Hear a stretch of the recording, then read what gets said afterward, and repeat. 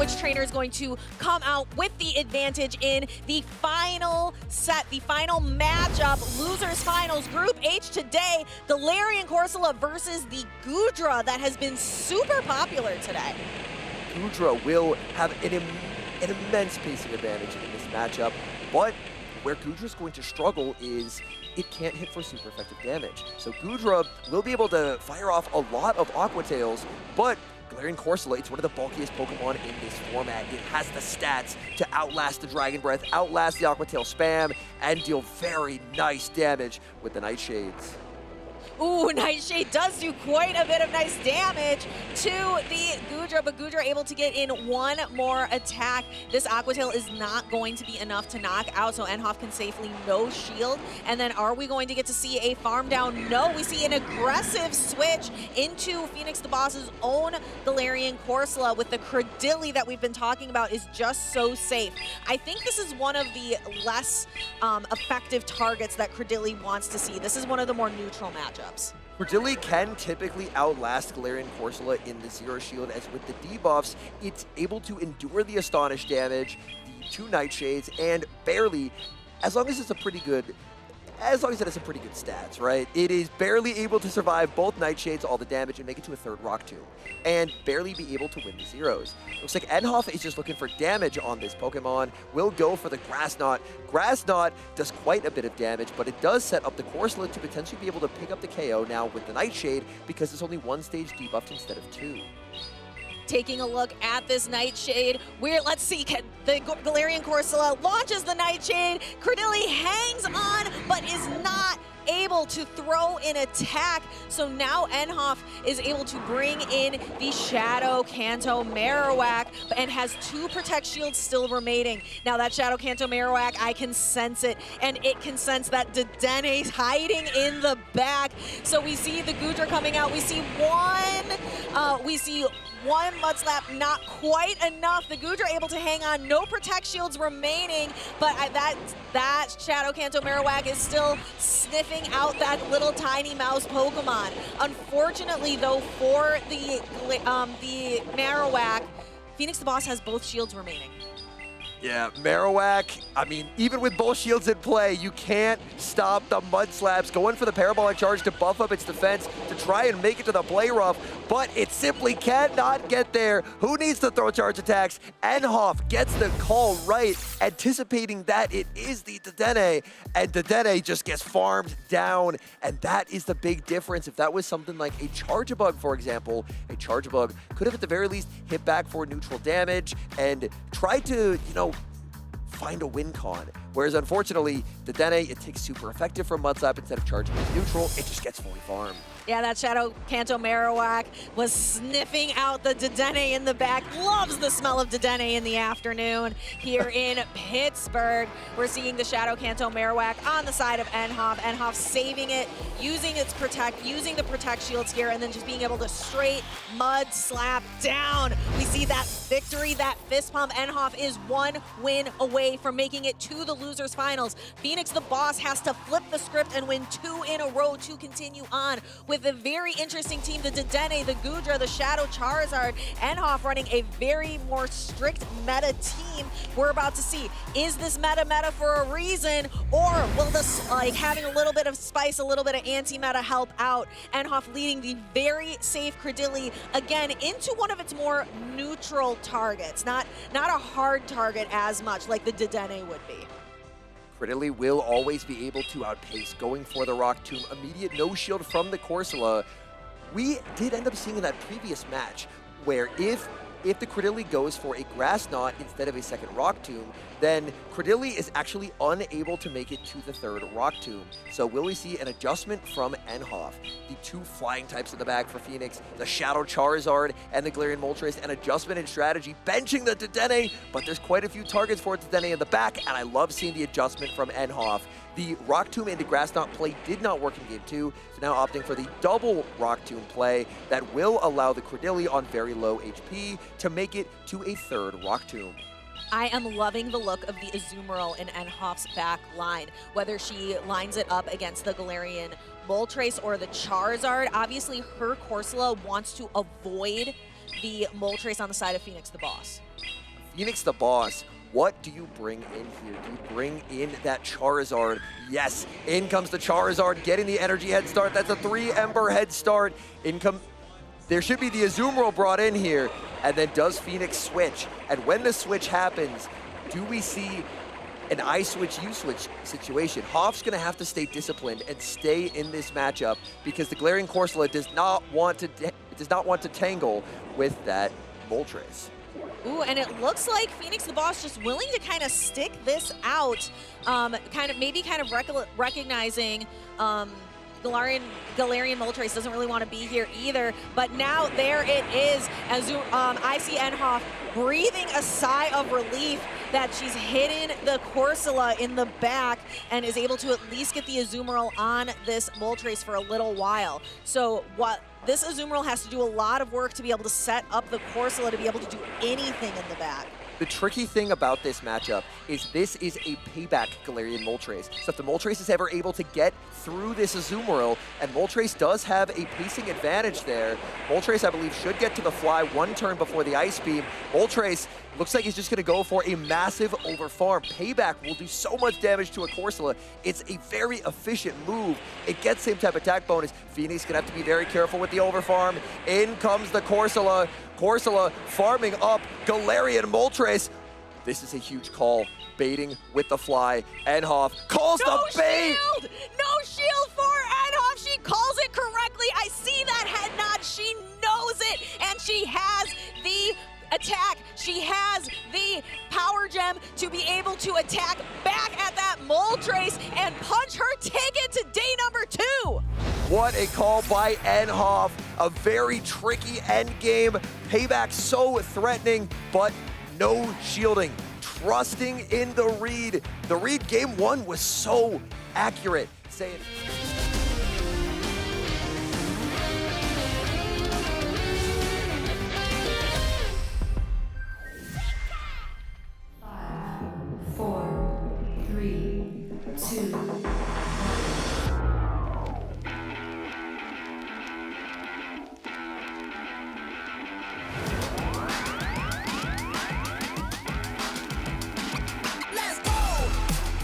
one more, you could attack for this. Just the past pennies there, it's over! Fernando Zzwilous has found it! You've been patient, you've been waiting all this time, but you ready. You've been putting in that grind, so let's go. Champions are hard to find, but you know the goal when you're ready to shine. Have they heard of you? Then they know. You got your sights set on that road. If it's time to battle them, then let's go. Cause you'll never stop. Show them what you got. Stays asleep! Close combat onto a Mungus, is that enough? Yes! Jump across, gets the knockout, defeats Voltua!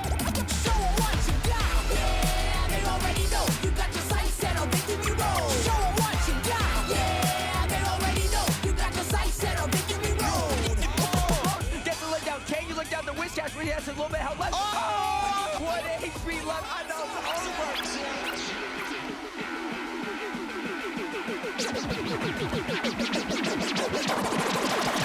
Show them what you got. Yeah, they already know. You got your sights set on victory road. Show them what you got. Yeah, they already know. You got your sights set on victory road. Put your hands up. Put your hands.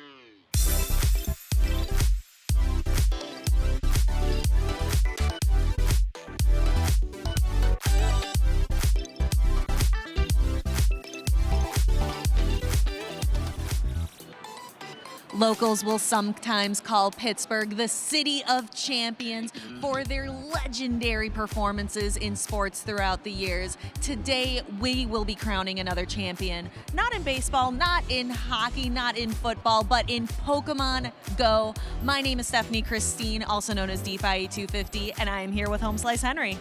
the battles so far this weekend have been unbelievable. This is the first tournament of the North American season, and the fact that the battles have been this good and there's still so many more tournaments to go, I am so incredibly excited to see how this meta develops. I mean, after this tournament here in Pittsburgh, in a few short weeks, we're going to be heading over to Milwaukee, then Las Vegas, the International in Sao Paulo, continuing on with Toronto, International in London, Seattle, a bunch of dates to be named later, which I'm very excited for. And how are we ending out the season? All roads lead to Worlds in San Francisco with Pokemon XP this year. We are very excited. But how do trainers qualify to get to Worlds? That is through championship points. The champion here today will punch an automatic qualifying ticket to Worlds, but everyone else, they are looking to be the top 75 players in the US and Canada, top 65 in Europe or Latin America, 10 in Oceania, and 5 in the Middle East and South Africa. First place today gets 350 championship points as well to help them with those travel awards. And we already have a few trainers who have punched their ticket to the World Championships. The top 4 finishers at the World Championships in August, Beelzeboy, Pontoman, Harjef, and Korlash. And then this past weekend, Inadequence punched his ticket by winning Frankfurt. And Harjef punched, I guess, he qualified twice over by winning Monterey.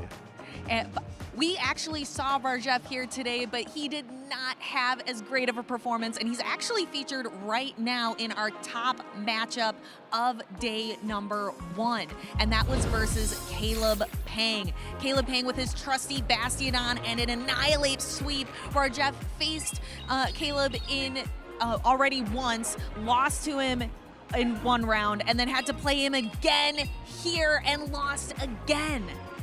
A very tough turn of events for Harjef. The Annihilate for Caleb, getting the reverse sweep, picking up the 1-hit KO, and then it moved to a decisive game 3. And in game number 3, Harjef saved all of his Protect Shields for the Annihilate, hoping against hope Annihilate could make it to a last-second Rage Fist, but it could not get there. The Sucker Punch damage was too much, and Caleb Pang emerged victorious in this heavyweight bout. Our most hyped matchup of the day has to be all of the mind games that took place in Arrow's phenomenal losers bracket run against Blazingly Blaze. So many different mind games here, Henry. My favorite was in that game number 3, where towards the end, Blazingly Blaze had to try and predict the combo play. When would he snipe with the Steelix? So he switches the Stunfisk into the Gastrodon, expecting Arrow to switch, but Arrow stays in, gets valuable Mudslap damage. The Stunfisk finally takes the knockout, but the damage was done. The Stunfisk was too low. Steelix overcomes one of its worst matchups to get Arrow into day number 2. Will this be the tournament that Arrow takes it all? We will have to see. The shock factor here. We saw Murkrows all over the place in Monterey, and a murder of Murkrows showed up here in Pittsburgh, just winning game after game after game in day number 1. Murkrow after Murkrow is apt. There were so many trainers running Murkrow. Ashton Ash, Ilsemi, Doombug. There's Ashton Ash. And you know Scissor's not surviving this. Heavy damage from the drill pack, and Ashton Ash with a thumbs up as Murkrow was absolutely dominant.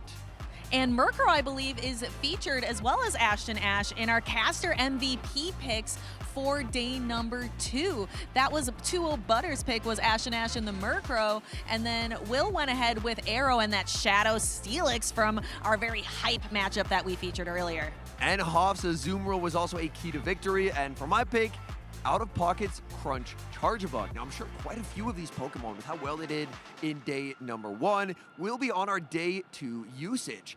And right at the top, we have a 3-way tie for first with Credilli, Corsola, and Gastrodon. But what interests me, for the math lovers out there, is if you add up the percentage from Gastrodon and Shadow Marowak, that equals 100%. That means every team in today's competition, in day number 2, has a Mudslapper. If you didn't have a Mudslapper, you did not make day 2. I absolutely love this top 12 because I was so curious at the start. Are we going to go with something like Frankfurt? Are we going to go with something like Monterey and Pittsburgh? But no, North America, we came up with our own take on the meta, and but definitely that murder of Murkrows flying in from Monterey definitely featured very heavily here.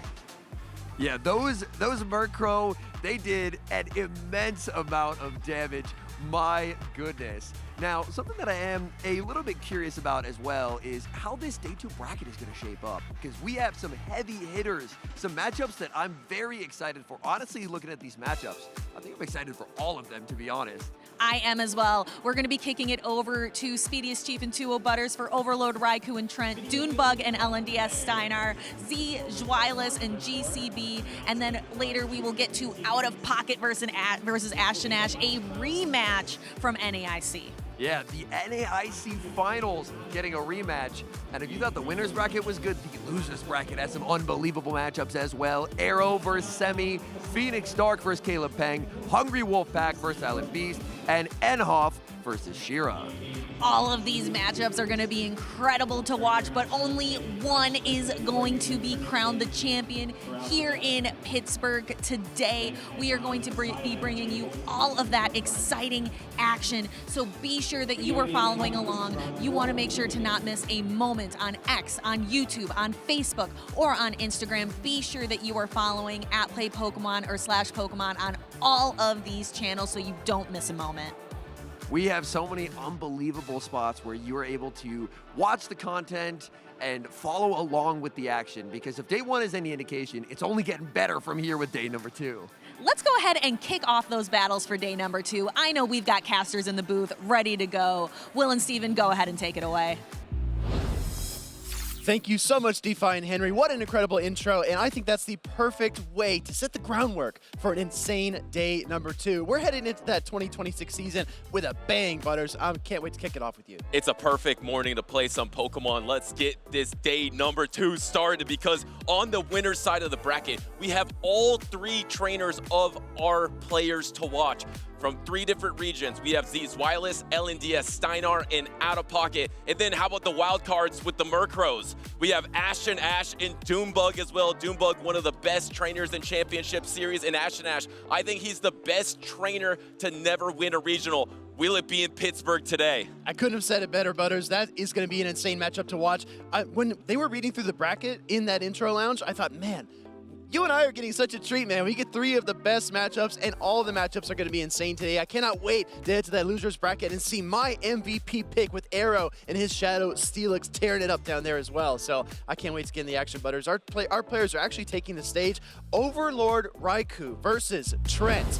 Trent we saw absolutely pop off at Worlds, but here he's got the Dugong and the Lantern, double water types. Meanwhile, Overlord Raichu with the Shadow Dusknoir. Butters, you and I have not talked about that Pokemon enough. Some frisky teams here to start us off in Pittsburgh, because the Shadow Dusknoir was a Pokemon that a lot of trainers were trying towards the end of last season, specifically in the World Championships. It has some decent play into Corsola as well, and it's kind of a powerhouse with Protect Shield. And then Golisopod, the water type that has completely fallen off a cliff in the new meta. But we saw double Mud Slappers are in the top 5, right? I think Gastrodon is 68%, surpassing the Shadow Kanto Marowak, which I believe was 4th on the usage. So having that bug water type is going to be really strong against the Mud Slappers. Of course, Trent, his MVP is that Purified Fortress, and we're just getting into the battles. Yeah. So let's go. There it is. There's the fortress. It's bug on bug. Both the Pokemon I was just talking about. Is it the Fury Cutter? Yes, so swapping out, say swap Shadow Dusknoir. Shadow Dusknoir hits the field here, and that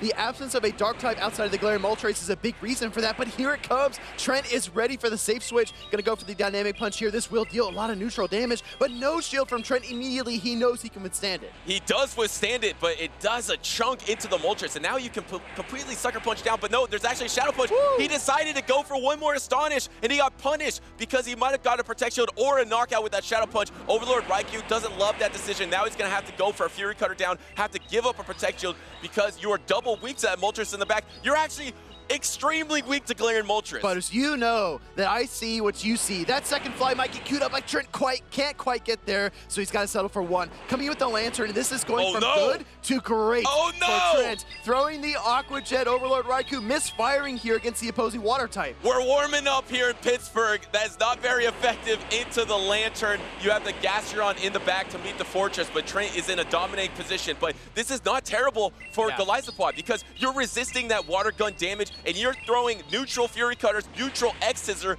X-Scissor should have been the attack for the first time, but maybe you'll get a little more farm after this if you use your last Protect Shield on this Thunderbolt, but no, actually letting it go. Yeah, lets it go. He's going to put it all on his Mud Slapper in the Gastrodon in the back. Thunderbolt connects, Golisopod goes down. Gastrodon, the last hope here for Overlord Raichu, plus he's down his shield, and he can't switch out. Once he gets debuffed, he's stuck.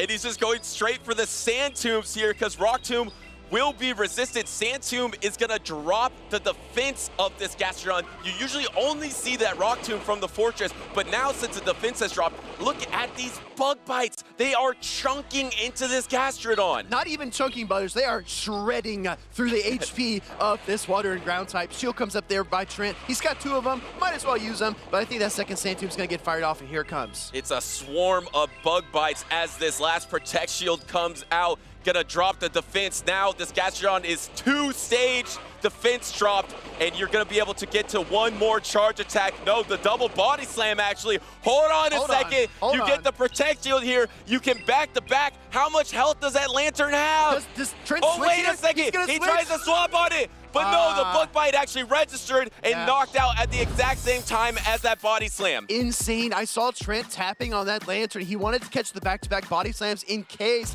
Overlord Raiku's Gastrodon hung on through the bug bite damage, thus sealing up the matchup and allowing his Fortress to finish things up. We didn't really see that coming because it didn't look like the Gastrodon was in range of 1 bug bite, but because you got double Sand Tomb, he was, in fact, in range of 1 bug bite. He was doing so much damage by the end there. And remember, when you throw a charge attack, the fast attack... Oh, actually, that was the first mistake maybe from miscue from Overlord Raichu there to not get to that Shadow Punch, which maybe would have helped him in this matchup. But towards this end game, like I was mentioning, when you throw a charge attack, if you're playing against a fast attack that is 1 turn, that fast attack will go at the same exact time as your charge attack. That damage registered. It was a knockout. Day 2 is a place that Trent has been multiple times before, but the trainer on your screen has not been here that often. I do agree with what you said earlier on, Butters. We are warming up here in Pittsburgh. Overlord Raichu trying to lock in here and prove why he is a top cut trainer and deserves to be on the stage next to Trent. Going to game number 2, let's get started. And not just top cut, on the winner's side, and that is a winning lead right there. The Shadow Dusknoir into the Fortress. It's pretty dominant, and actually Trent is just staying in here because you're not technically ABA weak to this Dusknoir, but you do have that Corsola in the back. Yeah, I'm really kind of puzzled here. I mean, he's got 2 kind of like pseudo answers to the Ghost type that he sees in the lead, but Trent's staying in here, maybe trying to, actually goes for the Moltres on the safe switch, met by the Cradilly.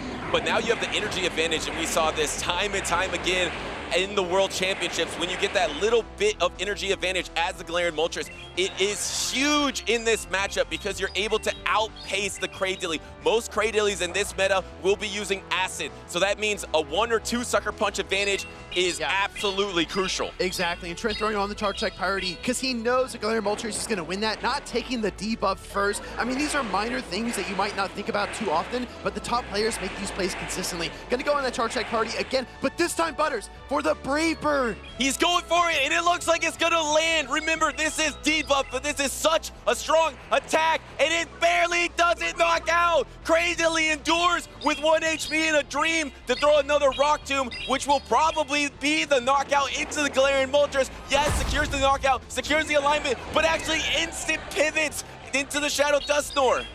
In comes the Galarian Corsola here. The Astonished damage on both sides is going to add up really quickly, but the shield here by Trent is going to maintain that HP. Things are looking pretty solid for Trent. He recognizes he can spin down. Can he get there? No! And he denies another Shadow Punch here in game number 2. And this is great for Overlord Raichu that he did pivot. He pivoted with that 1 health Cradilly, so now if he gets debuffed on his Golisopod, which he definitely will right here with this Rock Tomb, he can now swap out and remove that debuff. What a great play. The first game he was warming up, now his play is crispy because he knew that once Moltres was out of the game, everything was safe for that. But he doesn't get there, Butters. No! He can't get there. 45 seconds is too long, and he's going to take another Rock Tomb, and this is going to definitely KO this Golisopod. Oh, wow! And Trent is able to get the bug bite, and there it is, the Purified Fortress. It was dominant in the World Championships for him. It's dominant to start Pittsburgh as well. Oh my goodness, Trent absolutely operating within the margins here of this series number 1 on day 2 in Pittsburgh. But as we are just getting warmed up, but I'm telling you, man, we are at 11 right now. That was great because I was trying to mention in that game 1, Overlord Raichu might have been warming up. In that game number 2, he so quickly registered that as soon as Moltres was out of the battle, his Shadow Dusknoir is safe. So he instantly pivoted his 1 health Cradilly to have it available to drop a debuff later on in the battle, but unfortunately, he wasn't able to Fury Cutter down on the Fortress in the end.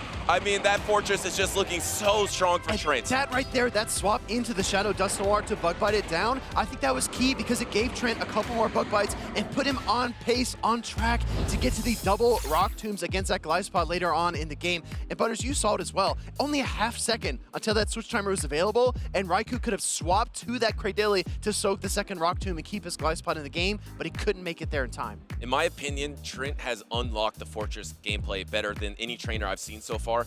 To be fair, the Monterey Regional wasn't streamed, so I wasn't able to see a lot of those trainers were running Fortress, right? Especially the Iomiro squad that had the Fortress on almost every single team. But the way that Trent is able to use that Fortress, able to utilize both the Rock Tomb debuff of the attack and the Sand Doom debuff of the defense, and most importantly, the pressure of that bug bite damage, not only against that #1 usage Pokemon in day number 2, Cradilly, over 80% usage here in Top Cut. I think just recognizing the right time to execute the Fortress, right? To use the Sand Tomb versus the Gastron in the 2-shield matchup and just fight through it with the bug bites, and then to spam those rock tombs against the Glyspot, get that little bit of energy advantage that he needed. I agree with you. I think Trent has absolutely unlocked it, but I want to hear from the trainer himself. Henry, talk to us about Trent and his Fortress. Thank you so much, Speedy and Butters. My name is Hoff Henry, here on the floor with Trent, who just got a big victory on stage. He had an amazing performance at Worlds, and he's picking right back up where he left off. Now, Trent, the people gotta know. Talk to us about Fortress. It seems like a lot of trainers gave up on it, but you're showing them that they may have given up on it too early. So talk to me about how clutch Fortress has been for you so far this weekend. Yeah, so basically I was looking at the steel types in the meta. I don't have a Tinkaton to use, so I was looking at Scissor, and it's just too glassy for my liking. And I was chatting with Ashton before the tournament, and he's the one who pushed me to try Fortress out, and it's been working very well for me in this tournament. It's a steel type that can beat the Mud Slappers, and that's kind of the unique niche it has in the meta right now.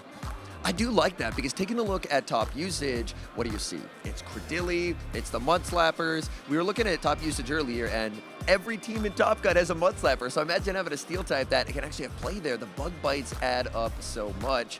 So my next question was, did you ever consider, because it also is the second fast move, it is Volt Switch. So was that ever in consideration, or were you knowing, I gotta make sure I have a good check into the Mud Slappers and Cradilly? Because I believe there were a few trainers testing out that Volt Switch Fortress, but none made it to day 2 like you did. Yes, I did try out Volt Switch in Go Battle League, but I never really considered it for this tournament because, like I said, it's the steel type that beats the Mud Slappers, it beats Cradilly, and Volt Switch would not help in those matchups at all. That makes quite a bit of sense. Volt Switch into Marowak, not going to be a great time. And you had mentioned that Axon provided some helpful advice in terms of, hey, maybe try Fortress. Maybe Scizor is not the way to go for this tournament. So do you have any people, like other than Axon, who helped out, provided advice, any kind of thank yous you want to give as you continue what's been a pretty incredible run so far here in Pittsburgh? Yeah, I'm going to give a shout out to the Pokemango, as well as Beelzeboy and Master Mahir for helping me prep for this first matchup here. One of the things that I love so much about these tournaments is you get to see these unbelievable performances, and you get to learn all the people behind the scenes who get to provide advice and help, and the sense of community as trainers come together and they work to build these teams, spend hours in the lab, and provide some amazing results. So big congratulations, amazing win on stage, and I'll kick it back to the casters, Butters and Speedy. Awesome. Thank you so much, Henry and Trent. Trent is always like so composed, right? He's always so calm. He's like, you know, I tried in Go Battle League, but I really like beating those Mud Slappers. Let's keep it real. Always appreciate hearing from him. And it's so serendipitous as well because I recognize Trent from those Go Battle League leaderboards seasons past, years ago, and he's translating all that success into the championship series. I could not be happier for him, and hey, can't wait to see where he goes from here. Speaking of seasons past, years ago, you were the original Fortress user. You were the original one to unlock it, but now Trent has done it. And let's see how Fortress matches up against the top meta here in day number 2. Of course, I mentioned already, Cradilly absolutely topping the charts here. Galarian Corsola and Gastrodon tied for second and third. We didn't necessarily expect Gastrodon to overtake Shadow Cattle Marowak by that margin. Exactly, yeah. Yeah, the 68% versus the 30%. It looks like a big slide for that Shadow Kenta Marowak, but our friend Desynct pointed out on socials that every single team in our top cut has a Mud Slap user. So it's either that Gastron or the Marowak on every single team. I want to talk about the steel types as well, Butters. We've got Fortress, Shadow Steelix, and Bastiodon. Lots of heavy metal down there at the bottom. I called the Bastiodon. Nobody else saw it coming. What do you think? I mean, it's on our top usage, so you definitely called it. If it was a one-off, I don't know if I could give you the full credit, but being there at number 9 in usage, it's a real deal. It's tied with Shadow Steelix, so, I mean, I feel like you got something to say right here. I just noticed something. Yeah. Incredible. No Azumarill, no Tinkaton, no Dedenne. Yes, and people were concerned about Dedenne in this meta, Yes. if you saw on social media. Rightfully so. Yeah, maybe rightfully so. There are 0 Dedenne on the winner side of Top Cut. I'll double check on the loser side, but it is a non-factor on that winner side. But we know one of these two trainers will be a factor, because up next, we got Doombug and LDS Steinar on the stage right now. Woo! Cannot wait for this matchup here. Doombug, one of North America's greatest trainers, and you mentioned Ashton as one of the best trainers in the world to not win a regional yet. I would put Steinar in that same tier. This is an elite trainer from Brazil. I would say Hardjeff's greatest rival, and he is due for a trophy as well. Yeah, great call out there. Steinar has also played so well in international competition as well. Yes. And actually, these trainers have been at so many competitions together, but they've never faced each other. They were both in Monterey, and they both did well, but Doombug actually went down to the Eomero squad, lost to Eomero, and then lost to Spartan. And that's the reason he's running Murkrow on his team today, because he saw how powerful it was in Monterey. He's a Mur believer, right? Well, we're jumping right into game number 1 here. Doombug on the left side of your screen. Steinar is on the right. We've got steel types on both sides, Bastion on Fortress, but neither one of them is going to be in this game number 1. In a devastating lead for Doombug here. Is he going to instant swap? Yes, instant swap to Murkrow. We have not seen this matchup, but remember, these pecks are super effective. The Galarian Moltres would be throwing neutral sucker punches, so this matchup changes and actually going for the neutral foul play instead of the drill peck. I know Peck is super effective, but look at the counters as well. Yes. Steinar in this matchup is basically neck and neck with this Murkrow in terms of dealing damage after the Rage Fist. His counter is going to be even stronger. What is this, little cup? I mean, the damage here is just so much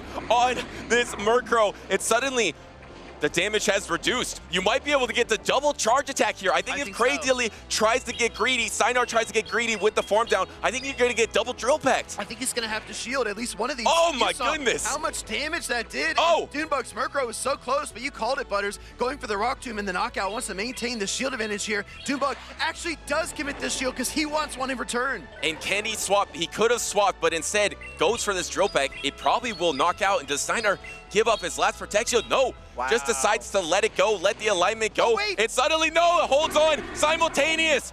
What happens here, Speedy? Hey, it all comes down to which Pokemon comes in. Galarian Moltres versus Galarian Corsola would be great for Steinar, but if he sends out the Annihilate into that Galarian Corsola, it could be devastating. Doombug, Corsola, Steinar, Annihilate, pivot.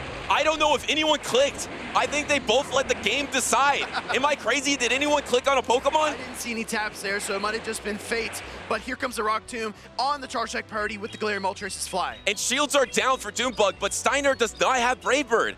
Yep. He has Payback and Fly. Decided to go for that Fly there on Charge Attack priority. There is one protection remaining. Since Steinar already knows the backline Pokemon is Corsola, of course he's going to invest in this Galarian Moltres. Yeah, absolutely. He wants to get this this Cradily out of the way. Rock Tomb is ready to go on the Charge Attack priority. Here comes another Fly. This looks really rough for Doombug at this point because even if he connects with the Power Gem, I don't know if it's going to be enough. Yeah, it's going to take Astonish damage and the Power Gem. And remember, there is a pivot available for Steinar to try to catch here. And you actually are getting close to Power Gem range. Oh, wow! Steinar catches it, looks up at his opponent, knows that was a game-winning play. They say nobody catches on Doombug, but Steinar says, I can do it. 2 Astonishes come through. That's a little bit more energy back over to Doombug's side, but is it enough to pace up to the Power Gem? Here comes a payback. He has the payback, throwing it right before the Power Gem is available. LNDS Steinar takes game number 1. What a decisive strike there at the end by Steinar, swapping in and catching the Power Gem on his fighting type. and just absolutely sealing up that game. I need to talk about the mind games in this dynamic. These are two top trainers that have never faced each other before. Yep. Steinar swapped when Doombug had the power gem exactly, and that doesn't usually happen at the highest level. Usually at the highest level, a trainer will pause thinking that the opponent is not gonna throw it right when they have energy because you'll swap then. But Doombug's thinking, I'm playing another high-level trainer. I'm just going to throw it when I have it. But Steinar was ahead of him and swapped, and he caught it. And it was a game-winning catch. Yeah, Doombug was trying to put himself in Steinar's shoes and say, what would I do in this situation? Also, right here in the mid-game, this is so critical because Steinar was trying to do enough counter damage to the Murkrow to allow his Cradily to come in and acid down without needing to take the second drill peck. But he was one counter off, and this play at the very end, obviously, like we talked about a couple times already, sealed up the game for him. Doombug would have won the game if he didn't get caught on. And it would have been on the back of that little Murkrow. Because Murkrow was able to chunk that Annihilate, get a Protect Shield, and then simultaneously knock out the counter swap after he had taken all of that counter damage. So that Murkrow put in so much work, but the catch was the deciding factor. I just want to remind everyone, like, that was a disastrous lead for Doombug, leading that Cradily into Annihilate. We know how that goes. We all watched Beelzebub versus Pataman in Game 7 of the Grand Finals reset. We know how that turns out. So for Doombug to make it that close, that competitive, speaks volumes about him as well. Doombug was speaking yesterday that he was a little worried about Bastiodon. Say swapping Murkrow is not a trainer worried about Bastiodon. So maybe thinking about it overnight, Steinar will not bring the Bastiodon, but since he showed Say swap Murkrow in game number 1, I'm curious, does Steinar respond with the Bastiodon? Well, look at Dune's team. He's got the Shadow Kid Marowak and the Unova Stunfisk. He has two incredibly strong answers for Bastiodon, so it's a risky game, but we've seen trainers adjust, switching over to the Bastiodon mid-series. Steinar might do exactly what you said. And we have the leads. It is the Shadow Annihilate once again for Steinar, keeping with the same exact team of 3 in the same order. Looks like he has a plan here against Doombug's Unova Stunfisk. Remember, this Shadow Annihilate does have Ice Punch for that super effective damage. This is a little tricky for Steinar. He can't really switch out because if he sends out his Cradily, that's his hard answer. And if he goes to Moltres, obviously that would be a disaster. So he's kind of forced to stay in here with the Annihilate. Does he throw the Ice Punch or does he bait the Rage Fist? He is going to go, actually just hold his energy. He's holding all his energy here, gonna take this next Mud Bomb. Remember, he gave up an early Protect Shield, saying, I want to invest in this Shadow Annihilate in this matchup. Now, he's at almost 100 energy, throwing the Ice Punch. This will surely knock out the Stunfisk. Let's see if Doombug, Doombug just lets it go. Maybe he's gonna try to go for a peck down with that Murkrow, but you're gonna absolutely have to give up a Protect Shield here. Yeah, absolutely. One peck goes through, but the Ice Punch is queued up. Doombug gives up that shield as expected. The question on my mind is, does Steinar allow the farm down, or does he pivot out of this matchup with the Annihilate? He's not even close to another charge attack, so he's gonna go and let the Annihilate go. Coming in with the Cradily, actually. And you're so far ahead on energy. I mean, I say so far ahead just because the pacing is rapid with this Murkrow. You're already at the Drill Peck. You can also swap into your own Cradily. I love how perfectly that Drill Peck does half the damage of a Cradily. Yeah, you got to admire the damage calcs there. Rock Tomb getting fired off will take that final shield away from Doombug, and the question becomes, will Steinar try to catch this second Drill Peck and save his Cradily from this matchup? Doombug overcharging quite a bit, builds to the double, throws it. And you can't really shield here, because if you shield, he has the double. So now you're gonna have to come in with Moltres, but you can't Sucker Punch this down. This is so awkward for Steinar. Yeah, this is really bad. Coming in now with the Cradily. This is gonna be interesting. This might have opened a slight window for Steinar. But it's so much less punishing without the Brave Bird. Once again, Doombug is with Protect Shields down, facing a Galarian Moltres, but he can't get punished with the Brave Bird. The fly does land. There is one Protect Shield remaining. You're gonna have to think you give it up here, but you're gonna have to get the 2 charge attacks. Yeah. Steinar can't quite Sucker Punch down here, which is the problem, right? He can't farm down, so he's gonna be forced to throw another fly. So he's gotta overcharge as much as possible, throw in the charge attack priority, and try to budget his energy to get to another move against the Murkrow. I mean, it might be possible. It might be possible, but there's just no way you're outpacing. It just all comes down to the bulk of Galarian Moltres. How much damage is it gonna take from this Drill Peck? We saw it do half the health of a Cradily. It's probably gonna do a huge chunk into this Moltres. It is gonna come down the Pecks. Can the pet do it? Or can he get to the drill pet? 4, No! 5, on charge tech priority. Little Murkrow takes it. Gonna take down the Galarian Moltres and win this game number 2. Doombug committed to it in game 2, and it paid off. And Murkrow looking like the superior dark flying type in this meta. Doombug takes game number 2, ties up this series once again on the back of Murkrow. Yeah, we call How it. tricky is that little thing? We called it yesterday, tiny but mighty. As you take a little zoom in on Doombug's team, we've seen the Galarian Corso, we've seen the Cradily, we just saw the Unova Stunfisk, but that Murkrow that you keep talking about, Butters, that is the consistent here on Doombug's trios. The biggest thing for me that I'm now realizing, its play into Cradily is so awesome. Because you're doing half the health with each drill peck, and by the time you get debuffed by a Rock Tomb, your next drill peck will knock out. Yeah. The best factor for this little Murkrow is if you get an energy advantage, you get to the triple before Cradily gets to the double. And that is the biggest factor that's making it look better than Galarian Moltres, in my opinion. No, I think you nailed it, right? 7-6 for the Rock Tombs and then 5 every time for the Murkrow. It's so fast. And like you said, that 50% damage. Yeah. And then when you factor in the peck damage, even after the Rock Tomb debuff, that second drill peck will get it done. The question in my mind, Butters, like you pointed this out right before game number 2, Steinar has to stop the Murkrow. And it looks like there's one trump card that he can pull to do it. Does he take that risk here in winners round 1? It's so risky. You mentioned the double ground.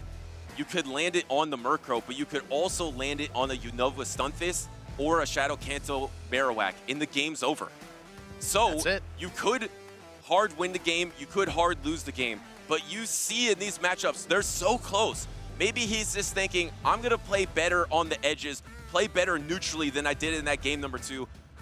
That's my prediction. I think he tries to play a similar style and outplay Doombug, but we're locked in here for decisive game number 3. We're about to find out. Trying to outplay Doombug, that is a tall ask, but Steinar might be able to do it. Shadow Kanto Marowak lead into that Shadow Annihilate. I see it, you see it, the chat sees it. There's a Bastiodon in the back. And there is a Murkrow in the back as well. The first Rage Fist is going to be coming out. Protect Shield from Doombug. Remember, the Shadow Kanto Marowak will get to the double Bone Club first. So you will win the one Protect Shield situation here. My prediction, Steinar doubles down. He gets the alignment, which he desperately needs. Yeah, I agree. I think alignment is key here. He knows it. He knows that's an alignment-based Pokemon. The second shield comes up, like you pointed out, Butters, and I think after this, a full counter down is in the cards for that Shadow Annihilate. And he's going to be able to get the counter down right here, barely holding on with his Shadow Annihilate. Probably going to get a Protect Shield from whichever Pokemon comes in. Is Doombug going to go for a Peekaboo, try to catch something resist, or try to catch an Ice Punch on the Corsola? No, actually blind Ice Punching, expecting the Murkrow. Does Doombug sniff it out, or is he going to take the super effective? He takes it! That one hit knocks out the Murkrow! Oh my goodness, Murkrow! Exit stage left. Here comes Bastiodon. We see the nodding, knowing nod from Doombug97. He knows that this Bastiodon is going to be too much for him to take down. Well, even if he could take down the Bastiodon up a Protect Shield, which I believe Galarian Corsola could, there's a Galarian Moltres in the back, the hard counter for that Corsola. Doombug completely sacks the Murkrow, knowing he has lost lead. There might be a Bastiodon. There is a Bastiodon, and there is the win condition for Steinar. Steinar has this Pokemon. He has the Moltres in the back. All he needs to do is clean up. Yeah, I mean, you can see where this is going, right? I think behind the Bastiodon, Steinar could even have like a 10 CP Magikarp, and the splash damage would be enough to take down the Corsola. But after you see the Dark Flyer take to the skies, Doombug knows it. We all know it. The payback is impending. And unfortunately for Doombug, the Murkrow that he committed to in all 3 battles that won him game 2 and even the series was absolutely deleted in game number 3 by that boosted Ice Punch from a Shadow Annihilate. Doombug says it gives his opposing trainer a salute of respect. Yeah. These are 2 of the best in the world. It's no shame to go down to Steinar. What a prediction to bring that Bastiodon in game number 3. I feel like Steinar was so prepared for this matchup. He led Shadow Annihilate in all 3 battles. Yeah. I think he scrimmed this out. I think he realized there's no way that Doombug can win this matchup unless he just leads Galarian Corsola every single time into my Annihilate. That maybe was Doombug's one win condition. Otherwise, Annihilate can either take the switch advantage or lose the shield advantage and then get it right back, because you saw that Ice Punch, one hit knocks out the Murkrow. I think that was fantastic preparation from LNDS Steinar to start us off. I just wanted to call that out. You saw as well, Doombug was kind of hedging his bets against a potential Bastion lead. He was not putting that Murkrow in the lead. He was actually just leading a ground type almost every single time. He let the Shadow Kanto Marowak, he let the Unova Stunfisk. He was ready for the Bastion, but he could not pinpoint where it was going to be, and Steinar was not willing to lead it. So that Annihilate was so safe coming game after game, because as you pointed out, Butters, there was no Murkrow lead, there was no hard check to it, and Steinar must have known through the scrims, through the practice, maybe practicing with Harjefe and others, he must have known what Doombug was likely to do.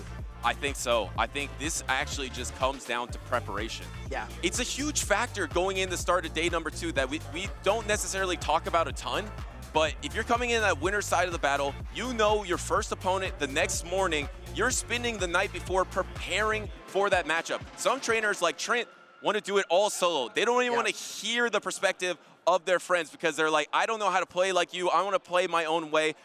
We know Steinar does travel with his team as well. The Lindos, I felt like he was so prepared in that game number 1, and it showed. You know who else is like that? Rise. Rise is like, I only want to do a few scrims, just a handful of scrims. I don't want to do too many, because after you kind of like reach a point, your opponent just starts throwing things at you. It doesn't feel like authentic, like a real, match, because you're playing the 6th, the 9th, the 20th round. It doesn't feel, like a real practice. So it's so fascinating because even Beelzeboy said that as well. The world champ said he made mistakes in the past of over-preparing, maybe staying up too late trying to prepare for that first matchup, when really it's a gauntlet. You need to get through that first matchup, but with these trainers, with their resumes, their aspirations is to win it all. It's not about beating Doombug. They want to be holding that first place medal at the end of Sunday. Sorry, Butters. I'm getting word from production. We have not one, but 2 GB Lindos that are about to be interviewed by Stephanie. Take it away. Thank you so much, Will. I am here to interview LNDS Steinar off of an incredible battle just now against Doombug. Steinar, I want to ask you a little bit about your team changes. You just had 7th place in Monterey, and you really changed up your team. You were running, I think, Shadow Caesar, you were running Lantern, you were running a Goodra. What inspired you to change your team so much? Eu acho que a Nirlape é um Pokémon que está sendo muito desrespeitado atualmente, e ele é um Pokémon muito forte no meta, para counterar o meta, e a gente não tinha um terrestre no time, e a gente achou que Gastrodon era muito bom. So he said he thinks that Annihilate is a very strong Pokemon in the meta. Almost every team is disrespecting Annihilate, so I think it was a great pick for Pittsburgh. And he was missing a ground type in the Monterey team. Gastrodon was big for Pittsburgh. And you are playing out of your mind today. The simultaneous KO, the catch of the power gem, that was incredible. Is this your weekend to take it all? Eu espero que sim. He hopes so. Who would you like to shout out for supporting you throughout this whole weekend, and even in Monterey, because you just came, this is 2 weekends back to back that you've been battling. Who has been your support system?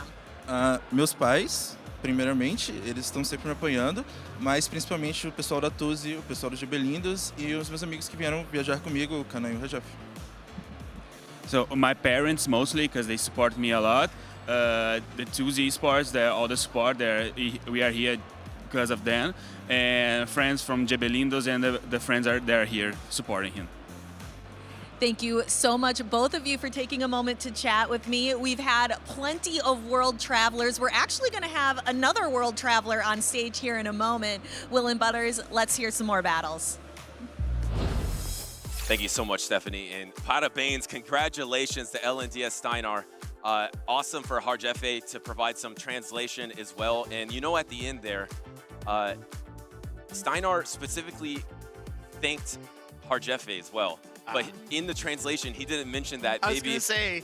Maybe just to not try to say, and he thanked me. But I want to talk about that friendship because we've seen that before. I just remember a standout moment for me was on the stage, I believe, of 2024 NAIC. Correct. That moment with Swagron. Correct. It was just so emotional. These trainers have been through so much together.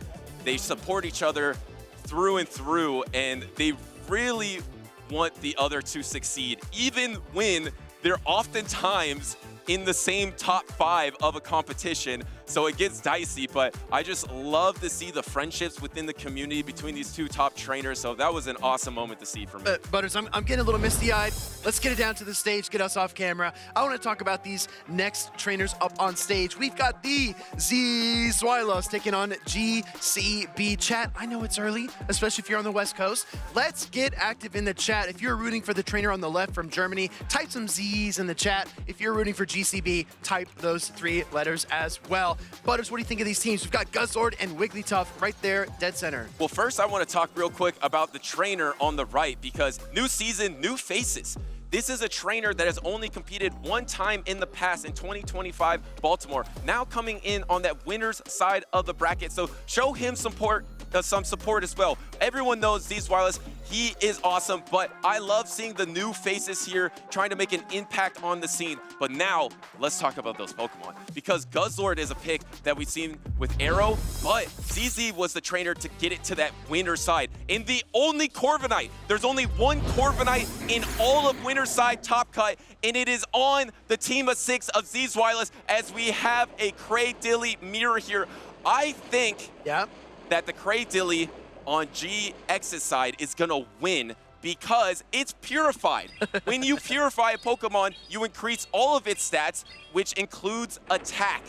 Exactly, right? Steps up their stats just a little bit. This is formerly a Shadow Cradilly that was purified. I know DeFi is very happy about that as well. But you're exactly right, Butters. Winning the Charge Strike priority tie, Zzwilous fires off the Rock Tomb second. He recognizes he's not going to win it in the upcoming matches, so he pivots into the Charge Bug. He's probably wishing he had Crunch right now. He wishes he was a Crunch-a-Bug as GCB is able to bring out that Dusclops into this matchup. And I actually love that swap from Zzwilous because as soon as that Rock Tomb came through, he knew that that Cradilly was in range of an X-Scissor, and he would get to that X-Scissor at the same exact time as that Rock Tomb. So he baits out this Dusclops, and now suddenly you're at the discharge, but he's trying to throw on better timing, which he does get that better timing. I don't think this quite knocks out, but it's going to be so close. It really is. I was surprised not to see the second Shadow Punch come through there, but GCB is confident in his Dusclops. Oh no! Oh no! Too confident and gets Volt Switch down, losing all that energy in the process, and it forces out the 3rd Pokemon, which is Annihilate. If you don't know what happened there, we'll break it down after the match.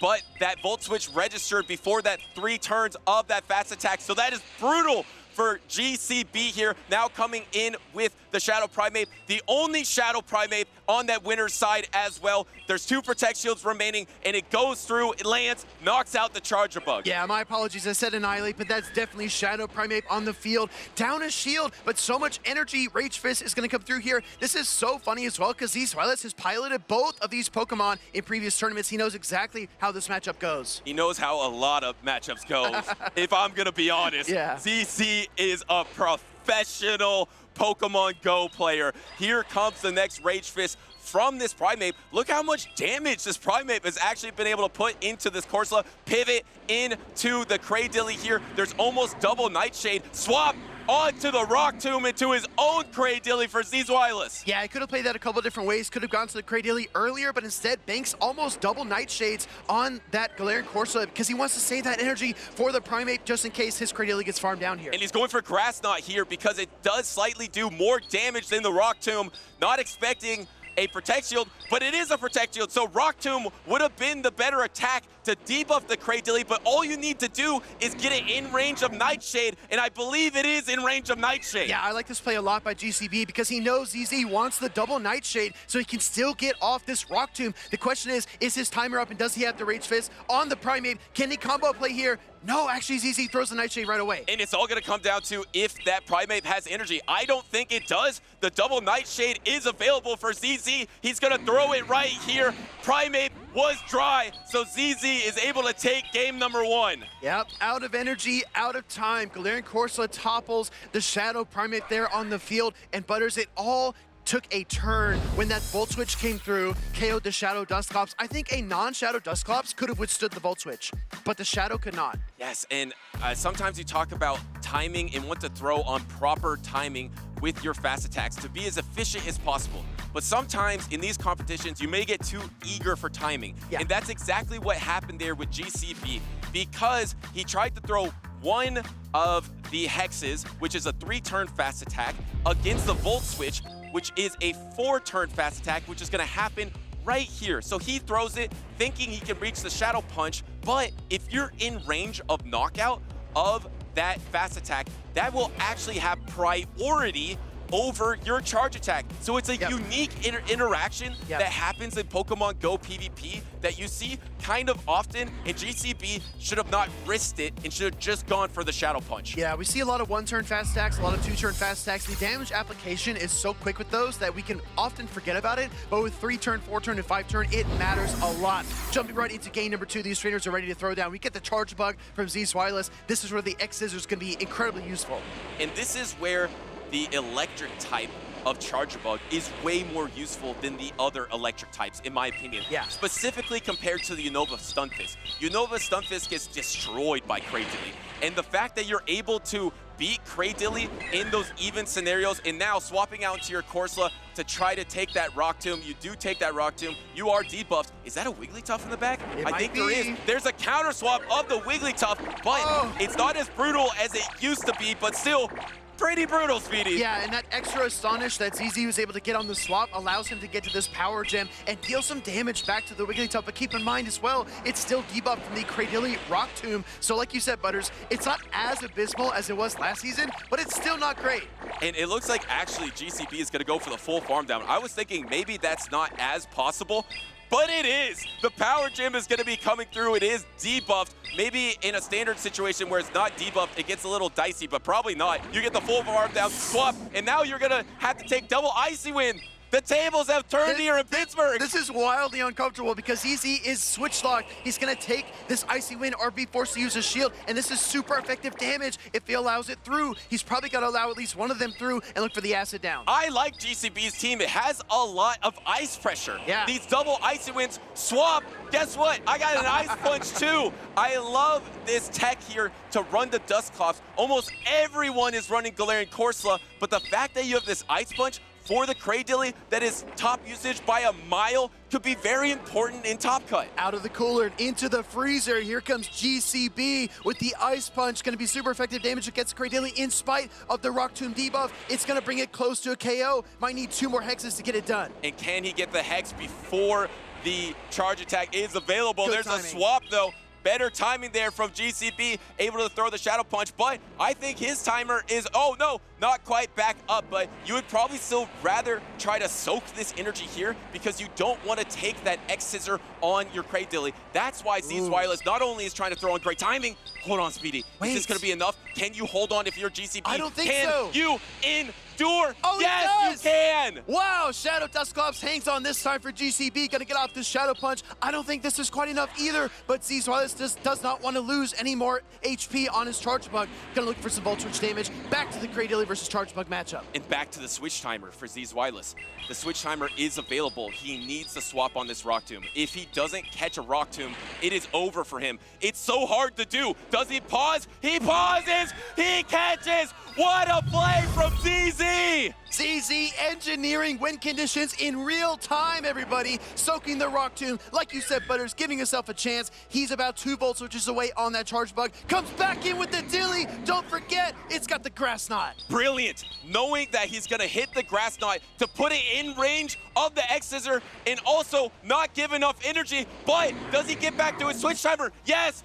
GCB's at the switch timer. Does he swap? Does he go for it? He doesn't. But ZZ is so patient. He's so locked in. He's one of the best. He comes in with the Wigglytuff, throws a Volt Switch, and then the X Scissor, but he doesn't have the double. I don't think he's got enough. He doesn't have the double. This is not very effective. It knocks out, and it looks like GCB is able to hang on with the Rock Tomb. Absolutely artistic here by GCB to get off the Rock Tomb, to seal up this game number 2 in spite of ZZ's best efforts to get back into it. He was just so calm, cool, and collected, and that Ice-type coverage you mentioned, Butters, that was the key. A brilliant display of Pokemon Go PvP, Speediest Chief. Seriously, well done from both these trainers. ZZ paused on a 4-turn fast attack to swap to catch the Rock Tomb to give him a chance in this game because he was so behind after the avalanche of ice attacks. He almost gets back into it, and he was so close to winning it all and closing with the Charger Bug, but GCB is playing well in his own right. I'm just saying it, Butters, when you have to switch in a Cradilly into a loaded Wigglytuff and take 2 Icy Winds, you are down bad in a matchup, and that was so awkward for ZZ to do that, but he almost was able to will himself back into this battle, just ran out of gas, ran out of HP on his Charger Bug, and that was the deciding factor. GCB has shown that he can stand toe-to-toe with one of EU's best. It's crazy. Zzwilous is so good, man. He's so good. And the fact that GCB is in his 2nd tournament in Championship Series and he's keeping pace with a player like this, and now we're in a decisive game number 3, and we have a new appearance here. We got the Shadow Talonflame. Taking to the skies, and I'm sure ZZ is very, very happy it's not lined up against that Corviknight that he is also bringing for the first time this series. We got 2 new flyers in game number 3. As you're getting to the fly here, gonna throw it. It wasn't the Flame Charge, gonna try to go for double fly. You're gonna get the Protect Shield from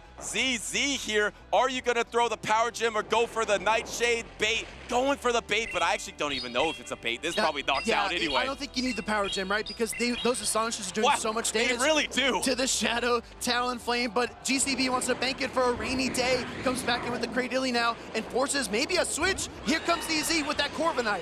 What's crazy is Cradilly can beat Corviknight. Yeah. It's kind of nuts because you would think that a Steel Flying type would definitely beat a Grass Rock type, especially with a Sand Tomb and a Flying type, a Charge attack as well. Remember, Air Cutter now is a 30% chance to buff your attack, and it's very low energy. But instead, Zzwilous goes for the full payback because that is the more energy efficient move, even though Air Cutter is same type attack bonus. I think he's recognizing 2 things, right? First, he wants to get some use out of the Corviknight, and even if it takes a lot of damage here, he doesn't want to give too much fuel to the fire. That is the Talonflame. In comes the Talonflame with the Flame Charge. Wow, this gameplay is just so dynamic. These trainers are just getting back to their switch timers, able to land the Flame Charge here. There's a ton of energy on this Corsola here. The Nightshade is going to be coming through. Does he double invest? Does he double down into that Shadow Talonflame? No, absolutely not. He's got the Wigglytuff, right? We saw this in game number 2, I believe. And ZZ as well, throwing 1 Astonish to not take that additional Incinerate damage was very clever, but it could punish him here when that Wigglytuff comes in and gets additional farm. This game is pretty even coming into the home avoiding the stretch. farm, pivots out into Cradilly. Oh, it is a Cradilly, but I mean, you do have Icy Wind. You're gonna get debuffed as well. You're gonna throw the super effective, get the Protect Shield here. This matchup is much better because of the new charm, but it's still Cradilly's matchup. Do we see a pivot? We do. Yep, going to the Cradilly, Rock Tomb fired off by Zzwilous here, recognizing he is gonna lose that charge attack priority. He needs to fire this off as quickly as he can, letting it through. GCB saving the shield for the Wigglytuff. Can he get to a Rock Tomb of his own? Yes. Oh, that is brutal for ZZ here, going for the Rock Tomb, which will debuff his own Cradilly. Where's his switch timer right now? Is it coming back up? It is almost up. Keep an eye on that, trainers, because he's gonna farm down here. He can switch anytime he wants. There is 1 Protect Shield remaining. This is probably going down right here. No, actually, he saves it. 3 moves. He needs 2 Rock Tombs and 1 charge attack on that Galarian Corsola to tie up this game. And I think GCB needs to charm through and prevent the second Rock Tomb, but he can't. Oh, wow, how much energy was on that Corsola. You're gonna be able to charm down at this rate. Can you get to that Icy Wind? But I don't think the Icy Wind is enough. He's gonna get there. No! First is the Power Gym. First is Zzwilous gonna be able to knock out. You hear the roar of the crowd here in Pittsburgh. It's a rock after rock after rock. Rock and roll, ZZ. That's a double rock tomb power gem combination to win that game 3. And I gotta be honest with you, Butters, I am certain he did not expect to fight tooth and nail in round 1 of the winner's side bracket in Pittsburgh on day 2. Well, I guess rock beats ice because that onslaught of the Power Gym, the Rock Tombs, was a change of pace in that game number 3, but Zzwilous was challenged, like you mentioned, by GCB. So congratulations to an up-and-coming trainer that has now dropped down to the loser's side of the bracket here in Pittsburgh. I am so impressed with GCB. I'm so impressed. Whenever I see him on the bracket, I'm going to circle his name from now on. That is a trainer that is outstanding. The knowledge of the switch timer, the ability to move the pieces around and keep himself in very contested matchups. Right here versus the Corviknight throwing that flame charge to boost his attack. You could argue a couple things. If they would have gone a little differently, this is easily GCB's game. It really could have been. I think at the end of the game, that farm down from Zzwilous and the fact that you could never get out of this matchup to try to swap on something or clear your debuff for the Wigglytuff, but it also just got outpaced. Yes, it paces way faster, but Zzwilous knows all his matchups. He is a pro, and he is relieved to be going on in this tournament. That was not easy for him. I saw a post that ZZ made on socials. He said, you know what? When I travel over to NA, I don't have the best results. I'm, 30th, 40th, 50th, just not top cutting, not excelling the way that I would like. So maybe other trainers deserve to be featured a little bit more. And I appreciate that, right? I appreciate being aware, but at the same time, he's proving to himself here in Pittsburgh that he can take on NA's best and not just dominate in EU, right? He was a player to watch for a reason. He's moved on, Steinar's moved on. Well, let's hear from Zzwilous himself and go to the stage with Home Slice Henry. Thank you so much, Butters. Home Slice Henry here, joined with the one and only Zzwilous. He's got to be used to these interviews by now, because all he does, it seems like, is win. Now, a very important part of that big win that he had just on stage was it really felt like his ability to dance in and out of matchups with this new 45-second switch timer, one of the most impactful changes. So I want to hear for the man himself, how are you liking this 45-second switch timer so far? I have to say, I'm a big fan. I said it last year when it was changed from 60 to 50 seconds. I consider that a buff to my playstyle. And honestly, my play Pokemon performances have ticked up since. Now we are even 5 seconds shorter, and my team is kind of built around exploiting that strategy. Having a lot of Pokemon that get to the moves really fast, that are maybe able to endure a little longer in a matchup, like the Credilli. So you can always just move the pieces around the board without having to commit to anything too soon.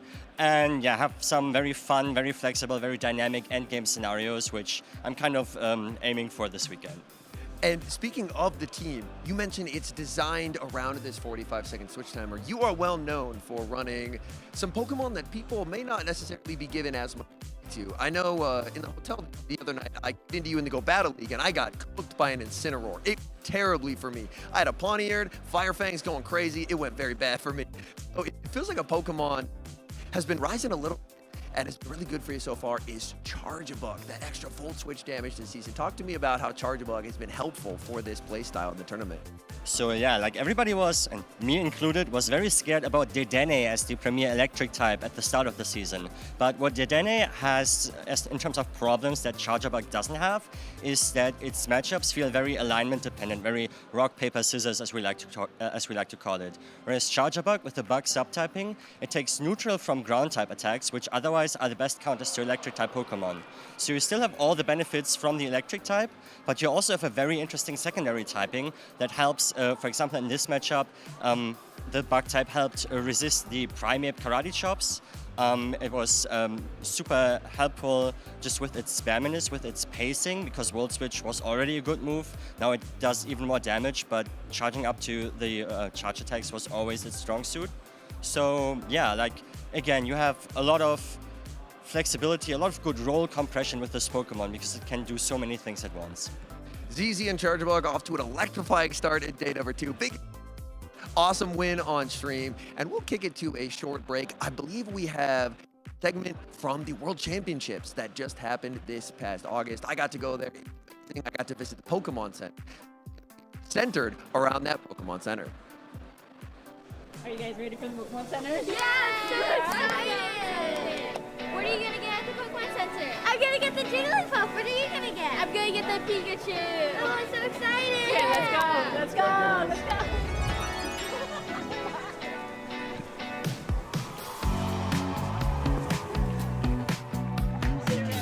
Yeah, let's go! Yes, we need to get these. Oh, this one. Oh, Psyduck. Oh, Psyduck, Quagsire, Tatsugiri. Oh!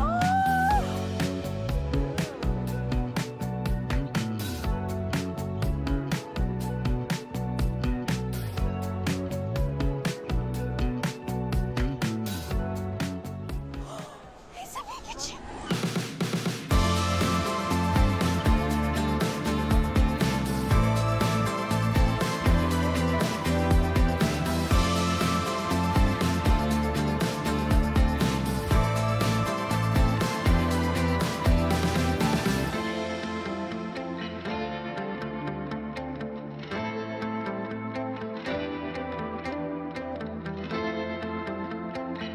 Tough choice. Remember, you can only have one.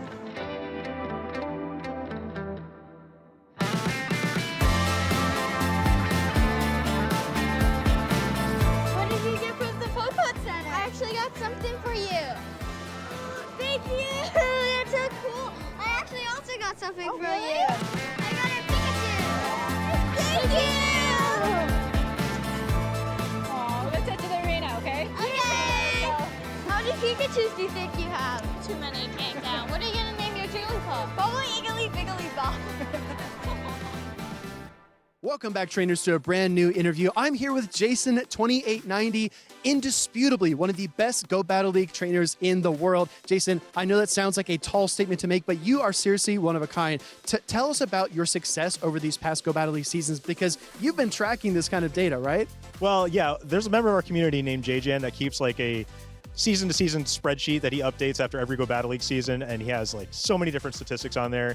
And I just recently hit the #1 spot for most consistent Go Battle League player, like best average finish for every season. Currently, I'm on a 16-season streak of finishing every season in the last 16 seasons on the first page of the leaderboard. So I've had quite a lot of success and hit #1, a handful of times. So it's been a lot of fun.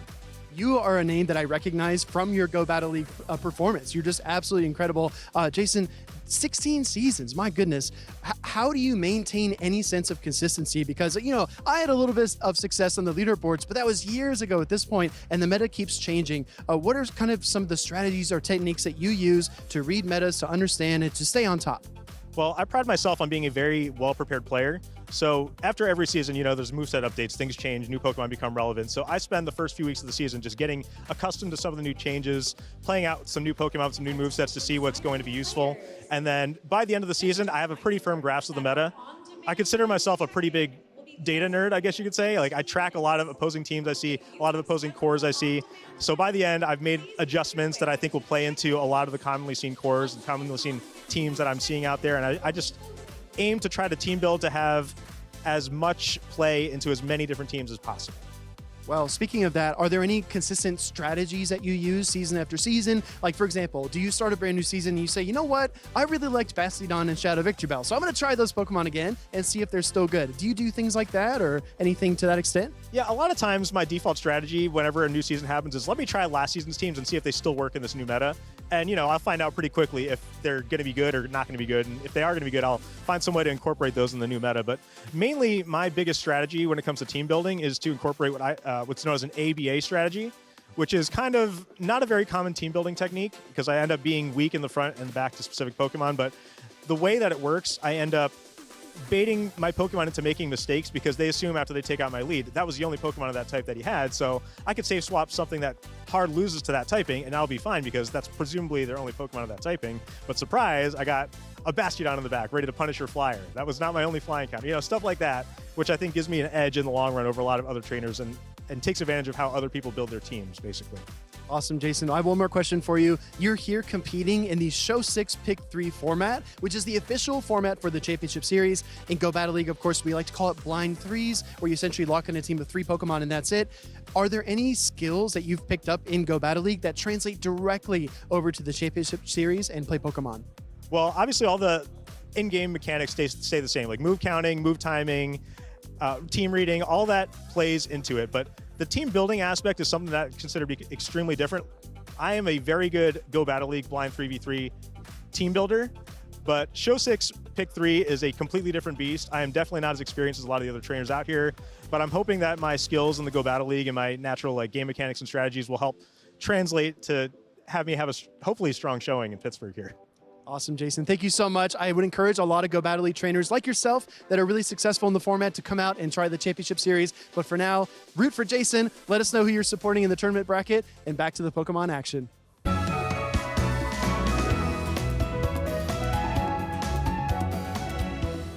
Welcome back, Pokemon trainers, to the 2026 Pittsburgh Regional Championships. My name is Homesize Henry, joined as always by the wonderful DeFi. And wow, sitting at the desk watching that interview, hearing all of the wisdom that Jason has accumulated over the years, I really like seeing trainers who have been so dominant in the Go Battle League, taking that step maybe a little bit out of their comfort zone and trying out the Show 6 Pick 3 format we have at these regional championships. It is very, very fun to see these tournaments continue to grow as more and more players give it a try. They get to experience the venue, all the spawns, the Trade Sunday with the 2XLs. It has been an unbelievable weekend so far, and we're just getting started. We are. Speaking of tournaments, I want to reflect back on a tournament from a couple years ago, the NAIC 2024. If memory serves, Ashton, Ash, and Out of Pocket have played before. Ashton Ash lost 2-3 to Out of Pocket in the winners finals of NAIC. Ashton Ash went on to absolutely dominate in the losers finals against LNDS Steinar, going 3-0. But then Pocket came back and 3-0'd Ashton Ash in the grand finals. Let's see how this is going to play out today. Have you chatted with any of these players? What are they thinking? This matchup, there is history. Ashton Ash looking to rewrite history, flip the script. He got so close to claiming that title of international champion, but Pocket emerged victorious. And for Pocket, this is familiar territory. We know, look at those accomplishments. Anytime regional champion. He's looking to add to that today, but we've got lock-ins. Game number 1, Gastrodon for Pocket into the Fortress for Ashton Ash. We've been seeing the Fortress do so well today with trainers like Trent really valuing how bulky this Pokemon is. It's one that you don't really have to spend shields on right away, and we are going to potentially get to see that here. Will Ashton Ash use a shield? Actually, he will want to protect a little bit of the health on the Fortress. Fortress not exactly finding the matchup it wanted. It would have much rather see the Credilli in on the side of Out of Pocket. A Rock Tomb is thrown. Even though this is resisted, it does do more damage overall than a Sand Tomb. It also helps reduce the threat of a Water Pulse. Water Pulse reached by Out of Pocket, but now that it has been debuffed, Ashton Ash is very comfortable, no shielding, and the backline for Pocket really struggles against this Fortress. So as Ashton Ash gets this farm down, this Rock Tomb will inflict some pretty significant damage on anything that Pocket brings onto the field. Pocket waiting out the timer, thinking it through, decides to bring in the Credilli. Credilli's going to be met with a Rock Tomb, but Out of Pocket has an opportunity to switch the Credilli out and reset with his Shadow Caesar at some point, should he so choose. Oh, look at those bug bites just gnawing away at the Credilli, and gets to a Sand Tomb as well. So this Fortress has gone through the Gastrodon and has gone through almost all of this Credilli to boot. Attack dropped, defense dropped, very low on HP. Credilli waiting down the timer. In comes Stunfisk. Stunfisk instantly met with a Grass Knot, but keep in mind, this has been debuffed due to the Rock Tomb. It's super effective damage, but Unova Stunfisk is very bulky. Ashton Ash clicks no shield, and it looks like courtesy of that debuff, Grass Knot will not pick up the 2-hit KO. A charge attack priority tie. Ashton Ash clicks the Mud Bomb. Grass Knot will connect, and now we will move to an end game that's going to be Shadow Scizor into that Gastrodon. How does this end game work out? Because Gastrodon's Mud Slaps feel like they are going to really start to pile up onto the Shadow Caesar. Out of Pocket, a little bit of a grimace there. This is not where you want to be. 2 shields to hide behind, but will not get to use them. We will, oh no, the Trailblaze The Mud Slap did go through on that Trailblaze, and that Mud Slap landing for free might spell catastrophe for Pocket, as Pocket gets fully farmed down. Ashton Ash will take game number 1. It is so frustrating to go down when you still have 2 Protect Shields to hide behind. That can be so frustrating. Unfortunate for Pocket. The Scizor, it can output an incredible amount of damage, but unfortunately, in that endgame scenario, 2 shields to hide behind, but you can't shield fast moves. The Mud Slaps were just continuing to crash into that Shadow Scizor. Scizor would have needed to make a second Trailblaze, as well as be able to survive the Thunder Shocks after the fact, because Bullet Punch, even though that Stun Fist was very low, Bullet Punch is resistant. So that would have been a bit of a tricky farm down, even at +2. And we do have a match under review. Pocket probably going to be speaking to the judges about that scenario we identified, where he threw the Trailblaze. I believe he threw the Trailblaze after 8 Bullet Punches, factoring in the fact that Ash would get the 1-turn switch, and we actually ended up seeing that Mud Slap sneak through. So that'll be what the judges will be taking a look at, is seeing, considering that 1-turn switch in, did everything work as intended? Did everything work as intended? And of course, remember, our judges are looking at, would it have impacted the end of the match? So that's something maybe we can take a look at, taking a look at those scenarios, because Pocket did have those 2 shields left, but that Gastrodon just looked so good, whether Pocket was able to get to the attacks or not. What do you think? It's a very tricky endgame, trying to figure out, hey, if that Mud Slap didn't go through, is he able to make the second Trailblaze? Is he healthy enough to try and Bullet Punch down that Stun Fist? So there is going to be a lot to look at there. Did it end up impacting a win con that Out of Pocket had? Out of Pocket did full send the Trailblaze. Ash got that shield call right. So a lot to look through. And again, we do have a wonderful judging team on site who will be able to double check everything and see if it had an impact on the outcome of the game. That's the big thing to look at, is if everything worked as intended, would the outcome have changed? Does it materially affect that match result? And as our judges are taking a look at it, we can maybe talk about the teams a little bit. Maybe we can bring up a little bit of the moment in question, and we can see it there where that additional Mud Slap, you can kind of see the moment of Out of Pocket kind of looking like that wasn't supposed to occur. So it was thrown on 9, which typically would be alignment, but this factors in the fact that Ashton Ash had the 1-turn switch. He had to switch out of it. So he throws on 9, which should be good timing, and we see the eye roll from Pocket as the Mud Slap went through. So it was that exact scenario that we had identified. So a slightly different timing there, throwing on 9. Normally, let's say it's a Shadow Scizor into a Gastrodon lead, that would be what's called on alignment, and the Mud Slap would sneak. But with Ashton Ash having to switch and switch taking a turn, that's why it would be good timing, because instead of it being able to sneak, it would have been thrown on the final turn of that Mud Slap connecting. And as, again, our judges are really taking a look and having to decide not only, because again, the decision the judges have to make is not just, did it happen, but was it impactful? Did Out of Pocket then have win conditions if things went according to plan? We did see Out of Pocket had the 2 shields remaining. I believe at the end, Ashton Ash still had that 1. Ashton Ash, or he spent it, and then on the Trailblaze. The next Trailblaze would have connected, but still had the Unovan Stun Fisk in the back. Yeah, and that's the tricky thing, is it's not just getting rid of the Gastrodon. There was still the Stun Fisk, because he was able to save that Stun Fisk on very low health. That Fortress, I've been very impressed with Fortress in day number 2. Fortress, it was so low, not only getting the Rock Tomb and the decision to throw that Rock Tomb first, getting the attack debuffs, making the Sand Tomb as well, really making life so uncomfortable for that Credilli, where even though the backline was completely core broken by the Credilli, that Fortress just put in so much work. And we get to take a look at it once again, trying to go for that good timing, and the Mud Slap landing. Pocket definitely frustrated with that. So that is the moment that our judges will be taking a look at. It looks like that Bullet Punch right before it was the bullet punch where it paused by a turn, and that's what caused it. Instead of being good timing, due to being one turn ahead, it put those moves back into alignment.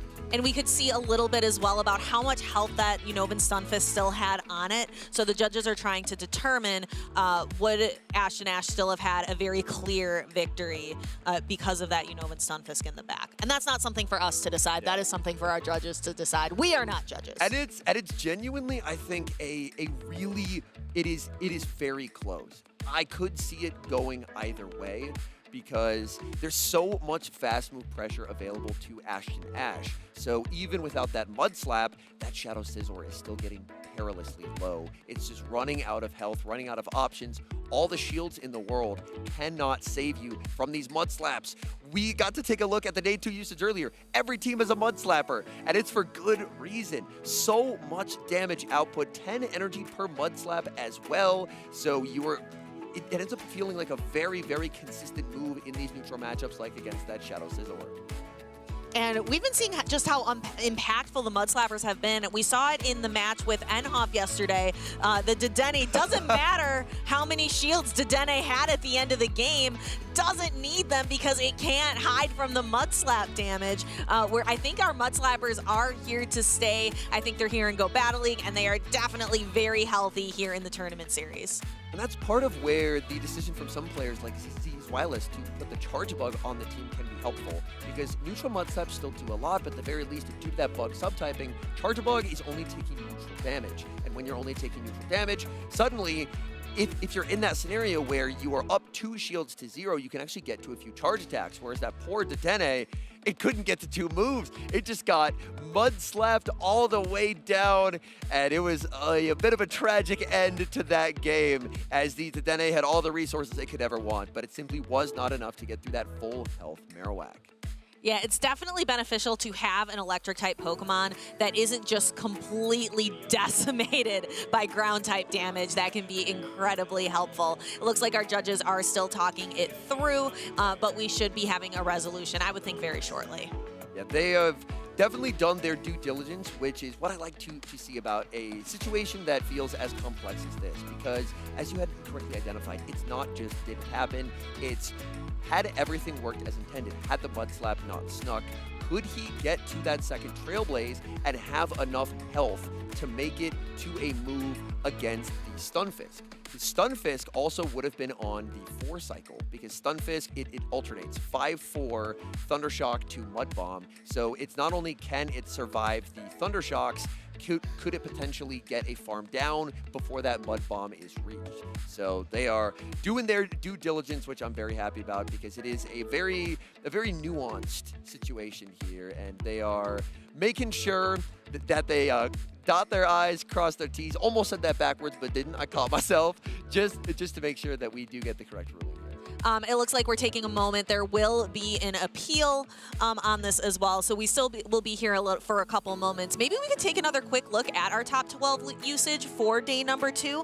We've just been talking about Mud Slappers. Maybe this would be a good opportunity to look at a couple of the different Mud Slappers that we've been seeing. We saw the Gastrodon, we saw the Shadow Kanto Marowak as well. How are we going to combat all of this ground type usage? I think the Murkrow that we've been seeing, the murder of Murkrow that flew in from Monterey, that has taken everybody's surprise, was kind of our shock factor, as well as the Galarian Moltres. The Flyers have been quite nice. One unexpected Pokemon that's done surprisingly well into the Mud Slappers is that Fortress. Now, Fortress is on this graphic, 18.8%. I had to look for it there, and I was like, is Fortress not here? But Fortress is here. And it Fortress is here to stay. It deserves to be here, because it just has a lot of neutral play across the board. Galarian Corsola, it can have some win cons there, but it's generally not favored. But it dominates the matchup into Credilli, can do pretty well into the Moltres. It's fine into the Mud Slappers, neutral into the Charjabug. So among the Pokemon that are seeing the most success, it really feels like Fortress just has so much play across the board, whereas a lot of other picks maybe have a few matchups where they don't really have any play. And if you have a Fortress, it feels like you're never really in a completely unwinnable matchup, because across this top 12, those fire types, the Talonflame and the Charizard, don't really have a lot of day 2 usage, and that just makes Fortress so incredibly safe. Yeah, Fortress, as opposed to the Bug Steel Pokemon that is on the side of Out of Pocket, the Shadow Scizor, which seemed like it was still going to be really, really popular, but just a little bit less popular than the Fortress, having Trent and Ashton Ash both using it. Taking a look, looks like we are back to our judges, and it looks like our head judge is discussing the appeal. Making final discussions both ways as they take a look, and very happy that it sounds like we should have a resolution here pretty shortly, and we'll be able to get back to the action, because that was a very exciting game one. That Fortress basically knocking out 2 Pokemon by itself and putting Pocket on the defensive because he tried to go for that acid down, but it's a poison move into a steel type. Fortress has really good stats, and those stats get artificially boosted if you lower the opponent's attack, because suddenly it's way more difficult to get Fortress off the field, and Fortress basically cleared the path for Gastrodon to try and slap all the way down. While we are waiting here, we can take a look at the Twitch schedule coming up for after this tournament. Maybe you're on your way home or you're relaxing back at home. I believe we have the Twitch schedule that we can take a look at as well. Just for some things to check out, I believe we've been looking at, there was a replay of a VGC final coming up. I think we had a lot of things going on. I think that it was a San Antonio VG final. A replay of that. Now, if they pull up the graphic on screen and I'm wrong, forget I ever said that, but I believe it was San Antonio. Oh, let's see. Oh, it was San Antonio. Good Okay. job. Look at that memory okay. on The you. memory coming through. And on Tuesday, mega month of Victory Bell Marathon. Mega Victory Bell. That, like, release trailer showing it was so incredibly cool, almost like a found footage style trailer. Absolutely loved it. And then on Thursday, we have the Johto Journeys. All of these from 2 p.m. to 5 p.m. And all of these times are in Pacific time. So if you're on the East Coast, just add 3 hours and then you'll know exactly where to be to catch all the action. I love going back and watching the Pokemon anime, and that Victory Bell Marathon looks so much fun. I was really in love with Mega Victory Bell's found footage as well. They had something similar when they debuted Greavard as well as a Pokemon from the Paldea region. That was really, really exciting. I've been loving all of these little teases for Pokemon Legends ZA that will be coming out next month. We're going to have it in our hands next month. I am so excited to have Pokemon like Mega Victory Bell, Mega Dragonite. We got the first partner Pokemon from Kalos. Finally all have Megas now, which is very exciting. I saw some Raichu Megas. Yeah, my personal favorite out of all the ones we've seen so far, and I promise, no bias here, is probably got to be my friend Malamar. I think the design is incredibly, incredibly cool. Malamar is a Pokemon that actually won last year's Milwaukee Regional Championships. Pocket, the trainer on stage, was able to secure the win with Malamar and then Shadow Malamar in its first tournament. I believe we had a perfect unbeaten tournament. I think it was like an 18-0 potentially there. So Malamar has definitely made its presence felt in the Pokemon Go Championship Series, and it's been very fun to watch. It got pretty close to day 2 here. Unfortunately, I don't think quite got there. Looks like our head judge has departed, so we should have resolution momentarily from our judges. It looks like no rematch appeal, and it was upheld. So Ashton Ash does have the 0-1. So, and yeah, I believe that's how it went. Yeah, I gotta remember the end of that match was like a few moments ago. It was a tough end game because Shadow Scizor, we heard in Trent's interview, right, that part of the reason he opted for the Fortress is the bulk, and the lack of bulk on Shadow Scizor ended up proving to be a bit of a hindrance in that game, as he just could not survive enough mud slaps to find a win condition. And now our battlers get to lock in for Ashton Ash, 1 win away from rewriting history. Lost in the NAIC Finals to Pocket, and now looking to potentially flip the script, rewrite history, forge his own path here in Pittsburgh. along with that Murkrow that just did so well in Monterey and came straight from Monterey last weekend up here to Pittsburgh. Murkrow, I believe, was 2-0 Butters MVP pick for Ashton Ash. I'm wondering if that's a Pokemon that we are going to see here in game number 2 of Winners Round 1, or will it be scared away by something like that Charjabug? I think for Ashton Ash, he should be bringing this Fortress every single game. Both battlers have locked in. Game number 2, we've got the Bug Steals, and it's going to be Shadow Scizor versus the Fortress. This is a matchup that will typically heavily favor the Fortress. The thing to watch is the Bug Bites. Bug Bites do so much damage to the Shadow Scizor. Scizor will strike first with an Night Slash, but with Bullet Punch not being particularly threatening unless we see a boost, which we do! The 2-stage attack boost, and suddenly Shadow Scizor is off to the races. That is incredible for Out of Pocket. That could be a game-defining attack boost. Fortress, however, using the Sand Tomb to try to take down the defense, says, okay, you buffed your attack by 2. Let me at least bring your defense down by 1. Ashton Ash having to make a decision, decides to let the Fortress go. Another boost! 2 stages boost! Shadow Scizor! Oh my, these bullet punches! Devastating resisted damage, going for the Night Slash. He no-shields. It's a one-hit. Oh, it barely hangs on. And now it's Credilli versus Credilli. Shadow Scizor, an absolute rampage in game number 2. What was that? That was a Night Slash with 4-stage attack boost from a Shadow Scizor. I cannot get past it, but we are in a Credilli mirror, and Out of Pocket has just set himself up on the back of that Shadow Scizor to absolutely run through this game. Galarian Corsola is just sitting in the back saying, Shadow Scizor, thank you for your service. I don't think that Corsola has to do anything in this game. Oh my goodness, we have seen both sides of the spectrum now. Shadow Scizor, it's so glassy. It ended up getting farmed down in game 1, but in game number 2, the double boost, the damage, picking up 1 knockout, almost picking up a 1-hit KO onto the Gastrodon. And now, with that amount of damage done, Ashton Ash just left looking for answers. Will put up the final Protect Shield on the Rock Tomb, but there's still a full health Corsola in the back for Out of Pocket, and that Corsola should be able to clean up this game very, very comfortably. That was absolutely incredible. Twitch chat, I am sure you are still popping off about that double attack boost. Some people will say never tell me the odds. Chat, I want you to tell me the odds of having 2 back-to-back Night Slashes in a row. That was incredible. Corsola is going to have to make a slight appearance just to do a couple of quick astonishes, just to clear out that match. But that was a Shadow Scizor spectacular. Shadow Scizor, absolute rampage in game number 2.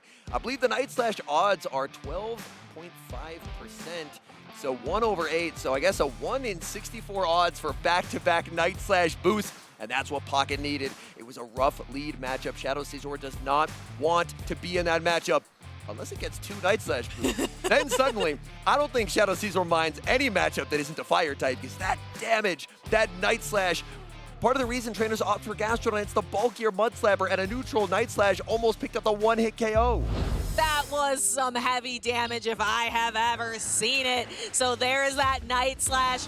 There is the attack boost. And here it comes. Ashton Ash, no shield and a Night Slash. Ashton Ash is just left shaking his head at that heavy damage. And the Credilli mirror, the best way to neutralize a Credilli is with your own. Grass Knot taking the KO, getting to send in the Corsola. Corsola really didn't have to do anything. That was the Shadow Scizor show from start to finish. And Out of Pocket, forcing game number 3. The Fortress for Ashton Ash, so great in game number 1, but in game number 2, Shadow Scizor getting the upper hand with those boosts. And now, does he keep Fortress on the team? It looks so safe. I think he has to stay with it. Yeah, and does Pockets run it back and say, you know, lightning struck once, lightning struck twice, can I get it a third time and just run it with the boost? No, says Shadow Caesar, you've done enough. You can stay on the bench for game number 3. Safe switch to Galarian Corsola. Out of pocket, farming up, going for the Rock Tomb. Will look to apply an instant debuff onto that Corsola. And then does he decide to stay in the matchup? No, he's going to pivot out and send in Gastrodon. Gastrodon will do an amazing job at absorbing these debuffed Nightshades. Normally Nightshade can allow this Corsola to do pretty well in the matchup. It's able to outpace the Gastrodon, but with the debuff, Gastrodon does not mind this matchup whatsoever. Gastrodon absorbing this energy, and for Ashton, a bit of an unfortunate situation where the switch clocks are misaligned, but he's not going to have a lot of energy that he's able to save. No, and this is why, as you mentioned earlier, people are choosing Gastrodon because it is so much more bulky than that Shadow Kanto Marowak. And the water pulse damage with that recent buff is really beneficial. And we can see here the water pulse is going to land. Can Ashton Gastrodon hold on? It can. We see a quick swap out for Pocket. Into Cradilly. Cradilly gets the farm down, but Ashton now gets to bring out the Fortress. These bug bites, they hit for so much damage. Rock Tomb will connect for some very nice neutral damage. Ashton says no, putting up the shield. He is investing in the health of this Fortress. Fortress will not get the farm down before another Rock Tomb is reached. Ashton will go for the Rock Tomb. Sand Tomb would not be enough to KO. Out of pocket, would love nothing more than to be able to get out of this matchup. The farm, he really doesn't want to concede the farm down unless he absolutely has to. So he will get the Rock Tomb. It's a debuffed Rock Tomb, and if he wants to save the Cradilly and potentially send in the Corsola, he should have the ability to do so, and there it is. Galarian Corsola hits the field, and this is tough for Ashton Ashton needs the Nightshade. Can he get there? He does! 1 HP and a dream hangs on to get the Nightshade, forcing the final shield from Out of Pocket, but Out of Pocket's looking at the camera. He's feeling confident. Back in comes the Fortress. Fortress just can't do enough damage to the Corsola. Nightshade after Nightshade will crash into the Fortress. Ash knows it's over. He no shields. History will repeat itself. Out of Pocket with the 2-1 victory over Ashton He's going to winners round 2. Congratulations to Out of Pocket. The MVP of that match was most certainly the Shadow Caesar. Incredible work by Out of Pocket. You could see Ashton go ahead. He had his hands up behind his head just towards the end of the match saying, you know, I think that's all for me. But it isn't all for Ashton That was a winners round matchup. That means Ashton still has an opportunity to make a run through the loser side of the bracket. What a series. I have to go back to this game. The Cradilly sniping down, denying that energy. The Corsola, the 1 HP survived to get to the Nightshade, but Pocket wisely invested in the Protect Shield, and there was just nothing that this Fortress could do. Ashton shaking his head. Out of Pocket with the emphatic fist pump. Great gameplay from Pocket. Lost game number 1. Shadow Caesar in game number 2, saying, I let you down once, Pocket. I will not let you down twice. The double boost. What a series between two unbelievable competitors.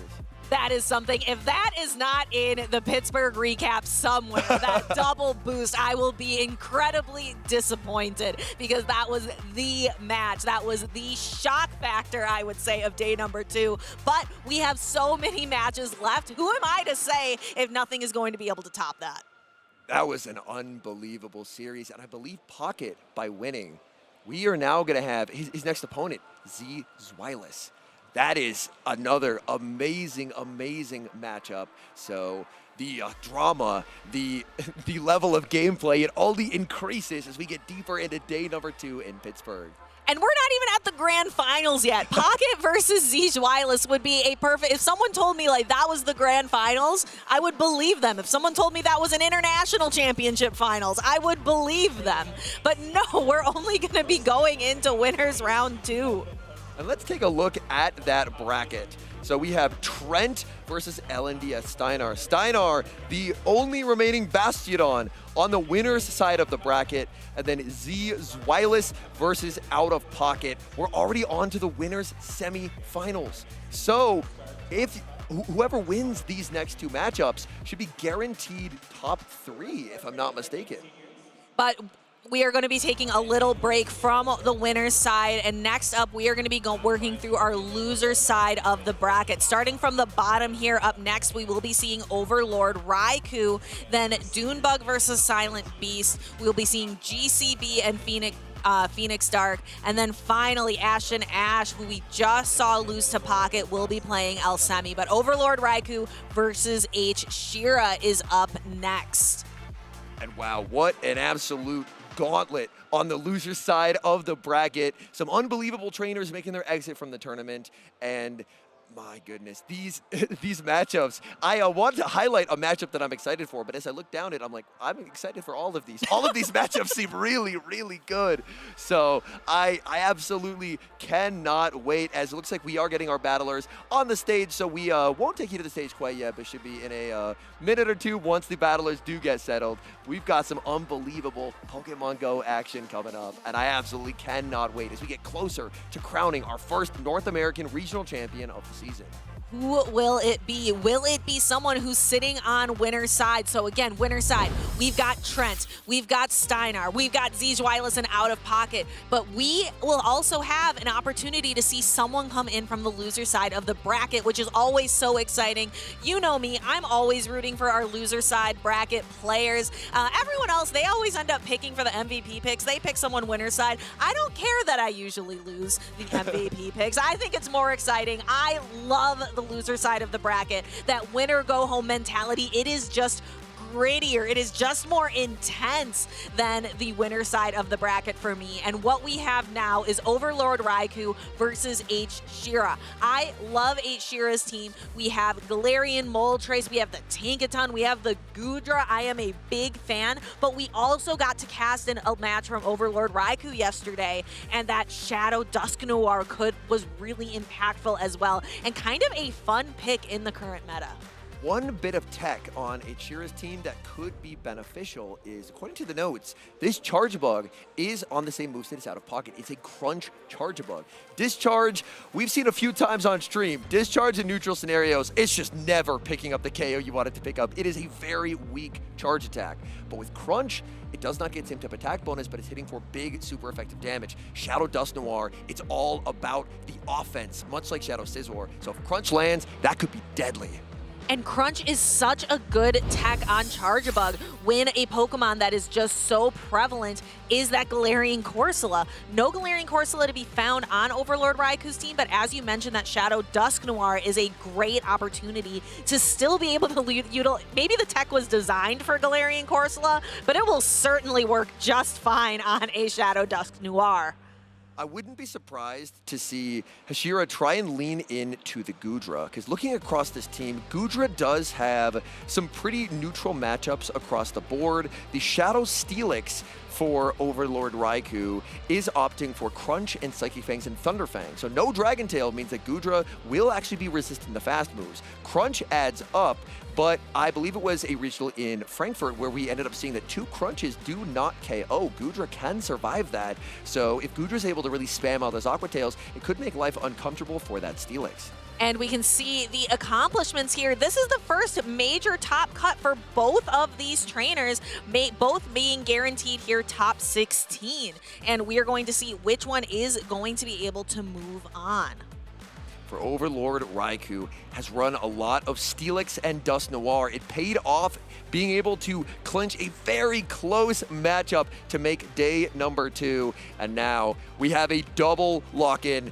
Shira versus Overlord Raichu. Losers round 2. Game number 1. It's the battle of steel types. Tinkaton into the Shadow Steelix. Shadow Steelix looks so formidable here, and it is able to utilize its neutral Thunder Fangs, where the fast attacks coming from the Tinkaton are resisted. However, the Tinkaton is able to do super effective bulldoze, but as you are about to see, that is super effective damage, Henry. It doesn't look like it, perhaps, but that is super effective bulldoze damage. The thing to watch for, or more importantly, the thing we didn't see was a bulldoze debuff. It's a 50-50 chance. You can get a potential defense drop to make your future bulldozes do significantly more damage, but that bulldoze drop did not come through. It's Shira going for another bulldoze, and Overlord Raichu, because the first one did not get the debuff, knows this is a very comfortable no shield, as bulldoze will connect. It will not pick up the knockout. No debuff once again. Overlord Raichu going for the harder hitting damage of Crunch. Tinkaton has already been debuffed. Can it hang on? Tinkaton hangs on, close to the bulldoze, gets the bulldoze, and now Shira is able to control switch advantage or shield advantage in this lead matchup. And it looks like she is going to get to control the shield advantage, but this gives an opportunity to one of her Pokemon to perhaps get a little bit of an energy advantage as well going into that next matchup. And having the Galarian Moltres with a shield advantage could be very impactful for later. This Psychic Fangs is going to be resisted on the Moltres, but it is going to maintain that this Moltres has a defense fall. In comes Cradilly. The Acids are doing big damage with this defense drop. Shira going to, I believe, full set the Brave Bird. Overlord Raichu puts up the shield. A pivotal moment of the match, and he gets the call right. In comes Goodra, but Goodra struggles in this matchup, especially when it's down on energy. Goodra is going to be debuffed, and Shira is going to be stuck on the field with Goodra for quite some time. Rock Tomb connects. Cradilly choosing to stay on the field. Shira going to hold on to the energy. In comes Dusknoir, and Dusknoir will be greeted with a barrage of Aqua Tails, but because they're debuffed, Dusknoir does not mind whatsoever. No, that is very little damage to do to a Shadow Dusknoir. Not exactly known, a ghost type that is known for its bulk. Shadow Dusknoir is even going to be able to hold on through a second Aqua Tail. And Shira, her timer is just not up yet. She is not going to be able to switch out of this matchup and is going to have to bring in the Moltres. But look at how much damage, or how much energy this Dusknoir has. The Moltres just needs to get to a Brave Bird. Overlord Raichu, switch timer not yet up, has to concede the farm down, and now the path is cleared. Moltres needs the Brave Bird. The Rock Tomb will be reached, so this will be a debuffed Brave Bird. But the good news for Shira is Shira has a lot of energy to work with. This is now an energy dry Cradilly going for the Brave Bird. It's reached. I know it's debuffed, but I don't think Cradilly's coming out of this one intact.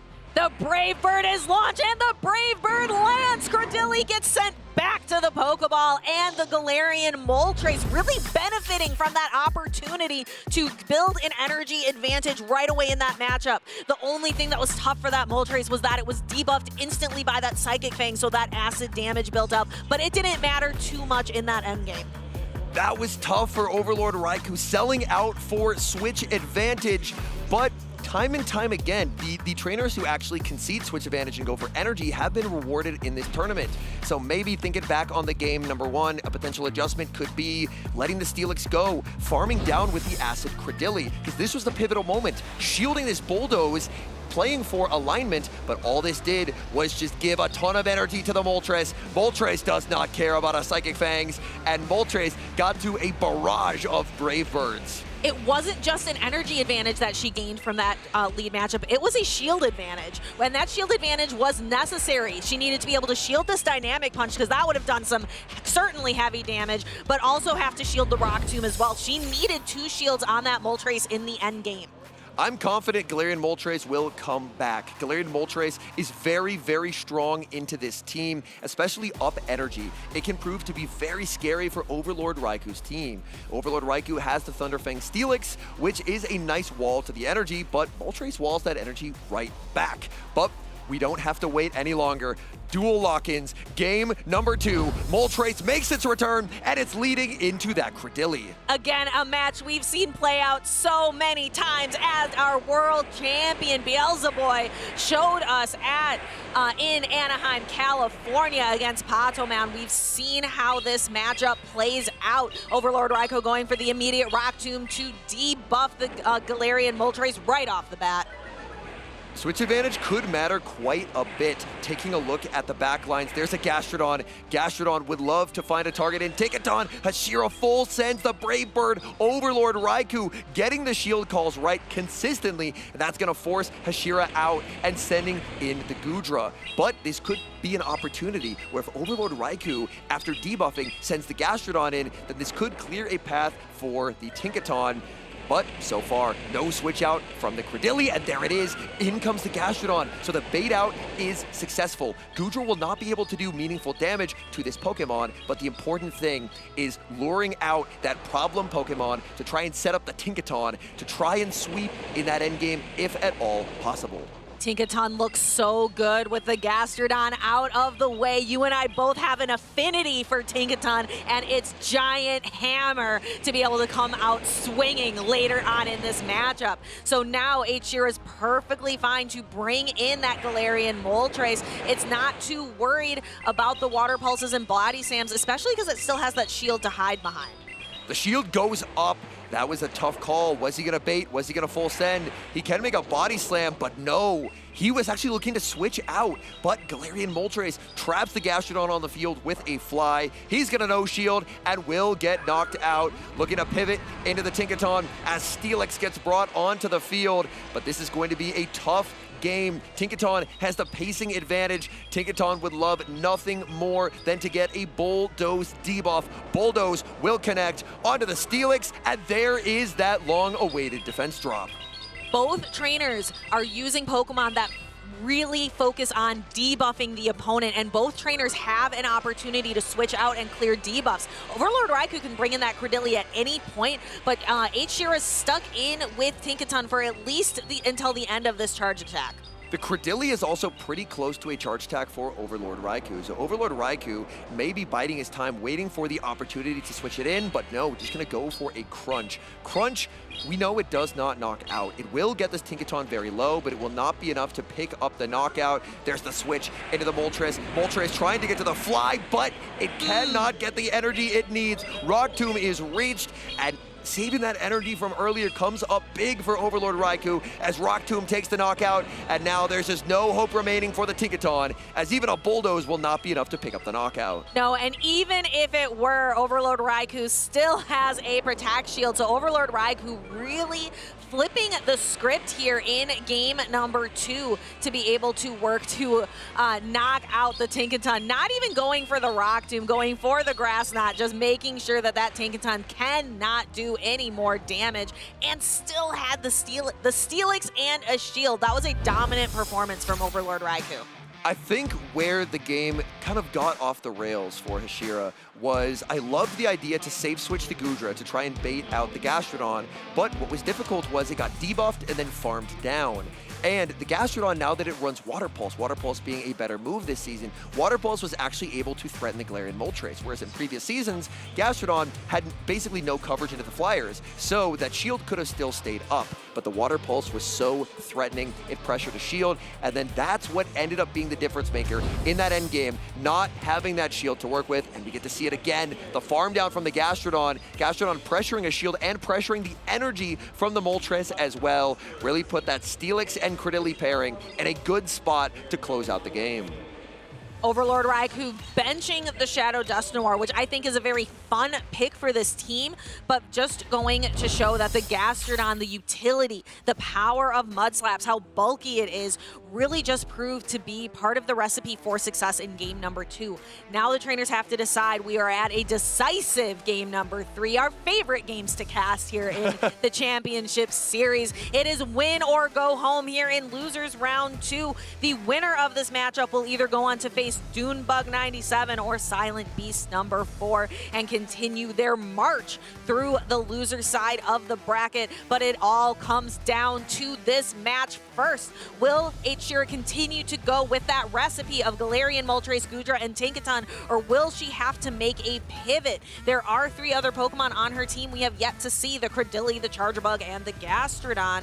I think we are going to continue to probably see that same recipe for success from Overlord Raichu. That Steelix just seems to be so safe right now, and its potential to just continuously debuff opponents with Psychic Fangs, maybe a cheeky Crunch debuff as well.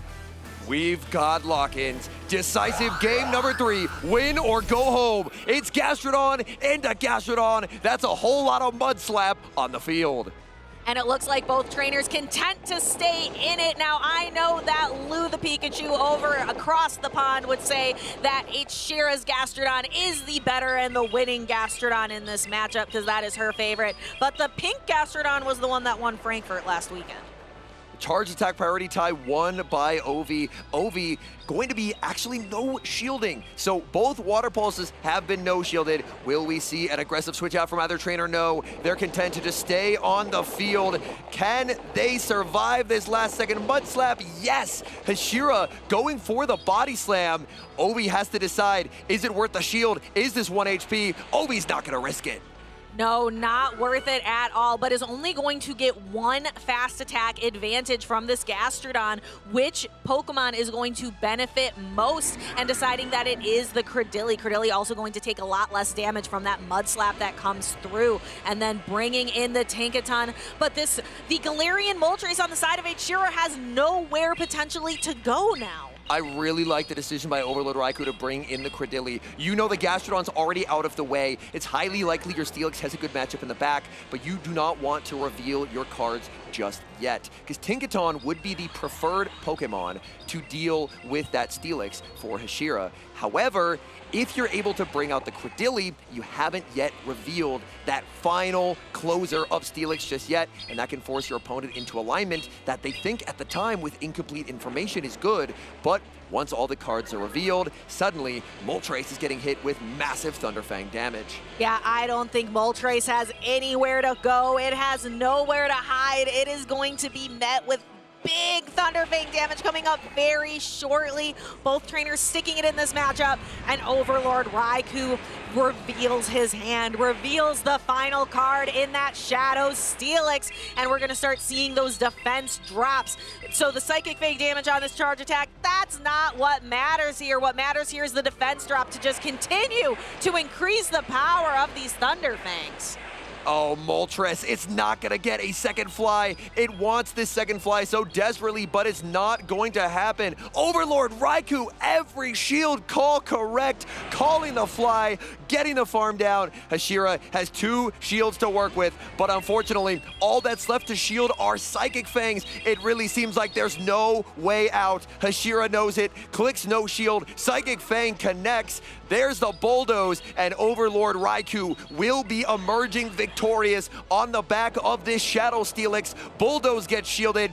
Debuff or not, it will not matter. Thunderfangs take down that Tinkaton, and Overlord Raichu is advancing in the loser side of the bracket. Congratulations to Overlord Raichu and that pivotal Pokemon of the Shadow Steelix, really benefiting from Thunderfang and being able to continuously, you're not really ramping up your attack, but it feels like it. You're ramping down the defense of your opponent. Great games from these trainers. Honestly, the level of gameplay has been really, really high so far, and that's what I love to see, is the best of the best making it out of day 1, and now, as us, the viewers, we get the treat of watching them battle it out, because at the end of the day, only one trainer can remain standing. Only one trainer can be crowned the first North American regional champion of the 2026 season. Last time we were in Pittsburgh, I believe it was Wadaj. So who is going to take the crown now and be our reigning champion here in Pittsburgh? And here we saw the Tinkaton just really not set up for success. I wish Shira had put the Galarian Moltres on the Cradily. This could have been a very different endgame. That was a very pivotal decision on her part. It's very tricky because you have to try and make the right read with incomplete information, and that's where Overlord Raichu not revealing the Steelix was so beneficial. Because if you know it's a Steelix in the back, you can save the Tinkaton for it. But without knowing that, if Credilli is up an Acid, Credilli will strictly outpace into every single charge move. Because typically, you only outpace as a Credilli on the third. But if you're up by an Acid, you're constantly outpaced, you're down shields. It feels a lot safer to go into Tinkaton where you wall the energy. So it was a little bit of a trap laid by Overlord Raichu in that game number 3, and it worked out perfectly. I want to be able to learn to express how to express all of this excitement, but I want to be able to do it with a little bit of a Pittsburgh flair, be able to use some of that Pittsburgh slang. Will Dunphy had an opportunity to talk with Magic Mason about how to communicate best as someone local to Pittsburgh. Everybody don't go anywhere. Check out this segment. Welcome in, trainers, to a brand new segment called Pittsburgh Slang. You might know him as the Dream Eater, or one of our top trainers at the World Championships just last year, but we know him as Magic Mason. And believe it or not, he's actually a born and raised Pittsburgh local. Mason, I noticed that there's a very interesting kind of dialect here in Pittsburgh, and I wanted to kind of get some insights from you about how a true Pittsburgher would commentate a Pokemon battle. What do you say? Sounds good. Yes, it's called by Pittsburghese. We're typically known for saying words really fast and merging words together. Something I get, picked on for occasionally. But yeah, I'm down to do something like that. Awesome. All right, Mason. So we'll run through a few different examples here, just so we get a full scope of Pittsburghese, as you called it. Describe like a battle scenario with a Swampert as a local Pittsburgher would. Okay, sounds good. So the way I was thinking about it, it'd be like, have my Nebby father looking in on my battle, and he was wondering what was going on. And so, I led into a matchup with Swampert, and I had a very alignment-dependent backline. So I went down 2 shields, and I really had to control that alignment. So once I was able to give up the 2 shields and get alignment, I was able to use my sweeper in the back and win the game. Okay. So the vowel, right? The vowel O, a little bit different there in down. Yeah. We they say downtown, going downtown. So we say it a little bit funny, but it's more, our little bit of a slang we use on there. Awesome. Okay, well, let's get into a few more specific words, because I'm already picking up that the vowels can change. What would you call something that like just destroys a backline? Like, for example, a Talonflame with a bunch of energy. How would you describe that battle scenario? Yeah, I was saying that's my sweeper. It's actually funny. We call vacuum cleaner a sweeper. But yeah, so you'll come in and you'll sweep up the back line with a Talonflame. You save some shields, you get that flame charge activated and boost up your incinerates. Mason, I've been playing a lot of the Mega Master League. I feel like it's so important to get a bunch of energy on a Pokemon and then switch it out and sometimes just bring it back in to clean up a battle. How would you narrate that as a local Pittsburgher, though? Yeah, like you said, you build up a lot of energy, and then you Gumban that Pokemon right out. You set it up as your sweeper, and then you red up the rest of the battle. Okay, hold on. There were a couple there. Gumband and red up. Can you break those down? Yeah, so Gumban is like a rubber band here in Pittsburgh. So you switch back out of the battle, and then red up is a very fast way of cleaning up. So you clean up that battle very quickly, and you get on to the next one.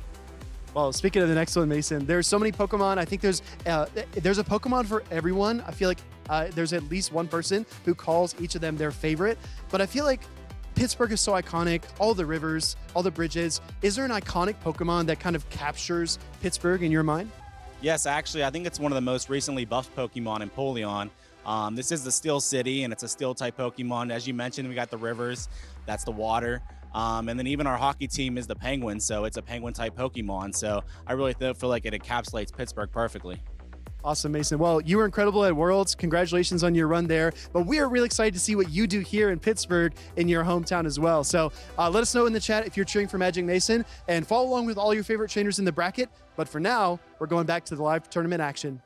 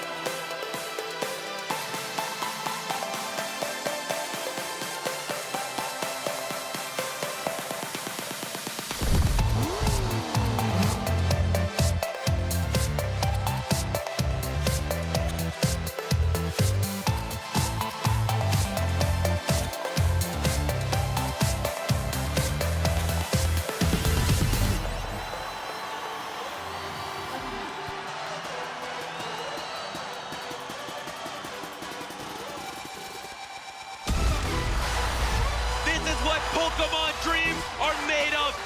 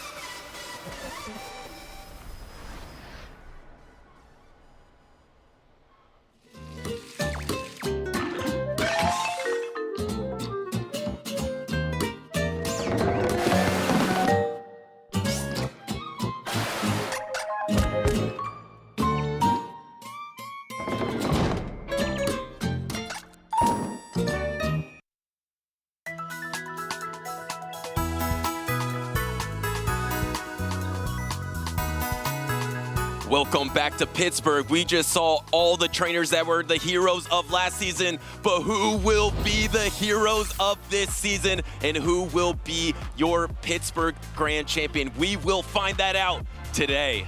But that was such a journey. We went from Hawaii over to Quaxley, Fuecoco, and Sprigatito's, I guess, shenanigans. And then we went to the Pokemon Center. I know a lot of our loyal Pokemon fans recognize the tunes that we've been playing this season. I like a little change up every now and then, and you're exactly right, Butters. We landed squarely here, feet first, at the Pittsburgh Regional Championships. We've seen some insane matches so far, and I got to slow down because the hype is just getting started. I mean, I love that music addition, by the way. That gets me hype. I hope it gets you hype, too. And I know what will get you hype. The next matchup, we got Doombug back on the stage, and both of our Murkrows on the winner's side of the bracket have now dropped down with Doombug and Ashton. I thought it was going to be the Murkrow show. That's what I was hoping for, the Mur show in Championship Sunday. But so far, it's on the loser side. But they're not out of it yet, especially in the hands of trainers like Doombug and Ashton. He has the opportunity to bounce back here versus Silent Beast, who was already waiting on that loser side of the bracket. Or actually, we might have to update. There could have been some wins happening on that loser side off stream as well. That's exactly right. If you remember, Steinar sent Doombug down to the loser side bracket with his Bastion, but let's head down to the stage because our trainers are ready to battle it out in our losers round 2. Doombug 97, as you pointed out, Butters, on the left side of the screen, taking on Silent Beast. I saw Clodsire in the top usage, but I thought it was a myth. I didn't think that we were going to see it. It's on Silent Beast's team. I saw that the shiny Clodsire yesterday, and I'm sorry, I just got to talk about Murkrow again. You bring it to every game. Why would you not bring it to every single battle against Silent Beast's team? There's no hard counter for it. It's great against It's great against Galarian Corsola. It's great against Gastrodon. 3 dominant matchups. And then the pacing is so fantastic. You're going to be able to keep up with Goodra, Clodsire. I think it comes out in every single battle here. Out of 12 charge attacks, there are only 3 ways to deal super effective damage to the Murkrow. Stone Edge on the Clodsire, Thunder Punch on the Goodra, Power Gem on the Galarian Corsola, and it's going to take you a while to get to those moves on the Clodsire and the Corsola. So Butters, I think you're exactly right.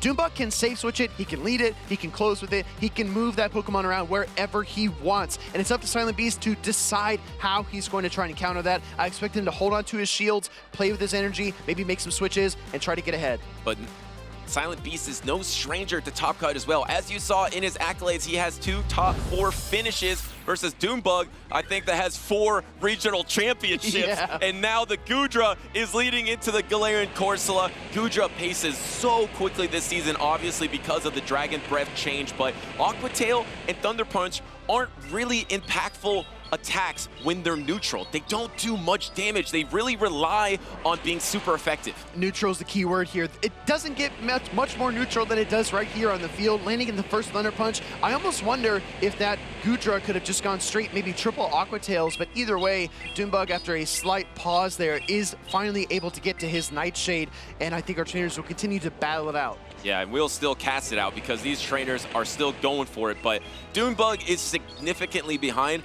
It's interesting to me that Silent Beast is going straight Thunder Punch here. That might be a matchup-specific thing because Thunder Punch will do more damage to an Aqua Tail, but Aqua Tail's lower energy, and it's not that much worse than a Thunder Punch. That's exactly what I was thinking, right? I was thinking maybe 3 Aqua Tails would get the job done, but I trust Silent Beast knows this matchup better than I do. It comes to Murkrow, a little bit of energy lead, and the Charizard comes out to meet it. If you're trying to keep pace with the Murkrow, I think this Charizard is Silent Beast's best shot. I felt like Doombug was so far behind, but suddenly he just gets a couple pecks on Murkrow, and he's back in it. So anything can happen now in this battle. Probably just going to go straight Air Cutter, because why not? Shadow Charizard has its chance here. I feel like it's been denied over and over in Pittsburgh, but getting that Air Cutter, getting the Protect Shield, not getting the boost, but already at the next Air Cutter, and Doombug tried to swap on it. I was going to say, I wonder if Doombug just double shields the Murkrow and stays in the matchup, but instead pivots to the Galarian, or excuse me, pivots to the Cradilly, and it's going to take a Blast Burn for his trouble if he's not careful and he gets hit. He lets it go, and Cradilly feels the wrath of that Blast Burn there because Silent Beast was going to be able to get the both charge attacks either way. He was trying to call the bait. It didn't happen. He's just full sacking the Cradilly here. It's a great decision because the Corsola is in the back. You get the peck down. Here comes the Corsola, but now you're already at double foul play. Double foul play is definitely going to knock out. There's only 1 Protect Shield remaining. All you need to do is get the triple charge attack. Yeah, triple charge attacks, 1 to break the shield, 2 to KO the Galarian Corsola, and then peck down the rest of the back line. And meanwhile, as this matchup drags on, that switch timer ticks down. But I got to be honest, Butters, I think there's still like 25 seconds left, and Silent Beast can't pivot out. Well, the thing is, this fast attack pressure, even though it's resisted, is actually doing a lot here. There is no timer. Like you mentioned, the next foul play is going through, so it's all going to come down to fast attacks here. This will knock out the Corsola. Dragon Breath doesn't do that much damage anymore. I think the Goodra was dry, so is the Charizard, so it's all fast attacks here. All fast attacks. Goodra's got a little bit more HP, comes in with the Dragon Breath. It's dealing some damage. Murkrow cannot hang on, and because of that, Doombug will lose that game number 1. But let's not get too far ahead of ourselves. That opening matchup with the Galarian Corsola versus the Goodra, there was a bit of a mishap there. He's already saying that right now. He's already saying he's gonna review it, and I believe the judges are. He's requesting a review in this matchup here, which is very understandable. He played it out as every trainer should, and he did the best he could, and actually almost won the game with that Murkrow in the end, but that little health on the Goodra. Goodra's bulkier than you expect, and just put in enough work with that Dragon Breath, almost even got to an Aqua Tail. I was gonna say, I think Doombug might have missed maybe 3 or even 4 Astonishes, and you gotta think as well, the Goodra keeps on Dragon Breathing at the same time. That's 12 or 15 Dragon Breaths that went through that chipped down his Galarian Corsola and made things a lot more difficult for him. Well, also, you got knocked out by the Goodra, that if the Astonishes hit that Goodra loses that health. And so that could change the in-game completely, because that Goodra could have been lower health. You could have got the peck down, or it could have just been knocked out. So these judges are officially reviewing it. We'll let you know as soon as we know, but we all kind of saw it in that opening matchup. It seems like it probably was a factor in the in-game, but we're going to let the judges decide here. But as I do have a bit of good news, I walked out onto the floor just before our rotation. Got a chance to catch up with a couple of players. They said that because of the new wired connections here at the Pittsburgh Regionals, the tables have been smooth as butter, if I may say, right? It's been really, really good for the trainers out there. I want every player to have the best possible experience, and that made me feel awesome. Could you say it was the speediest regional yet, to throw it back at you? Oh, come on, bro. You're too much. But no, I'm very relieved and happy to hear that the trainers at the tables are having a good time. So as we work our way through this review at the stage, we're going to go ahead and see what the judges decide and then move forward. Yeah, well, let's break down the teams a little bit more. So we saw the Murkrow, which we probably expected, and we know that Silent Beast was relying on the Goodra, maybe to try to be that neutral answer for the Murkrow. Yeah. It's flexible. It's going to be good against pretty much everything on the side of Doombug besides the Fortress. And even the Fortress, it's a bad matchup, but it's not devastating. So I think Goodra is your best neutral pick overall, way better than the Clodsire in this matchup in particular, because Doombug is one of those few trainers running the double ground, running the Stunfisk and the Shadow Kanto Marowak. So I'm actually expecting a lot of Goodra from Silent Beast here. We just saw Shira on stage with the Goodra as well. She fell a little bit short, but remember, this was on the winning team of Hard Jefe at Monterey last weekend, where he won it all. Goodra is incredibly neutral and flexible. If you're looking for a Dragon-type Pokemon that's going to give you a lot of gameplay inside and out, it's going to give you, I guess, the widest breadth of matchup coverage as well. You could look at Guzzlord. You could say, oh, Sludge Bomb, Brutal Swing is a good shout. You could talk about Altaria being Sky Attack and Flamethrower, but I really do believe that Water and Electric is an incredible combination, and Goodra has both. We do have a ruling as well. It looks like we're going to get a fresh rematch on that battle number 1, which I think is ultimately the right decision. Yeah, let's run it back. Let's start over.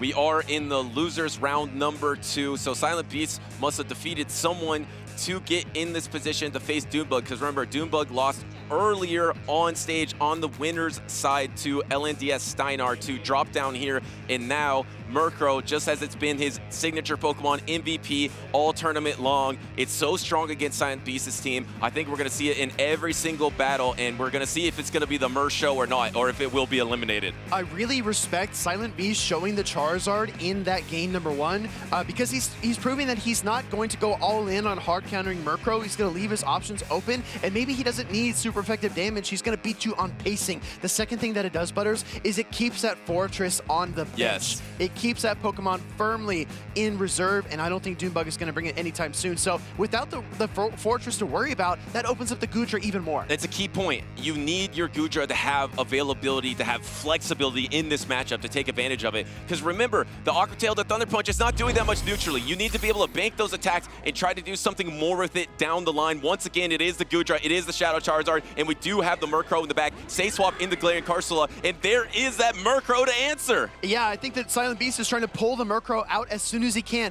Again, the Boogeyman is much scarier when you can't see them, but as soon as you reveal that you can actually face it, that's exactly what Silent Beast is trying to do here. Foul Play connects into the Galarian Corsola, dealing a ton of damage, but I think this is all going according to plan. Whoa, and actually going for the Nightshade bait here and getting the Protect Shield from Doombug. Looks like he's going to try to get to this second attack with the Power Gem. Is he going to give up with the Protect Shield? Since he safe swapped it, can he actually win the once here? I believe he can. He's going to be able to get to this Power Gem if he Protect Shields right here. Yeah. The Galarian Corsola actually wins the ones. But you saw that timing as well. Doombug knew exactly when the Power Gem was ready, so he throws in the Charge Attack Party and gets the shield for his trouble. That's such a key thing that a lot of high-level players do. When they realize they're going to lose a shield, they take one right back. This Corsola just took 2 Protect Shields from this Murkrow, and Murkrow is supposed to be a strong answer to the Corsola, pivoting, saving a Drill Peck or a Foul Play for later on, bringing out the Cradily. How many times have we seen this from Doombug? He gets his Protect Shields down, and then he just pivots into Cradily. I believe we saw that in almost every single battle against Steinar. The control is remarkable here because Doombug was able to bank the Foul Play and Drill Peck on the Murkrow in the face of all that Dragon Breath damage, and then pivot into the Cradily, as you pointed out, Butters. Just being very calm and collected here in the mid-game. And now the switch timer is almost up for Silent Beast after this Aqua Tail is available. You almost have the back-to-back Aqua Tail if you are Silent Beast, but it's so risky to come out with the Charizard. You need to find some way to get an energy advantage to be able to knock out that Murkrow in the back. Remember, it does have a Charge Attack bank. This is the Aqua Tail here at 1 health remaining. I don't know if this is enough to knock out the Cradily. It's a weak attack. Cradily holds on, swap to the Murkrow. Murkrow gets an extra peck. That's huge. An additional peck, right? Just like you pointed out, that's going to put him 4 away from the double up. Charizard comes in, throws the Drill Peck. Butters, quick. Does Charizard win Charge Attack Party or does Murkrow? I think it's going to be the Charizard that wins it. We're going to have to find out here. And will there be a swap? There is a Pokemon remaining for Silent Beast. There isn't much time, and he swapped a little bit too early, I believe. And now Doombug is shaking his head, knowing he has the Drill Peck. I think this is going to be enough damage to take down this Shadow Charizard and knock it out. Flying on flying damage here as the Drill Peck and Peck get the job done for Doombug. He trusted in that Murkrow earlier on here in day number 1, and it let him down against a Bastiodon team, but there is no steel wall to keep Doombug out this time. Well done by Doombug. Well done by Murkrow to get all that extra energy to bank it. I'm sensing a strategy, a gameplay choice from Doombug. He prioritizes Protect Shields into his Murkrow. He always keeps his Cradily in the back to try to get debuffs and then pivot back into the battle, even if he doesn't have Protect Shields. He's oftentimes having 2 to 3 Pokemon available in this in-game, even though he doesn't have Protect Shields. right there. That just one turn too soon. Silent Beast, I think that Doombug was probably anticipating the swap there, but still, I think that Silent Beast had a good chance to catch the charge attack there from the Murkrow and try to win the battle. But Butters, I just want to emphasize one more time this switch timer. That's allowed Doombug to pivot in, pivot out, send the Cradillion that you mentioned, throw the debuffs, get back to the Murkrow, farm the extra peck, and put himself on track to win that game. I think Murkrow is everything I wanted Shadow Charizard to be. Really? I think it just does what Shadow Charizard does, but better. It's what I envisioned Shadow Charizard could do, but Murkrow, because of its typing, because of its place in the meta, because of its pacing, it's such a better force, I feel like, right now than Shadow Charizard. And here we are. We're locked in to game number 2. There's the appearance of that shiny Clodsire, but it's met by the Galarian Corsola. An instant pivoting. You don't necessarily always have to pivot because Clodsire is a great neutral Pokemon, but decide to go into the Goodra. Yeah, going into the Cradilly here against the Goodra safe switch. And I think that Doombug needs to pick up on that. He wants to maintain switch advantage because I do see that normal type Furret lurking in the back for Silent Beast. And if that finds the Galarian Corsola down the stretch, it's going to be great for Silent Beast and awful for Doombug. And you know, you could get the switch advantage if you do invest in this Goodra right now. So I actually think Silent Beast is going to go for the Protect Shield. The problem is you're going to have to throw double Aqua Tail into this Cradilly and then leave, actually just letting it go. Wow. Letting this Rock Tomb go, not caring about the alignment. It looks like your timer is almost back up. You're at the Aqua Tail, you throw it. You could pivot out once again if you'd like because of the misalignment, but I think Doombug would have his timer available. I'm shocked. I mean, Silent Beast has to know the Murkrow is lurking in the back, and I don't know how good the Furret versus Murkrow matchup is, but I don't imagine it's that comfortable. Now he pivots into the Murkrow versus the Clodsire, and honestly, this just worked out for Silent Beast in a massive way. Yes, because now you guarantee the Furret versus Galarian Corsola backline. Because Doombug's strategy is so flexible, he's just pivoting it out. Silent Beast was maybe calling that, thinking, I'm just going to keep this Furret in the back. Maybe I will get to see that Corsola. Here comes the Stone Edge, which will be super effective here. Gonna get the Protect Shield from Murkrow. Probably both the Protect Shields for Doombug are gonna get invested into this Murkrow. I don't know. I mean, I think if he throws another charge attack here, he might be almost back to his timer, maybe 5 seconds short. So Silent Beast needs to be aware of that and throw that second Stone Edge as soon as he possibly can. And now he's gonna be at the energy, and he does that just as you mentioned to ensure it lands on the proper target here. Murkrow has to give up his last Protect Shield. There is that Furret in the back, but this Clodsire is a little bit vulnerable, taking a lot of peck damage, throwing before the Stone Edge is available. Gonna get the last Protect Shield of the game, or he's gonna go all in on the Furret. He's going all in on the Furret. All in. Here comes the normal type Pokemon that's gonna wall out that Cradilly, wall out that Corsola, but it's gotta get through this Murkrow and Cradilly first, firing off the Drill Peck, trying to take that final shield. And Furret's having such a hard time getting through this Murkrow. These sucker punches are doing nothing. You saw how much fast attack damage was doing versus Murkrow against other Pokemon. This is doing nothing. Finally, you did get the body slam. Are you shocked that Doombug didn't try to swap out of that? Yes, absolutely. I was pointing at the Cradilly. I thought he was going to try to catch the Swift on the Cradilly, but he's got a little bit of energy on it. Maybe he can outpace. I think he can. He's one fast attack ahead, and this Rock Tomb might set up his Galarian Corsola to do the impossible. And it looks like Doombug is saying GG, nodding his head, thinking the Rock Tomb plus the Power Gem, the onslaught of these double rock attacks, the combo move, the double rocks, the double win for Doombug as he takes this 2-0 to move on to losers round 3. Wow, brings the Furret, but Silent Beast still can't get through that Galarian Corsola and onslaught of rock type damage that Doombug deployed in that decisive battle. Doombug is a trainer that is just something else, man. Losers bracket, winners bracket, doesn't matter. Some of his best moments have been on that loser side bracket with his back against the wall, and he does it yet again here in Pittsburgh. I would say Doombug is a trainer that you might consider streaky. He will go on these runs that are insane. He will just win regional after regional after regional. So if this is a trainer going through the loser side of the bracket on a winning streak, you do not want to face him at the end of the day. Yeah, when Doombug heats up, it's impossible to slow him down. Clodsire I thought was a solid answer here, but what really betrayed Silent Beast in this entire matchup was pacing. It's going to take so many turns to get to the Power Gem on his Galarian Corsola, so many turns to get to the Stone Edge on that Clodsire, and meanwhile, every 10 turns that Murkrow is spamming off insane amounts of damage. I believe a lot of this matchup came down to Doombug's ability to adjust quicker to the switch timer than some of his opponents. Yeah, I agree. in my opinion, there was a couple of opportunities where Silent Beast could have maybe banked some energy on a low health Gudra, like an Aqua Tail, pivot out a little bit more, and then use those charge attacks in more efficient ways down the stretch. I feel like Doombug, even though he's on the loser side of the bracket, I feel like he's a little ahead of the curve here on utilizing that switch timer, the strategy to double protect shield his Murkrow, keep the Cradilly in the back, swap it out, debuff something, swap back in, get another energy advantage. I think he's playing this new style really well. It reminds me a lot of trainers like Emmy Weedle, Out of Pocket, or even Zzwilous, right? That we were talking about him last season with the 50-second switch timer, how he was able to kind of displace things and move the pieces around and not like win a matchup in a very like decisive way that just, oh, you can point to one single play that sealed it. It was kind of like a step forward here, a step forward there. And by the end, after, you know, building all this momentum, it's just insurmountable. And he finds those win conditions. Doombug is doing something very similar here in Pittsburgh. Yeah, and it seems like, just like Zzwilous said earlier on in an interview, the 45-second switch timer is kind of a boost to his gameplay.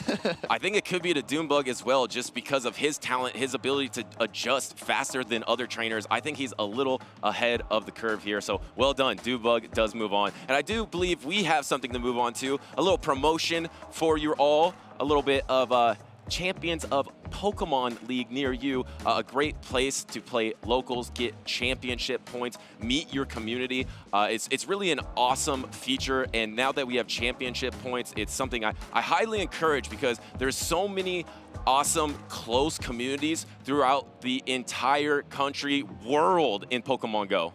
I mean, Butters, you remember back in 2019, 2020, the grassroots scene for Pokemon Go was insane. So many people traveling to events. We've kind of lost a lot of that steam, and I think we need to build it back up. So go ahead and get involved with your local communities. And I'll tell you what, not only can you battle against them, you can battle alongside them. There are events like Mega Camerupt Raid Day coming on September 28th from 2 to 5.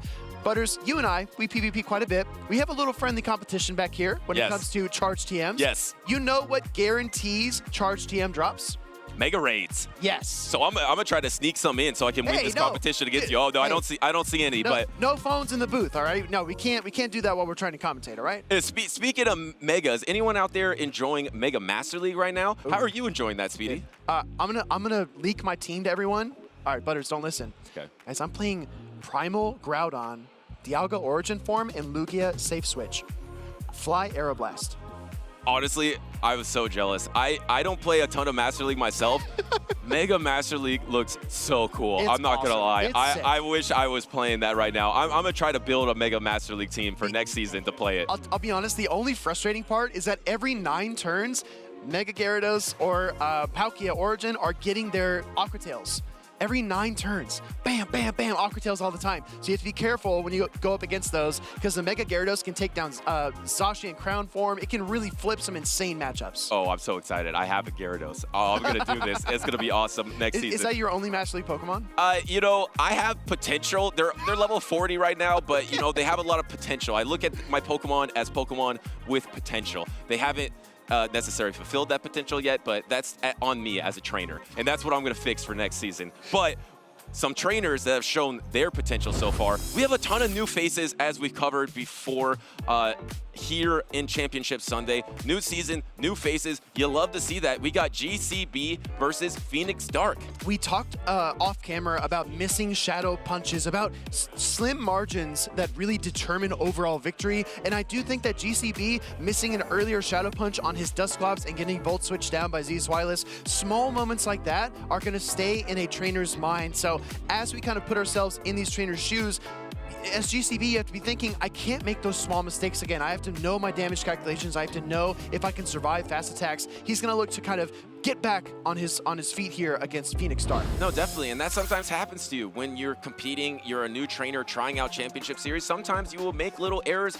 but you're on the winner's side and now you're on the loser's side. You still have an opportunity to battle back. You're talented, you're here for a reason. You can still do this, and all of you out there, you can do it too. We do have a Shadow Talonflame mirror from these teams, and it looks like it is going to be in the battlefield for both these trainers. Oh, I'm so excited. We have not seen a Shadow Talonflame mirror match, and in terms of move sets, it looks like they're both running Fly and Flame Charge. So we're going to get some Fire and Flames, chat. Let's get ready. And here is the Protect Shield on that Shadow Talonflame here. The Dusclops likes to get the Protect Shields down. I don't imagine he's going to also invest in a Protect Shield. It is just a Flame Charge. No, he actually does invest in the Protect Shield as well. Flame Charge is a little more energy than the Fly, so he's actually slower to the double charge attack as he would have been with the double Fly. And it's so much cleaner to get those 3 hexes for 9 turns versus the 2 incinerates for 10. So I think GCB saw the opportunity there and took it. That's a lot of damage into the Talonflame, but another charge attack comes through.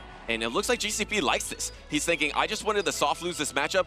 I think he's going to try for the Incinerate down. He is going to get knocked out, but he's going to also unleash his Talonflame, and he's going to double Incinerate. Energy lead versus the back line of Phoenix Dark. Look at him smiling. He knows it. He knows he's got a ton of energy. Incinerate's one of the best fast attacks in the game, and it puts him so far ahead of Phoenix in the middle match. We're smiling with you. This is awesome to see. You're going to go for the boost attack here to try to get some more damage with those Incinerates, and it does a lot into that Cradilly here. You're probably going to invest your Protect Shield, and what's crazy, even though you're debuffing, if you don't swap out, you're gonna get incinerated down. You need to get out of here if you're Phoenix Dark. I think GCB can double incinerate down this Cradilly. Phoenix Dark needs to be careful here. Maybe throw a couple more acids and then get out, but no! In comes another Flame Charge, boosting this attack right back up. He's being a little safe here. He could have tried to go for the Incinerate down, but if he didn't get it, it would have been devastating. And now he is 1 stage attack boost because the Cradilly did drop it a stage. He's gonna be able to reach a charge attack, swap out, try to catch something, but the energy wasn't available. But the key thing is you bank that Fly. All you need to do is get a Protect Shield down and get this Corsola in range of Fly. I feel like, I feel like the Cradilly needs 2 Rock Tombs here, which might be a little bit of a tall order, but gets to the first one right away. Gonna throw this into that Galarian Corsola. Obviously no shield. If Phoenix Dark can no shield 2 Rock Tombs, bank a Nightshade, he might have a win con. He can't though. He can't do it. And the thing is, now that you're debuffed, you're not gonna get knocked out by this Nightshade. I believe GCB just has to get to the combo play here. His timer's almost available. He just needs 4 more acids to get to the Rock Tomb, throw it, and now he combo plays. He could even win this game with a Flame Charge if he wanted to. If he doesn't overtap. If he doesn't overtap and throw an Incinerate, this is GCB's game to win. Talonflame waiting, punches the Fly, punches his ticket to a Game 1 victory here against Phoenix Dark. That was a swap, and it was soft, and it was precise. He was trying to not overtap. He did not. He won the game with the Shadow Talonflame. The Shadow Talonflame mirror goes to GCB. That's one of those moments. One of those moments I'm sure he's reflecting upon on his round 1 matchup against Zzwilous. He's thinking, I do not want to make any error. I want to be precise. Like you said, Butters, soft switch, immediate, definitive press on the fly. Because we've seen it happen before. Elite trainers, they're not perfect. They're human beings just like all of us. And especially if you don't hit the charge attack instantly on that swap, because if it's a 0-turn swap after a charge attack on a combo play and you're just tapping a little recklessly, you could start the Incinerate and then you have to wait 5 turns to throw a charge attack and you would have lost the game. He was very soft, very precise with it. Well done from GCB. Going into this game number 2, I think the story of that first matchup was energy management and momentum. Phoenix Dark maybe needs to take a page out of Doombug's playbook and switch out, move the pieces around, avoid the farm downs, and not give GCB such a lead. Yeah, it's gonna come to that exactly because there's no counters for Shadow Talonflame on either trainer's team. It's literally all gonna come down to your Shadow Talonflame gameplay. Yes, both these trainers have Gastrodon that can fight back versus the Shadow Talonflame, but Talonflame also resists the Mud Slap damage, so it's not terrible for the Talonflame. I really do believe it's all gonna come down to your management of Shadow Talonflame. Game number 1, GCB was able to get that energy advantage, and that's why he won. I really appreciate that you pointed that out, because what I've noticed this weekend is a lot of trainers don't have hard answers to top meta picks like Cradilly. How many teams have we seen with no fighting type Pokemon, and they have to find creative ways to get past them? This is a new situation, a new environment, but both of these trainers trust in that Talonflame, and they brought it for a reason. And you know what they say, Butters. Sometimes you just have to fight fire with fire. And I think they're gonna do that in this game number 2. do we see the Talonflames? Yes, Talonflame is in the back line for both of these trainers. The Cradilly versus the Furret. This is a little bit awkward. You have to obviously go straight for Trailblaze here on charge attack priority. It's going to be neutral into the Cradilly because Swift is resisted into the Cradilly. You're just going to try to boost your attack on those Sucker Punches. Yeah, Sucker Punch damage will add up over time. Trailblaze connects, and that does raise the Furret's attack stage, but Cradilly says, no, no, no, calm down, Furret. You're going right back down to neutral. Instantly going back to neutral on that charge attack priority here. And the thing is, you're going to keep pacing at the exact same time here. And swapping a double resisted grass attack into the Shadow Talonflame for GCB. Talonflame soars, shrugs off the Trailblaze, gets the Incinerate through, and the damage is starting to pile on, but I don't think 2 Incinerates is enough. Furret will get to the Oh, but he gets a full extra here. That is huge. Yes, you have to give it the protection, but you get a full extra Incinerate. GCB is shaking his head. That is a huge momentum swing to catch that grass attack, get a full Incinerate through, and now this Corsola is just so far behind. I like the double fly here. It's so perfect, too, because he got the 3rd Incinerate, which allows him to throw on perfect timing against the Galarian Corsa. 1 Incinerate, fly. 1 Incinerate, fly. Exactly, because the Corsola obviously is a 3-turn fast attack. You perfectly time it here, and it looks like Phoenix Stark is just going to invest in his own Talonflame. Hold on a second. It may not be over. Double Shield Shadow Talonflame is about to come out for Phoenix Stark. The swap into the Primeape here, but Primeape is just taking so much damage from this Incinerate. Great timing by GCB, not allowing an Incinerate to come through either. Rage Fist will connect into that Talonflame. I mean, it's only the first one, so you don't need to shield it, but this Shadow Talonflame does take more damage, and it's brand new to the meta. He let that go, but I'm a little bit worried about the fast attack pressure incoming from that Cradilly in the back. Actually protect shielding on GCB's Shadow Primeape here, and there it is! He needed 1 chop. That's all he could muster because that Incinerate damage applies on turn 5, and he threw 2, which means he loses that second Rage Fist. And the thing is, I mean, did you even care about the Protect Shields, or were you just trying to get as much fast attack damage as possible? You can swap here. Does it go for it? He does go for it. This is going to be an Incinerate off, and Phoenix Stark loses it. GCB shrugs. Okay, I'll take it. Talonflame versus Talonflame in the final moments. A flash in the pan, the strike of a match to win that game number 2. Trainers looking at each other across the stage, looking at the judges as well. I'm not sure if I saw something or if I missed something. What do you think, Butters? I don't know, but I want to break this down because you said that you could only do 1 karate chop in order to land the Rage Fist, which is absolutely correct. Remember, GCB made that exact mistake in an earlier matchup. He threw a 3-turn Hex versus a Charge-a-Bug of Zzwilous and got knocked out on it.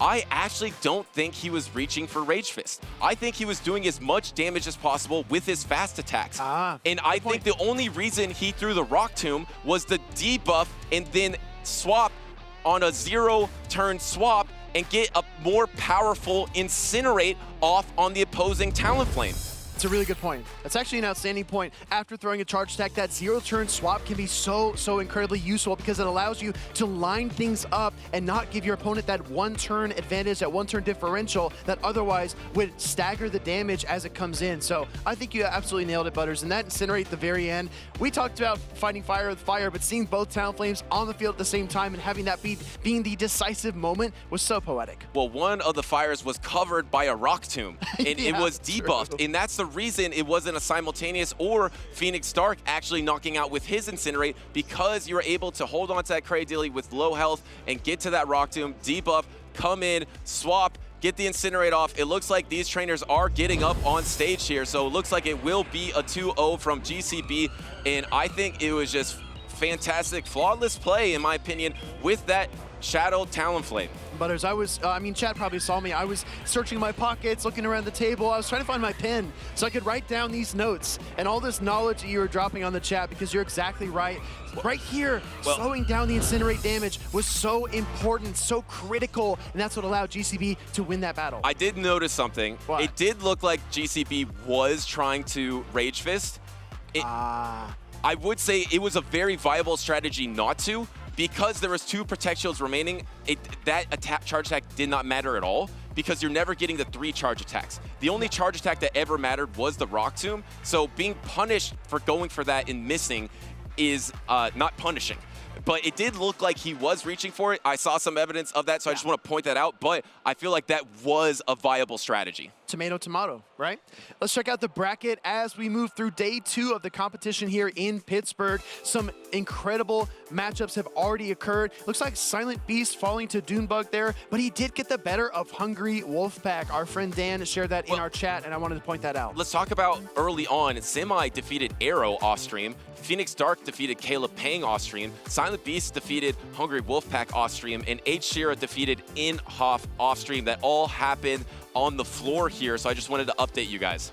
I wish we had a B stream. That'd be so cool. If we could show a lot of these table matches, I would really, really love that. But maybe one day, everybody, just keep watching, keep liking all the videos, and show your support. Let Pokemon know that you love watching the best trainers in the world throw down. And speaking of the best, look at this bracket, Butters. I mean, I have to say, we had a player to watch for one in each region, for North America, Europe, and LATAM. And 3 of those trainers are in the winner's semis with LNDS Steinar, Zzwilous, and Out of Pocket, the top 4 remaining on the winner's side of the bracket. I know chat likes to have a good time. I know we make mistakes. Sometimes chat roasts us, and that's to be expected. But sometimes, Butters, we get it right. And those 3 trainers that we picked out have excelled above and beyond here in Pittsburgh. And unfortunately, I wish they could all win, but there's only going to be one champion at the end of the day. It's a high chance that one of those 3 will be the champion, though, because it's such an advantage coming in the winner's semis. So they're very close to even the winner's finals at this point. They're close to the grand finals. Who will it be? And which region will it be? Will region from outside of North America steal the first North American regional of the season? Would that be the first time ever? I mean, Dodge won the last 2 North American regional start. I know King IV won the first ever North American regional. So unless 2023, the first one was stolen, I think it would be the first time. Wow. Just when the world needed him the most, Wadaj was retired. Well, let's check out our trainers on stage because they are ready to throw down. We're going to see Ashton Ash battle El Semi. This one's going to be really fun. We haven't seen a Blastoise in a while, Butters, but look at the top Pokemon on each roster.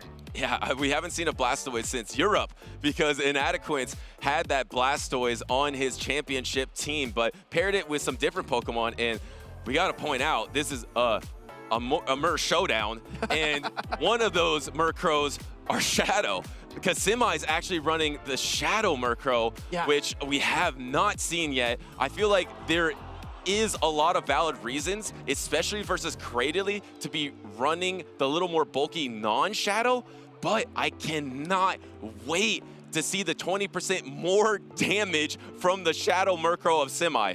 And as you look across the board at Ashton Ash's team, he's got to have that Unova Stunfisk circled. How else are you going to take down a dark flying type in that Murkrow? You can't do it with Galarian Corsola. You can't do it with Gastron. You can't do it with Cradily. You can't do it with Fortress unless you land Rock Tombs. And all you have left is the Mirror and that Stunfisk. Yeah, and I mean, to Ashton Ash's favor, that has been his duo that he's been relying on all tournament. That's true. That core of the Unova Stunfisk and the Murkrow has been quite strong. And let's actually look on Simi's team. How many answers does he have for that Stunfisk? That you have that Shadow Kanto Marowak and the Cradily. So you actually have some good answers there, as well as the Galarian Corsola. Looks like we're just getting in it now. It is the Mer Showdown. We got Ashton Ash leading it, and there is no Shadow Murkrow in the back for Simi. But what a fantastic lead for Ashton Ash. Yeah, what an incredible lead. But the double anti-flyers in the back in that rollout Blastoise and Thunderfang Steelix. But Cradily is honestly the perfect answer here for Ashton Ash. I think he's maintaining his lead advantage. And now throwing the Hydro Cannon here, Sima is going to do a good chunk into Cradily. Once you hit the double Hydro Cannon plus rollouts, you can eventually knock out if you don't get debuffed. And it looks like Ashton Ash is not messing around, not going for that debuff, going for the super effective, and Blastoise does hold on, but since he didn't put up a Protect Shield, so will Cradily. Yeah, Ashton Ash looking to maintain switch advantage here, and I think he's going to get it. Hydro Cannon connects, Cradily shrugs it off, looking for a double acid down. Actually waits for the rollouts to come through and leave less farm for the Corsola. And he can't get out of here yet, but now he could if he wanted to, but unfortunately for Simi, he's able to get to a Rock Tomb. What a swing. what a swing, what an incredible, I guess, management of HP there for that Cradilly. Out comes the Murkrow, met by the Fortress. We've got heavy metal on the field, Butters. And the steel versus steel matchups in this meta are always so awkward. They're never normal. And once again, they're not normal in this situation. You're gonna have resisted bug bite damage, but super effective sand tome damage, and then you're gonna have neutral crunches and neutral Thunderfang damage coming from the side of Shadow Steelix. I just feel like looking at the screen and asking these steel types, why can't you be normal? Got the defense drop, got the defense drop. It's actually huge. Thunderfang's coming through, and that Fortress is getting chipped down so fast. It has the second Sand Tomb ready to go, but Semi might honestly just let this go. It's like Simi got to throw both his charge attacks at once. Threw the crunch damage and got the debuff from the Psychic Fang. Swap into the Corsola, trying to get the farm down, but the swap from the Fortress to hold on with a little bit of health. Here comes the foul play. There's 2 Protect Shields remaining from Simi. This is so poetic, the way that Ashton Ash is just moving in sync, in tandem with Semi. Semi steps left, Ashton Ash steps right. They are lined up perfectly, and he's got to try to call a Power Gem bait, but I think he's going to shield regardless. He was thinking about it, but it's just going to be too much damage at this point. Even though you're a non-Shadow Murkrow, you're taking big chunks every time from this Astonish. If you took a Nightshade here, it would be devastating. It looks like he's trying to bank all this energy. The problem is, Simi's getting closer and closer to his switch timer. He wants to reach for the Steelix. He wants those Thunderfangs to connect. Double charge attacks are ready, plus extra. Ashton Ash fires a foul play here. Gonna take down the Galarian Corsola, and that Steelix is Semi's last hope. But both trainers do have a swap available. There is the Fortress for Ashton Ash, and it looks like the swap happens, but the patience from Simi. Hold on a second. Wait a second. Simi saw it. He saw the swap. Ashton Ash is smirking. He did throw the crunch anyway. The energy is wasted, and now suddenly you just need to get the 2 charge attacks, but it didn't even matter. Galarian Moltres might have been able to do it. Mandibuzz definitely would have been able to hang on through 2 more Thunderfangs, but Murkrow is not the bulkiest dark flying type in the meta. Looks like he got chewed out of that game at number 1, but it was anybody's matchup until the very end. Yeah, and the funny thing is he did have that Protect Shield in the back, so it required Ashton Ash to get to the double foul play or the double drill peck to knock out there. So even though it looked a little clunky when Simi saw the swap and then threw the crunch, it does make sense once you realize, oh, I think he's going to be swapping here, but oh, hold on, I can just win this with Thunderfang damage against the Murkrow anyway. Let's get this Fortress out of the battle. That's exactly what he did, and he won game number 1. I just can't speak highly enough of Ashton Ash. Letting his Cradilly get so weak, throwing the 2 acids and then the Rock Tomb before the second Astonish applied, only giving his opponent 2 fast attacks worth of energy and also debuffing. Ashton Ash did everything he possibly could to try to win this game, and you know what, Butters? We talked about Unova Sunfist before the series began. He did not even play it in that battle. Yeah, and he was 1 peck away from winning that battle in game number 1 if he somehow was able to generate a little bit more energy against that Corsola matchup. But let's be honest, I think he was pretty much at 100 before he knocked out the Corsola. So will we see that Stunfisk in game number 2? Looks like both these trainers are locked in here. Ashton Ash with his tournament dreams on the line. He tosses out the signature Pokemon, the Murkrow, but a great counter in Blastoise. Very good counter, and it comes down to what Ashton Ash wants to save switch. Does he want to risk it all by safe swapping that Galarian Corsola and maybe running into a Murkrow, or does he want to do something different? Gonna go for the drill peck here against the Blastoise and chip it down, but I imagine he's got to switch eventually. Does he go into the Corsola to try to soak all this energy in? Yes, that's exactly what he does. Corsola is a fantastic sponge, able to absorb this Hydra Cannon, and there's no clear answer for Corsola in the backline. There is no Shadow Murkrow on Simi's team. Yep, trying to call the Murkrow, and it's not there. So that's the first bit of good news here for Ashton Ash after a tough lead into rollout Blastoise. Gonna go for the Nightshade here against the Shadow Kitten Marowak. This will do quite a bit of damage, but Simi lets it through. It's a little clunky for Simi here because you need to throw the Bone Club to knock out, obviously. You will be able to hold on to this Bone Club. You're going to be able to knock out here. Does Ashton Ash give up a Protect Shield? No, lets it go. It's hard, though, to farm down with Acid on your Cradilly. You don't want to necessarily give up a Protect Shield, but looks like Ashton Ash will give up that Protect Shield to get some more energy on the Murkrow. Yeah, you have to at this point. Murkrow would absolutely not survive a Rock Slide, and Semi is so weak, he's only going to get 1 charge tech anyway, so that was an easy call for Ashton Ash. Blastoise comes back out. It's only 1 rollout away, so Ashton Ash is able to get the Drill Peck. He's got to switch, though, unless he wants to take a Hydro Cannon. He gets the Protect Shield. Does he try to catch on this Hydro Cannon, keep the Murkrow in the battle. And no, it's actually not going for the rollout here, not trying to be predictable, trying to be unpredictable for Simi, and gets the last Protect Shield. But can you actually farm down here? That would be brutal. And now you have to swap in, and you have to give up your Protect Shields to these foul plays. Suddenly, I thought Simi was so far ahead. Ashton Ash is now ahead in this battle. Me too. I think if Blastoise stays, it gets pecked down, and then the double foul plays are ready anyway. So Semi's forced to go into the outpaces. Corsola. Yeah, exactly. Outpaces again. But Semi is just like up a creek without a paddle.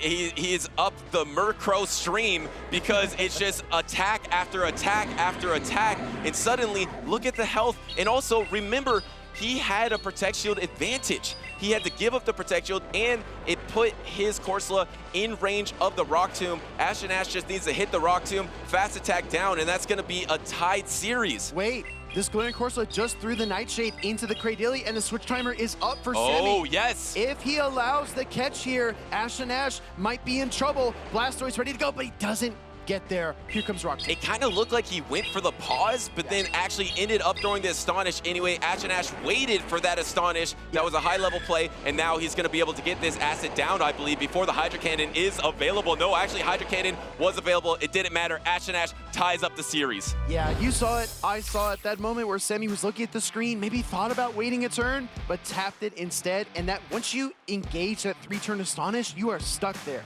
Exactly, and once you engage that Astonish, it gives the opportunity for Ashton Ash to then unleash his charge attack. All he is waiting for is to see that Astonish come out from Simi. Well played from Ashton Ash. I kind of counted him out a little bit in that mid-game, but... Dude, I absolutely did.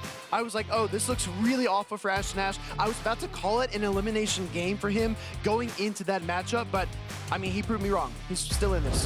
The Murkrow gameplay of just leading it and then just having those bulky top meta picks in the back. How about that strategy? Having Murkrow in the front, Corsola and Cradily, the top 2 usage Pokemon. I guess Gastrodon is technically tied with Corsola, but you know what I mean. Having those bulky, standard, neutral picks in the back to just ramp up energy, toss energy, soak energy with your meta picks, and then come back in and close the game with your Murkrow. If you keep seeing Murkrow and Cradily from Ashton Ash, why bring the Marowak? Right. It's got a tough matchup, right? He's looking for that Stunfisk. I think that Semi wanted to pair that Marowak against the Stunfisk, and Ashton Ash just did not give him that opportunity. Yeah, deciding instead, we've seen all tournament long, he has paired that Murkrow with the Unova Stunfisk. But for this series in particular, he is making that adjustment. In particular, I think he's counting out Shadow Murkrow. He doesn't think he's going to see Shadow Murkrow, so he's also playing extremely loose with his Corsola. Do we ever see a Shadow Murkrow appearance from Simi? I mean, he safe switched it in game 2, and I called it out. I was like, this is so risky. He is putting all his chips in the middle of the table and going all in, but this is an all-in game. Game 3, Ashton Ash taking on El Semi. And once again, it is the Blastoise in the lead, and look at this. With his tournament dreams on the line, Ashton Ash does sit the Murkrow. Instead, brings the Gastrodon and the Fortress in the back. If he's able to get alignment with that Fortress into Cradily, it's going to be devastating for Simi. Hydro Cannon connects into the Cradily. A little bit of chip damage there, but that grass subtyping helps it out so much. Overcharging quite a bit, anticipating maybe a switch coming through, but it doesn't occur. Grass Knot will connect. We saw how much damage this did earlier on in the series. It's gonna hurt. I like how he never messes around, but this time it does get protection. Simi, maybe knowing in the previous matchups, he is gonna see that Grass Knot. He kind of sniffed it out. Ashton Ash likes to throw the Grass Knot, doesn't throw the Rock Tomb. I can safely protect shield this, throw the Hydro Cannon. You're not knocking out the Cradily yet. It's gonna be able to get the double charge time. Swapping, but actually swapping, Simi doesn't like it, knowing this is also going to be a grass attack that's super effective. Goes. Ouch! Connects, ouch! Kanto Marowak takes so much damage, and in comes a Gastrodon. Look at the read as well to bring the Gastrodon into the Marowak. And Ashton Ash just pulled off what Simi tried to do. Simi tried to come in really quickly, Mud Slap down. It was not effective. Ashton Ash just countered him with the better Mud Slapper in the meta right now with the Gastrodon. Did the exact same thing that Simi was looking for, and he's just so far behind in this matchup. Ashton Ash has the full Fortress in the back has a protect shield advantage as well. Semi goes ABB strong to Unova Stunfisk, and Ashton read him like a book. Grass not coming through here. Gastron's going to go down, but I don't think Ashton really cares. I think he's got his Fortress here, which he knows is going to chew through the back line, especially with 2 protect shields. I mean, yes, you are going to be able to get to a lot of Hydra Cannons. There is a world that maybe you get back to your timer once again and swap out, catch something, but at this point, once you're debuffed, how many Hydra Cannons are you going to need to get to? 5 once you get double debuffed? It's one thing to catch on a Charge Bug with a 4-turn Volt Switch and a Talonflame with a 5-turn Incinerate. Catching on a 1-turn Bug Bite is absolutely microscopic timing. That would be very, very impressive. I hope we see some flashes here, but I don't know, Butters. You're going to be able to double Hydra Cannon here, maybe get the last Protect Shield of the battle. No, saving it for the Fortress here. There's going to be a back-to-back after 1 rollout. There is no attack available, but you're just not even in range. You don't even need to give up this Protect Shield. You can finish out this game with Bug Bite damage. It's super effective versus Cradily. It's going to finish off the Blastoise. Well, the biggest threat is Rock Tomb, right? So if you give up that shield right there, you open yourself up to a Rock Tomb, which is occurring right here, right now. Final shield of the game from Ashton. Ashton's Fortress is getting really, really low, but being a Steel type and resisting the acids helps it so much as it chews through that Cradily, and it's going to connect with a Rock Tomb. And Ash connects with a 2-1 victory to move on in this tournament. Knocks out Simi. Awesome to see the Shadow Murkrow. Unfortunately, it does not continue here. I'm a happy camper, Butters. I got to see Fortress and Blastoise squaring off against each other on the same stage. 2 of my all-time favorite Pokemon. And let's talk a little bit more about how that series developed. When we led into it, we called it the Mer Show. We were going to see Murkrow from Ashton and Shadow Murkrow from Semi, but by the end, there were no Murkrow at all. Yeah, what an adjustment, because I think Ashton has played every single battle on stage with Murkrow. I'm serious. Every single battle he has used Murkrow. He did bring that, I believe, in Monterey as well. He has a ton of reps with it. Decided to sit it with his tournament dreams on the line, and what a call that was to bring out the Fortress. This Fortress is such a wild card in this meta. I mean, you're a Fortress expert. Why do you think it can be so strong in this meta? I mean, Cradily is an obvious choice. Well, look, it's really 2 points, right? Well, it's actually 3 points. I'll keep it to 3 real quick. First is Rock Tomb. Obviously one of the best charge attacks in the entire game right now. We saw it last season with Claydol using Rock Tomb. That's another Pokemon that's really, really successful in days past. But I think also the typing Bug and Steel is so strong. As long as you're not up against a Fire-type Pokemon, you're pretty safe into almost every single matchup. As Trent said, you don't get Mud Slap down as a Steel type because you are the Fortress. And you might be saying, oh, well, what about Shadow Scizor? Also Bug Steel. It is so flimsy and such a shield hog, but Fortress is a bulky Pokemon that you can rely on and you can just leave in the battle. The 3rd point, Butters, Bug Bite damage. Bug Bite, Sand Tomb, pressure, chewing through HP. It's incredible. I think you nailed it. The 2 biggest points for me, the #1 usage, over 80% Cradily. It's just a dominant counter to that. And then there are 2 Mud Slappers in top 5 usage. Trent said it, you said it, it's the Steel type that beats the Mud Slappers or can beat the Mud Slappers in some scenarios. So it is actually very well positioned versus the top meta. It can be a wild card in any battle, and you saw it right there in game number 3. Butters, what am I thinking right now?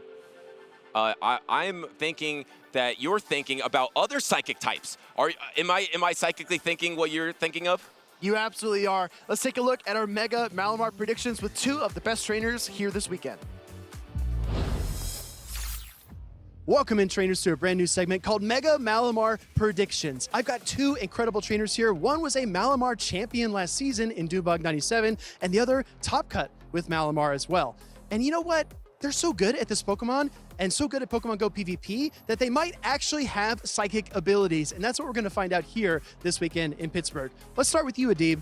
You know what? I feel like one of the easiest tests of a psychic is if you can move something telekinetically. So can you do it? Can do. Wait. Oh, no way. Whoa. Did it work? It worked perfectly. Adib, your powers are incredible. You telekinetically moved that Giratina Ultra plushie, which I think just won in Frankfurt as well. So very, very nicely done.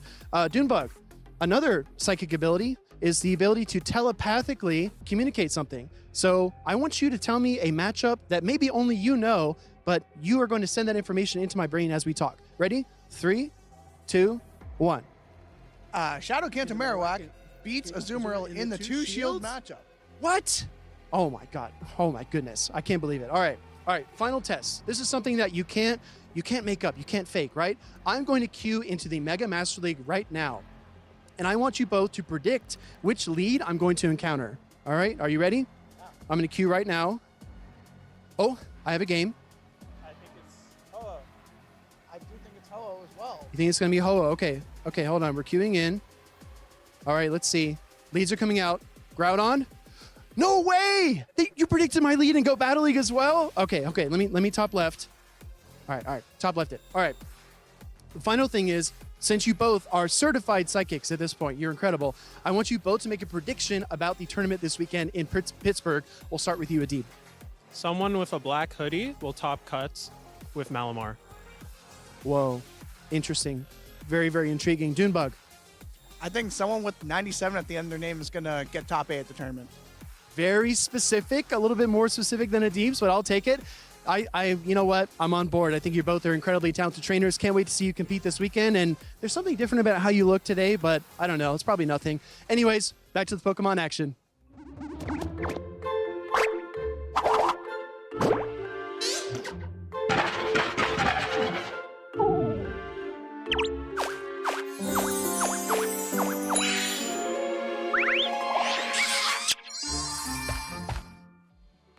Learning new movesets can be tough. There are so many changes that come every 3 months with the Go Battle League season updates, and it can feel a little bit overwhelming. So let's have some fun with it. There's a fast attack called Peck that has made a ton of Pokemon relevant just this season, and I've got 3 incredible Peckexperts that are going to break down which Pokemon know that attack and what charge attacks they know as well. But first, they have to complete a challenge. Let's get started.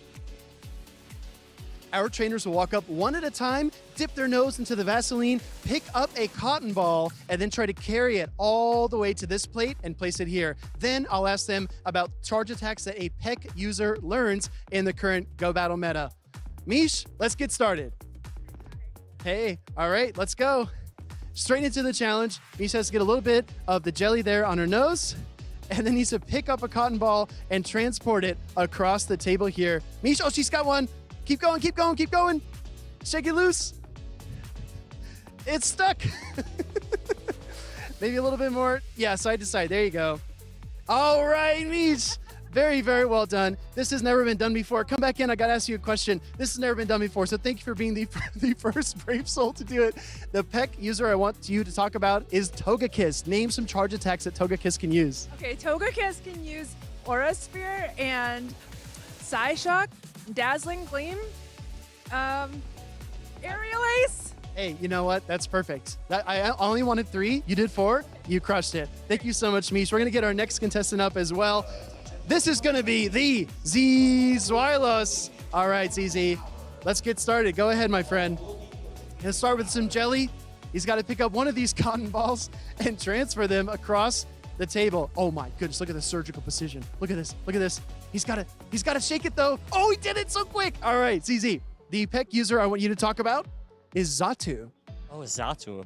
Xatu is a Peck user that certainly has access to Psyshock as of the most recent update. I think it learns Future Sight as well. Does it learn Sky Attack of all things, or? I don't believe so. It might be Nightshade. This is fairly unfortunate, but yeah, I don't believe we'll be seeing too many Xatus, so I don't mind that my expertise wasn't as impeccable as usual. I should have asked you about Carablast. I know that's one that you do know, but I tried to throw you off, and I guess we succeeded, chat. Let's absolutely go. Carablast does learn Signal Beam, so if you ever run into a Carablast in the Go Battle League, ask yourself what you've been doing with your life. Awesome, ZZ. Thank you so much. We're going to bring in Anna here for our last contestant. Anna, let's go. All right, Anna's got to get a little jelly and then the cotton ball. Okay, nice form. Incredible execution. First try. Anna, all right, shake it. Shake it off. There we go. All right, perfect. Well done. The Pokemon I wanted to talk to you about is Fearow. Tell me some charge attacks that Fearow learns. Well, most notably, both Drill Peck and Drill Run, giving it very good coverage in the current season. Very strong Pokemon. I don't know beyond that. That's okay. I think you absolutely nailed it. I've gotten a lot of satisfaction out of double Dro running Bastiodon so far in this meta. Very, very nice. Very, very enjoyable. Banana, great job. Thank you so much. And I think with that, our 3 Pexperts had absolutely knocked it out of the park. That was a little bit of lesson for everyone watching at home. Make sure to read up on those Go Battle League updates, and we'll see you next time.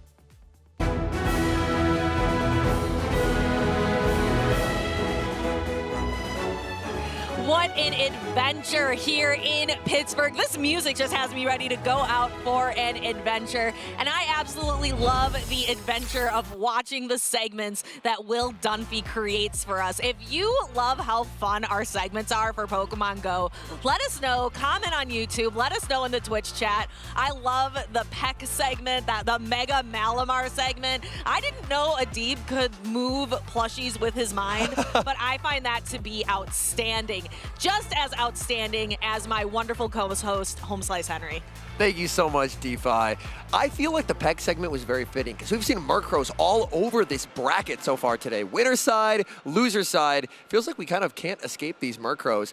Winner's side, we've been making some really nice progress. Up next, we're going to have Trent versus LNDST Steinar and Zzwilous versus Out of Pocket. The stakes only climb from here, and we are going to be in for some unbelievable matchups as these trainers are fighting to earn their place in the winners finals, which is a guaranteed top 3 finish in Pittsburgh.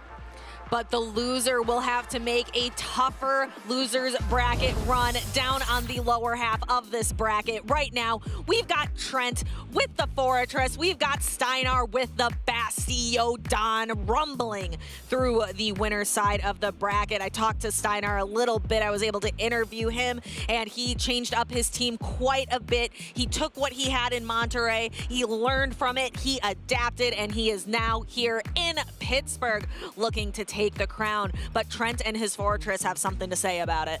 Trent is running a bit of an interesting team, where he is running some Pokemon that other trainers are not necessarily considering for this meta, like the Dugong and the Lantern. But we don't have to wait much longer. Handshakes exchanged, teams locked in. Game number 1, Shadow Kanto Marowak into the Galarian Corsola. Typically, I would prefer to be the Galarian Corsola in this matchup, as Corsola's bulk really shines in this matchup.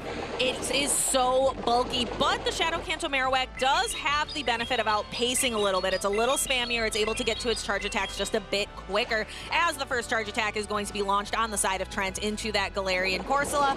But Corsola is going to return fire with Nightshade. Nightshade is going to be shielded by the Marowak. Marowak investing in its HP. Marowak playing to the charge attack priority tie, hoping that this Bone Club will be enough to knock out a very bulky Galarian Corsola. May be able to hang on here. Steinar risks it, and unfortunately he does not survive. In comes Galarian Moltres. And Moltres looking to get a bit of farm. Trent going for the bait, and Steinar falls for it. The Bone Club is about to launch into the shield. That is an unfortunate use of a Protect Shield by Steinar, and then able to get to a second Bone Club, but Steinar knows, like, this one's definitely a Bone Club. I don't have to shield this one. Great counting by Steinar. One thing to notice is this Galarian Moltres is on Payback. Payback not only improves the matchup into the Galarian Corsola, but also into the Lantern, as normally Lantern would be a wall to the double flying moveset. In comes Lantern, but armed with Payback. This Galarian Moltres will be able to output some pretty significant damage into Lantern. Trent, however, knows Lantern's very bulky. Instant no shield, as Payback will connect. Oh, that is quite a bit of neutral payback damage, and that allows Steinar to build up a little bit of energy on the Moltres to utilize for later, and now we have Corsola versus Credilli. Corsola is going to be able to get to the Rock Tomb first, start to bring down the attack of the already Corsola, not known for its attack, but going to bring it down a little bit more. Trent is stuck in this matchup with the Lantern, so which timers are exactly aligned right now? Steinar can try and take advantage of this matchup takes so long that the timer should come up, because it is typically going to be the third charge attack from the Credilli that's able to pick up the knockout.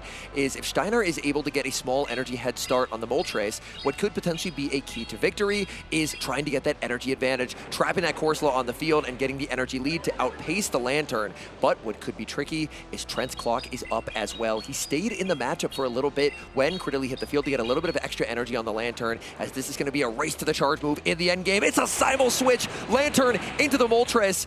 Lantern's HP, since it stayed on the field for so long, is now getting very low. These sucker punches could be threatening.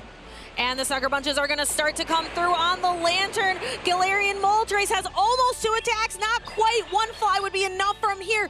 We see Trent shield, protecting his Lantern from that first fly. Can Steinar get to the next one before the surf? He just barely gets there. Charge attack priority. Galarian Moltres will win it. This is resisted, but Lantern has lost simply too much HP. Down goes Lantern. In comes Galarian Corsola. No health to speak of, no energy to speak of, and that's a game 1 win for Steinar. Steinar's so confident. He's starting to already write his notes on the side of what to do next. And he's like, oh yeah, I got to take out the Corsola as well. But that is absolutely no problem for that Moltres. That was phenomenal gameplay, really being able to save his Galarian Moltres. I was a little nervous. The Moltres did take a lot of damage earlier on in that matchup, but it had enough. It had the energy to be able to throw 2 flies into the Lantern, 1 for the shield, 1 for the knockout.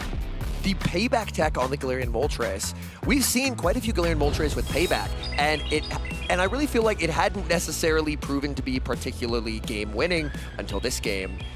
The devastating bait by Trent, pressuring the shield, but the reason why it was nice was it allowed him to get a little bit of chip damage onto that Moltres that he would not have gotten had he went for the Rock Slide.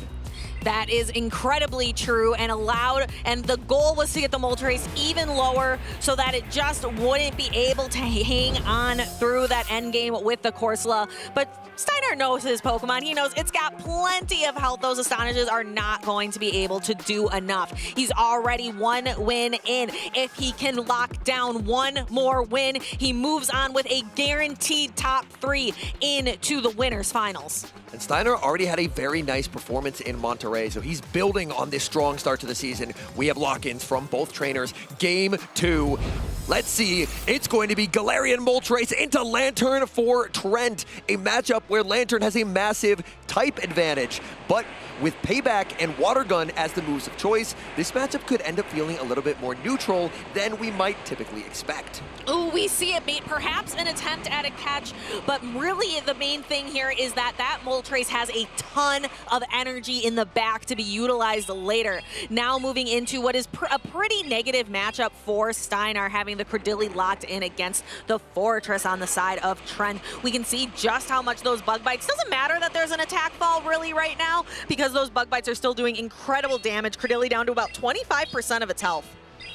Full charge. Oh, a slight undercharge on the Rock Tomb. I like the play from Trent. Trent knows that move will not knock out at full power. So I may as well undercharge and see if I can get as much farm as possible to try and make a move into whatever Steinar brings in. So I love the thought process from Trent, because look at this extra farm. Trent now exits with the Sand Tomb banked. A very nice undercharge. Out comes Galarian Corsola. And because of that undercharge, the Rock Tomb is reached. Corsola will get a farm down, but it's going to exit at -1 attack. -1 attack, moving into knock out the Fortress, taking a little bit of extra time to do so, but here comes that Marowak, and then the Moltres already having all of that energy, going for a bait on the fly. Does Trent fall for it? He falls for it! The fly bounces off of the Protect Shield, and Trent is able to return fire with the Surf from Lantern the Fish. Lantern also successfully baiting. This is going to be a war of pacing. Steinar getting to the payback. A second bait. It's so risky. Trent has to think it over. Is this the payback? Is it the fly? He calls the bait. What a read by Trent. He's able to withstand this damage now. get to the surf, and that saving of the Protect Shield could loom large in the endgame as Steinar puts up his final shield. Trent says, fool me once, shame on me, but you will not do it again. Does not fall for that second bait. This is a mind game here in the winners semifinals. Steinar gets to the fly, and it draws the final Protect Shield of the match. All charged attacks will connect, and Trent is able to knock this Moltres out of the sky with a rock slide. There is quite a lot of energy stored on the Galarian Corsola. I believe a Nightshade is already banked. Bone Club, there's no Protect Shields to hide behind, but Galarian Corsola is very bulky. Galarian Corsola wants to farm with Astonish to get this Marowak into Nightshade range. If he can get the double up on the Nightshades and the Nightshade knocks out, this could be the opening that Steinar needs. Top 3 on the horizon. Trent needs Marowak to survive. Nightshade lands. Marowak will not survive. The Nightshade is ready, and Steinar, building on such a strong start to the season, wins this series 2-0. He's on to the winners finals here in Pittsburgh. Congratulations to Steinar, improving on his record in Monterey, is now officially top 3 here in Pittsburgh. Can he continue on? Will it be Steinar taking the crown back home? What a story for Steinar, competing in the first event of the season, having a good run, but deciding maybe I need to make some adjustments. Going back home, adjusting the team, figuring out a new strategy, going to the next tournament, and it's paid off. He has yet to lose a single series. He's into winners finals, guaranteeing a top 3 finish. As what a start to his season. Steinar is absolutely no stranger to the top cut. He is no stranger to doing so well at these championship tournaments, and really just wonderful energy management, being able to bank energy on his Galarian Moltres to be able to utilize later. Did get a little greedy with the double baits, going for 2 flies in a row against Trent, but still managed, had enough energy, had enough health on the Galarian Corsola to be able to secure back-to-back knockouts on the Marowak. Let's take a look at our bracket. Steinar in winners finals, awaiting the winner of Zzwilous versus Out of Pocket. This winners finals is shaping up to be unbelievable. Zzwilous and Out of Pocket, 2 titans of our game. Zzwilous representing Europe, Out of Pocket from America, and Steinar awaiting the winner representing Brazil. What an unbelievable winner side of the bracket, but there's still so many trainers alive on losers. Talk me through it, DeFi. We still are going to get to see Doombug and Overlord Raichu battle it out down on the loser side of the bracket. We'll see Ashton, Ash, and GCB. The winner of that is going to get to take on Trent in losers round 4. We have so many phenomenal battlers who are out here. They are hungry, but that losers round, that losers bracket is such a tough road. It's so many battles. It is a mind game. It is a battle of endurance to be able to make it all the way through. Winner side, you're taking a shortcut. Just all you got to do is win. That's the easiest way to make it through one of these tournaments. Just don't lose. And on that loser side of the bracket, not only is every game a potential elimination game, you are out of the tournament if you lose this best of 3, but there's so many more rounds. So for these trainers, sometimes it can be a bit of a blessing, sometimes it can be a curse. We know in previous tournaments, there have been trainers who have made massive losers run, where by playing so many games on loser side, they were able to build that momentum, and they just became unstoppable. I believe last season, Elam was able to climb his way out of the losers bracket and bracket reset to claim 2 regional championships because he just built that momentum, that confidence grew. So sometimes it can be a benefit, but playing that many games, you're going to be up against some tough competition, so you have to bring your A game to every single matchup. Those losers round players, like a boulder rolling down a hill, trying to pick up momentum and just smash their way back into grand finals. But here we have a couple of trainers who are sitting up at the winners finals. They can breathe a little bit easier in this best of 3. Again, Zzwilous on the left-hand side of your screen, known as being just like Mr. Day number 2, constant top cut over in Europe, and also a world traveler, not afraid to come over here to the North American region for a couple visits every year to try to build up those championship points and claim as many medals as he can. Facing Out of Pocket, a trainer who puts in so much preparation into every tournament. He is out there messaging his friends at all hours of the night, asking for scrims. Home Slice Henry, I know that you have been subject to quite a few pings from Out of Pocket. He is one of the most prepared trainers in this circuit. He very diligently puts in the time, hours and hours of practice, carefully crafting a team, working through the matchups, and he is going to have to put that practice on display here because the Guzzlord for Zzwilous looks incredibly strong into Pocket's team. Pocket is running the currently preferred moveset on Gastrodon, which is Body Slam Water Pulse, but without that Earth Power, significant damage, Guzzlord can do pretty well. Zzwilous is on Sludge Bomb on the Guzzlord, which does mean he does not have access to the hard-hitting Dragon Claw. Sludge Bomb does not offer a lot in this particular matchup, but both these trainers, their accomplishments speak for themselves. Out of Pocket, NAIC champion, 3 regional championships, Zzwilous top 4 NAIC, EUIC finalist, Birmingham finalist, Barcelona special champion. Both of these trainers, no stranger to being at their very best when the lights are brightest.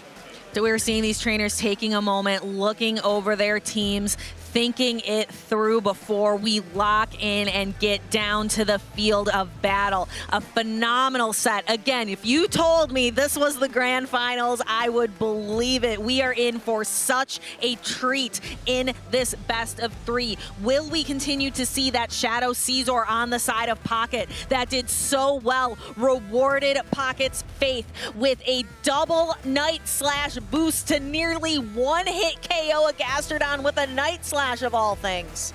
We've got lock-ins. Game number 1, Zzwilous Out of Pocket. It's Corsola into that Credilli.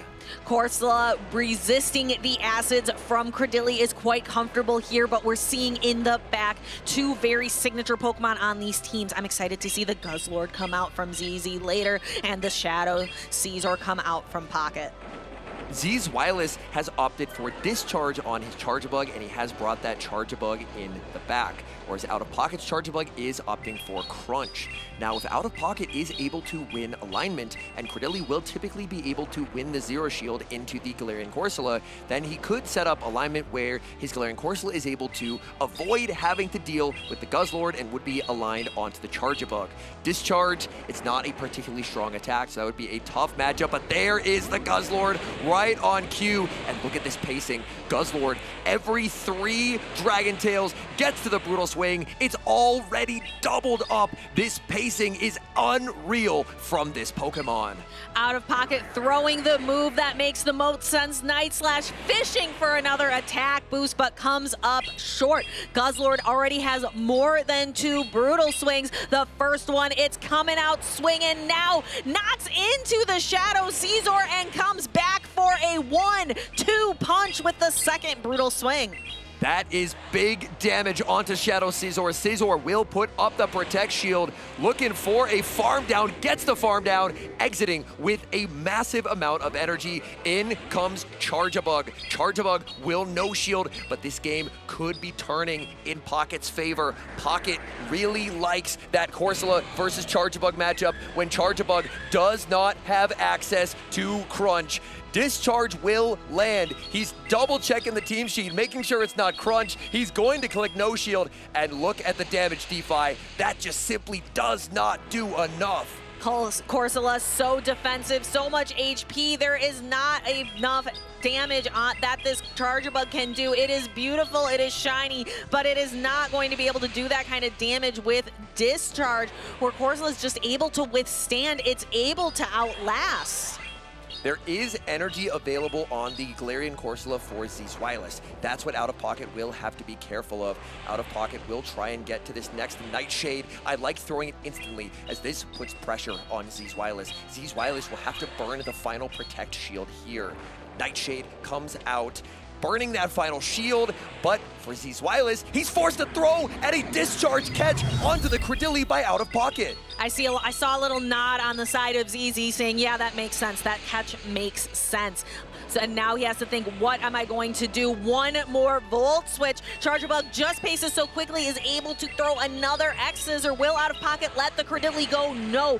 Keeps it in. Can we get a farm down? No, we see a quick switch and a combo play from Zzwilous. Let's get that Credilli out of here. How healthy is the Corsola for out of pocket? Both these Corsolas are quite low. Pocket does not have the health needed. Zzwilous takes game number 1. A sigh of relief, an incredibly close game. But Corsola, it can absorb those hits from Charjabug, but over time it just took slightly too much damage. Very well played by Zzwilous.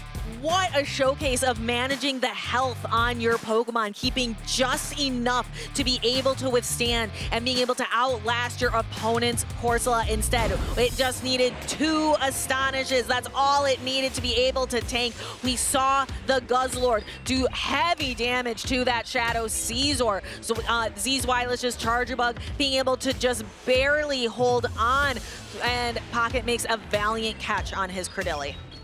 He really tried to find a way out of this matchup, but unfortunately his Galarian Corsola was just too low. Got astonished down by Zzwilous. Zzwilous 1 win away from top 3 for Pocket. Pocket is going to have to stay calm, stay focused, find the answers. This is a difficult matchup.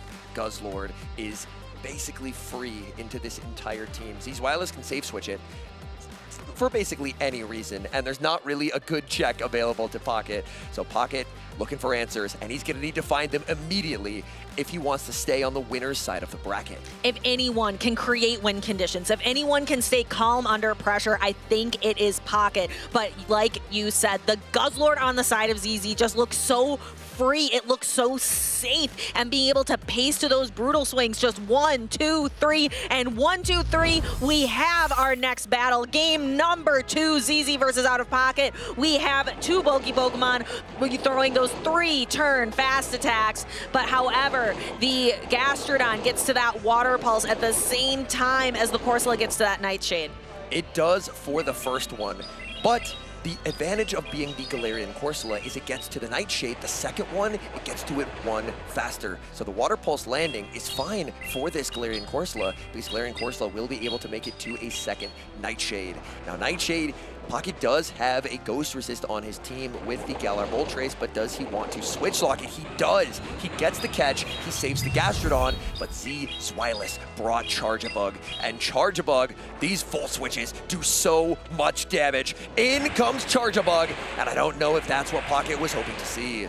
No, it likely wasn't. Before the Moltres even gets to its first fly, it's down to about 1/3 of its health. ZZ can comfortably just shield this and keep going for the Volt Switch after Volt Switch. It has room. There's 1, there's 2, there's 3. Moltres goes down, fully farmed down by Volt Switch energy. This Charjabug, it is locked, it is loaded. I don't know if I see a way out of this matchup for Pocket. There is 100 energy on that Charjabug. He goes for Charge Attack priority, loses Charge Attack priority, and now in comes Credilli. Credilli so far behind in terms of energy. Charjabug already almost at a second X-Scissor. The shield comes up from Pocket. Pocket will try and get to the Rock Tomb, but he simply cannot get there. He gets outpaced. He's shaking his head. And for Zzwilous, this Charjabug, it's been so strong for him all tournament, and it looks like it could propel him into the winner's finals. Beep, beep, all aboard the Charjabug bus. I absolutely adore this Pokemon, and it is showing why it can be the superior electric-type Pokemon. ZZ pulls out the Charjabug and it saves it with a little bit of energy and a little bit of health if it needs to get to the X-Scissor to close out the end game. That's very well played by Zzwilous. Has the X-Scissor banked, may as well switch to reset that Rock Tomb debuff.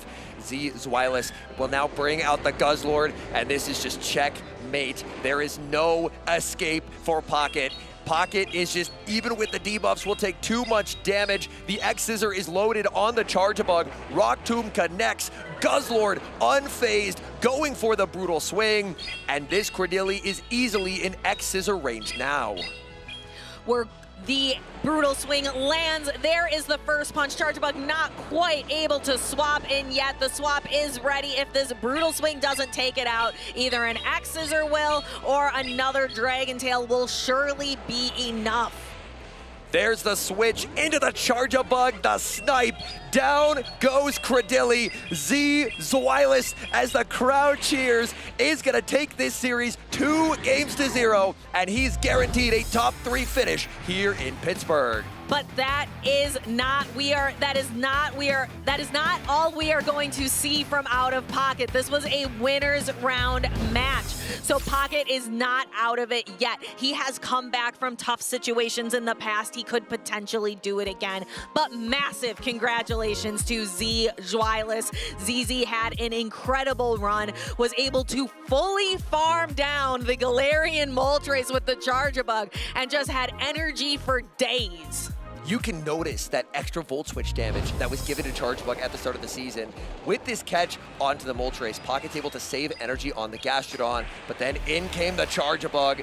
Moltres would have loved another fly, but it simply cannot get there, and this Charge-a-Bug energy was just too much to handle, saving the X-Scissor, resetting the debuff, sending in Guzzlord, and then the closer, Charge-a-Bug, getting back onto the field, knocking out with the X-Scissor. There's the celebration from Zzwilous. He has so much support in the crowd. He's traveled far to compete in Pittsburgh, and it has been rewarded. Unbelievable plays, and this sets up later today a winners finals between Zzwilous and LNDST Steinar. That I think it really goes to show for ZZ that he's not even in his region right now and has massive support out there in the crowd. So it's one thing to have massive support in your own region. It's another thing entirely to be able to world travel and still have the crowd support, perhaps the people's champion today. Unbelievable plays all day from Zzwilous. And honestly, it's just been unbelievable being at the venue so far. We have amazing spawns at the venue. It's currently a Team Go Rocket takeover event as well. So all of the stops have been lured up all day. There have been so many different Rocket grunts. Have you managed to find a good Shadow Pokemon so far from this new Rocket takeover? I don't personally use Shadow Pokemon in PvP. However, I know that a lot of trainers have been really enjoying celebrating getting a really good Shadow Phoebus for Shadow Milotic later on, but it takes a little bit of effort to be able to evolve a Phoebus.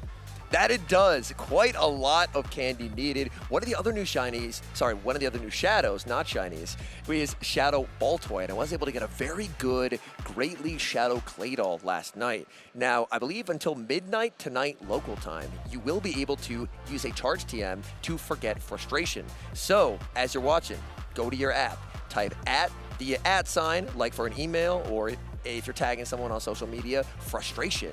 And then you'll be able to see what has frustration, and you'll be able to defrustrate mons like the Shadow Groudon raid weekend that's going on as well. Yes, you definitely want to TM frustration off of your Pokemon, especially Shadow Groudon. There was a Shadow Groudon raid earlier while we were off camera, and it was just instant. 20 people, 20 people, 20 people, just wave after wave after wave. It is such a popular Pokemon to be out there in raids right now. Another reason to come to these regional events, if you maybe are out there and you struggle to maybe get raids done in your local community, come to a regional. We got people who love to do raid battles here. We definitely do. I believe our next matchup is ready down on the stage. We now move to the losers side of the bracket. So we got to see winners semifinals. Now we're on to losers round 3. Ashton Ash knocked into losers by Pocket, but making a fantastic losers run so far, staying alive in the tournament with that Murkrow. And for GCB, what a tournament so far with the Shadow Talonflame, Shadow Primeape, Shadow Dusclops, so many shadows, so much damage potential. Ashton Ash is going to have to be careful because we saw a Murkrow face a Shadow Talonflame yesterday, and that did not go well for the Murkrow. Those Incinerates were devastating. However, if the Murkrow can avoid the Shadow Talonflame, can avoid the charms from the Wigglytuff, it has 4 really good matchups that Ashton Ash could potentially leverage in this losers round 3. It looks like these trainers are not wasting any time. They've already locked in their teams. Game number 1, what's proven to be a defining matchup of this tournament and this meta so far. Galarian Corsola into Cradily. Cradily is able to emerge victorious in the Zero Shield, so some Corsola players have been deciding to play it out, tank the second Rock Tomb, and then look to save switch out of here and save a Nightshade, resetting the Rock Tomb debuff, where the Nightshade could be devastating later in the battle. And do not adjust your screens. That glare on the side of GCB, that is a purified Cradily, emanating a little bit of light from its purified heart. And that might give, actually, that probably gives Ashton Ash a little bit of information, being able to tell what the attack stat on that Cradily might be. It's GCB who switches out, catching the debuffed Nightshade onto Dusclops. Dusclops still taking a lot of damage from this Corsola. Corsola is debuffed. It does not look it. There's the switch into Stunfisk.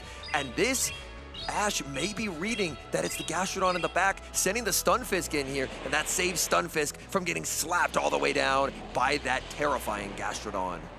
The Shadow Dusclops tossing the Ice Punch. Ashton Ash looking up, thinking it through, doing some math, and thinking through what he needs to do to continue through this matchup. Throwing a quick, fast attack, and then the Mud Bomb connects with the Shadow Dusclops, launching it back into the Pokeball, and Gastrodon comes in. 1, 2, 3 Mud Slaps is all it's going to take. Ashton Ash Stunfist had no chance, could not throw a charged attack there. GCB does have a charge attack loaded on his Cradily and still has a decent amount of health on the Cradily as well. Ashton Ash sends in the Cradily. Cradily under immediate pressure from the Water Pulse. Water Pulse does a lot of damage. If you no-shield a Water Pulse, then the Gastrodon can pretty safely bait with Body Slam. So by shielding first, Ash is trying to shield the 50 energy move rather than the 35 energy move to hopefully slow this Gastrodon's roll. Oh my goodness, the full send Grass Knot, GCB, he calls it devastating, 1-hit KO, down goes the Gastrodon, and Ashton Ash's decision not to bait is instantly rewarded. What a turn of the tables, my jaw is dropped, and Ashton Ash tanks a Rock Tomb on the Cradily and returns fire immediately. That could flip the script here for Ashton Ash. The full send, the full power of Cradily. The Cradily on the side of GCB survives, but not long enough. The Corsola comes in for the snipe for the quick knockout. I honestly respect the call from GCB. You have 2 shields. Your opponent has high incentive to bait with a Rock Tomb. How many times, DeFi, have we seen Gastrodons shield Rock Tombs? I feel like it's into the double digits. So he finally decides to punish the fact that Gastrodons keep shielding Rock Tombs. And unfortunately, he ends up calling the bait when Ashton Ash sent the full Grass Knot. It connects, and just like that, Ashton Ash 1 win away from advancing to losers round 4. We're going to see a lot of moments here on the replay, but there is one moment that is going to stand out that is going to beat all other moments on the replay, and it is right here. The full send, GCB nodding in acknowledgement of good call, good game. What a play by Ashton Ash. GCB, had he correctly no-shielded a Rock Tomb bait, it would have put the Gastrodon in an incredibly advantageous position, but Ashton Ash thought it was too risky, and it very nearly was. Grass Knot connects. What a read by Ashton Ash. Ashton Ash, one of the best, and it shows battle after battle. And Ashton Ash has one more battle to win to keep his tournament dreams alive here in Pittsburgh, Pennsylvania. We've got Shadow Dusclops into Cradily Henry. A bit of a tricky lead for the Cradily. The Dusclops could look to throw the Ice Punch on alignment if it wants to outpace, and that's exactly what Dusclops is going to do. Even though you concede 1 free acid to that Cradily, it doesn't mean the Cradily outpaces you, and it allows you to threaten a shield before the Cradily is able to do what it does best, which is lower your attack with a well-timed Rock Tomb. And that Whack Tomb here is well timed and is lowering the attack now, taking the Shadow Dusclops down under half health. However, GCB still has an energy advantage, a catch from Ashton Ash of the Ice Punch, taking a more energy, a less efficient Ice Punch onto the Corsola. GCB smartly saving his energy on the Shadow Dusclops. It was debuffed, might as well save that for later when you can reset the attack. Nice job holding on to that energy, but for Ashton Ash, look what he has in the back. It's the Unova Stunfisk. Stunfisk has to be incredibly happy that it was the Credilli that was baited out. As Stunfisk struggles in that matchup, it can't really generate any kind of an advantage, but the Shadow Talonflame will not appreciate those super effective Thundershocks. Credilli farming up, but a miscount from Ashton Ash. The Grass Knot is reached, and Corsola, I don't know if it's gonna be able to hang on here, and it cannot. Corsola gets KO'd, and now Ash brings back in his own Credilli. Credilli has a lot of energy, only needs one attack to land to knock out this Credilli. Does GCB use a shield here? Does not, says Credilli, you've done your job, back to the Pokeball. And then the Talonflame comes out, and it is met with the Stunfisk. Talonflame pops back into the Pokeball for a brief respite to allow this Dusclops that had the energy loaded on it from before to hit a super effective Ice Punch on the Stunfisk. This is going to be very tough for Ashton Ash. Ashton Ash was able to have that Stunfisk onto the Talonflame, but by aggressively switching it in, GCB will now get a lot of value out of the Dusclops. Dusclops, oh, that's a great overfarm from GCB, knowing exactly where that energy was at. Ashton Ash, this is a bait. It's going to be no-shielded. The Shadow Punch does not KO it. It ends up actually being a charged attack priority tie. And this should be enough to knock out. We see a really deep undercharge from Ashton Ash as the Dusclops goes down, and the Talonflame comes in. Talonflame really was hoping to see the Murkrow, the Fortress. Ashton Ash just deferred the Incinerate through 4 Thundershocks and switched. This means that Ashton Ash should be able to get to a discharge on that Stunfisk. Ashton Ash no shielding should be only 1 away. If this ends up knocking out from the Stunfisk, this is one of the best plays in the championship series. Stunfisk so close to the move, gets the discharge. What a play! Ashton Ash would have been knocked out by the Incinerate by throwing 4 Thundershocks, deferring the Incinerate. There is the celebration from Ashton Ash.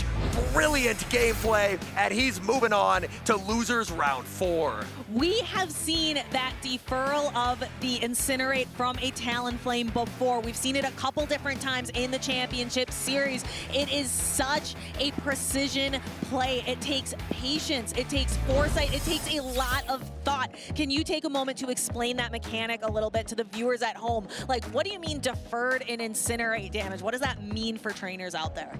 Yeah, absolutely. So Incinerate is a 5-turn charge attack. It has the best stats of any charge attack in the game, but the drawback is because it's 5 turns, each turn is half a second, it's 2.5 seconds for each Incinerate to land. And let's review the footage real quick, and then I'll get back to my explanation. Don't worry, because this was a great series. This game number 2, undercharging that discharge, the discharge still knocking out, and then decided to stay in. It was right here, throwing 4, and the switch, and you notice the Incinerate lands on the Credilli. It doesn't land on that Stunfisk. Credilli gets farmed down, but Stunfisk makes the discharge, and there's the celebration. Absolutely brilliant win con identification. But back to the explanation. Incinerate is a 5-turn fast move. It has great stats, but the damage doesn't register until the end of the Incinerate. Ashton Ash is running Stunfisk, Thundershock, 2-turn move. So the damage will register on turn 5 of the Incinerate, so he throws 4 Thundershocks and then switches. That damage of the second Incinerate that would knock out has not registered, so by switching on turn 9, the damage lands on turn 10, which means it does not land on the Stunfisk. Stunfisk was able to get a bunch of extra farm, but took no damage. It's an incredibly high-level play, understanding that if I can get to 2 charge attacks, I can win this game. But this is the only way I can. Making that Incinerate land on the Credilli, almost passing in the Credilli like people do to catch charge attacks. This time, it was catching the fast move damage through an incredibly precise play. I have a challenge out there for Twitch chat. Where have we seen that play before? We saw it, I believe it was a European region event, and it was a Feraligatr. The damage was deferred from a Feraligatr. Feraligatr was able to build up to the Hydro Cannon to knock out the Talonflame later. So there's a trivia question for you in Twitch chat. Do you remember that play? I do personally remember that play. We'll maybe move into the next match, and then after this next match, we could potentially give you guys the answer, because I do remember that play. It was a Feraligatr into a Talonflame to win a match when there was an Ariados in the back. So if that fast move didn't get deferred, it would have been a loss. I'm excited to check out Twitch chat to see which of you remember that game. But in the meantime, we are going to toss it over to a feature of S. James P., who is another phenomenal trainer. Not here this weekend, but definitely a legend in the Play Pokemon Championship Series. My name's Sean Plowski. I'm from Wildwood, Missouri. Well, I started playing Pokemon Go from basically the very beginning. Took a little bit of a break and came back to it, and that's when PvP came out. I was using stuff like Lucario and Metagross and Ultra League, which is typically not what you would see. Those are a couple of my favorite Pokemon. I feel like I've been honing my skills as the years go on, and now I'm here. My first tournament was in Peoria last year. I was just happy to be there. My last tournament in Louisville, it didn't go exactly how I wanted it to. So for me this time, there was a little bit more of an expectation that I wanted to do well. I really just wanted to do it for me. I think I do it because it's still fun for me. I don't know if I'd still be competing if I didn't make all the relationships that I've had. You know, they have a lot of experience playing the game, so just bouncing ideas off of people like them, it's really helpful. A C team that I might like, I changed like one or two things about it. I know how to use the stuff I'm gonna bring, and I'm not just like going in with a big question mark before the tourney. I've always been a person that's tried to use more flexible Pokemon. I don't really try to go for like RPS per se. Being able to adapt to any situation, it's how you gotta go. You're gonna lose eventually. Like, there's a lot of good players out there, and there's gonna be some tough matchups. I'm a very competitive person, so I think the biggest thing for me is just trying to not get too down after like one loss. Game 2 of Winners Finals, I wasn't sure if my Aerial Ace on Jump Bluff would knock out of pockets Zzwilous. I think I said out loud, I don't think this KOs. And it did. I was just shocked. And I feel like that gave me such a rush to go on and compete for the rest of the tournament. I felt very comfortable after that. I know out of pocket pretty well. Played him in like 3 different regionals now. So we're pretty familiar with each other, and I know he's a really good player. The Winners Finals and the Grand Finals, I think he won Game 3 in both of those. So I don't want to leave any window of opportunity where he can come back from that. Absolute fireworks on stage. SJ is your Sacramento 2025 regional champion. I mean, this was really the goal. I just wanted to qualify for Worlds, and winning Sacramento did that for me. Feel good to win a regional. I don't think the feeling will ever not feel good. By the end of it, I'm a little mentally spent, but I'm just really happy I was able to get it done. Last time for Worlds, I didn't really like my team, so for this go around, I would like to, you know, spend a little bit more time on it and find a team that fits my play style again. With Dodge, I don't think I've gotten the opportunity to play him head on in a while, maybe ever. He took a break, came back, and won the first regional of the season, so I would like to play him. I would love to win the World Championship, but there's a lot that can happen in this game, so you just kind of have to take things one step at a time. It would mean a lot. I don't even know what that could possibly feel like. My name kind of speaks for itself in terms of like factions and grassroots formats. I feel pretty solidified at this point, and now it's just a matter of going and do it at Worlds. My name is Peyton Bingham, and I'm from Logan, Utah in the US. There's only some health left on the Zzwilous, and its accent is going to be able to Shadow Claw down, and he will become the 2023 Pokemon Go World Champion! It is crazy winning Pokemon Worlds, especially here in Japan. The atmosphere, it's unlike any other tournament I've ever been to. Last season, I came top 8. This season, I finally was able to break through the Grand Finals, and then to finally win it today, it's just unbelievable. I'm just so overwhelmed and so just happy to be here right now. My favorite Pokemon to play with is probably Medicham. Obviously, it's one of the most used Pokemon out there, but that's for a reason. You know, it's so flexible. Basically, as long as you don't see like a Sableye, you got play. I'm still worried about Rubik's Master. He's very underrated. Deoxys defense is probably one of the things I really didn't want to see. I think that was a great call by Rubik's to bring the Deoxys. I think he has a bright future ahead of him. My advice to other trainers is to just put yourself out there, to go to these tournaments and just try. When you're here at these events, you know, you just have all these people around you who are just so supportive, so happy to be there, and it's just such an amazing experience. My family pushed me to keep on going, to keep competing, and I eventually was able to push and get the World Championships. I'm definitely going to be at Worlds next year.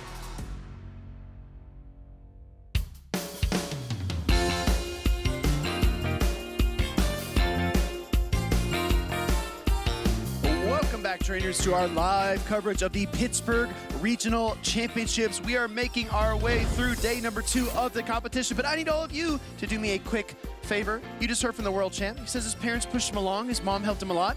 Text back your parents. Text them right now. But keep watching the stream. Speedy's Chief with 2-0 Butters. Like you said, we're on the route to find out who will be the champion, just like we heard some route music in Pokemon. And up next, we have Doombug versus Overlord Raichu. Of course, Doombug with that Murkrow, putting on the Mur show so far here today. He is in that loser side. We are in losers round number 3. So at this point in the tournament, we have our winners finals, and we're trying to find out who will be the trainers making it all the way up to the losers finals to play the loser of that winners finals. 2 trainers in that loser side bracket that are absolutely on fire right now. We just saw one on stream in Ashton. He is playing more clean and more precise than he has in a long time. Doombug is the other one, and he is going to run into that Overlord Raichu in just a moment. Let's get down to the stage and see what our trainers are bringing. We've seen these teams a couple of times, but if you're just joining us for the first time, welcome to the Shadow, Dusknoir, and Murkrow show. Yeah, I mean, this is funky here. So let's try to break this down a little bit. Let's see, first off, how does the Murkrow look against Overlord Raiku's team? Against those 3 Pokemon at the beginning, the Shadow Dusknoir, the Gastrodon, the Moltres, it's looking great. Yes. And then you have the Cradily, it's pretty good against that. And then the key factor of why it's better against Moltres, against the bug types like a Golisopod, is the Peck. Super effective. So once again, there's no reason not to bring the Murkrow. You're going to expect a lot of Shadow Steelix from Overlord Raichu, and Doombug is one of those few trainers running double ground. So you have perfect ways to protect that Murkrow as well. I mean, we saw Murkrow get absolutely annihilated by Thunderfang Steelix earlier on in the stream, and I'm sure that Doombug wants to avoid a similar fate here against his next opponent. But we're getting right into it, everybody. This is game 1, losers round 3, Doombug 97 versus Overlord Raichu. And there it is. There's the Murkrow, but it's facing the worst possible lead in that Shadow Steelix. Shadow Steelix is going to stay in for a moment, then swap to the Cradily. Remember, this Cradily does have the Fury Cutter, so it's a great counter. It's even getting to that X-Scissor before the Rock Tomb is available for Cradily. And he did that perfectly. Overlord Raichu allowed 2 acids through before making the switch because he knows it's 14 turns to the Rock Tomb and 10 turns to the X-Scissor. He even undercharged it if that Cradily didn't protect shield. Looks like Overlord Raichu has a strategy here. He's going to try to have energy banked on this Golisopod after this matchup is over. He can get a little extra energy here and throw on charge attack priority once again. That looks like actually right before charge attack priority, but well played by Raichu. Very well played. 1 turn before the Rock Tomb is ready. Sometimes when your opponent has the charge attack locked and loaded, they're more likely to shield. But Doombug actually hangs on with the Cradily to get off this Rock Tomb, and this is an important inflection moment for Overlord Raichu. And double shielding the Golisopod, trying to keep that alignment, which is going to be crucial with that Shadow Steelix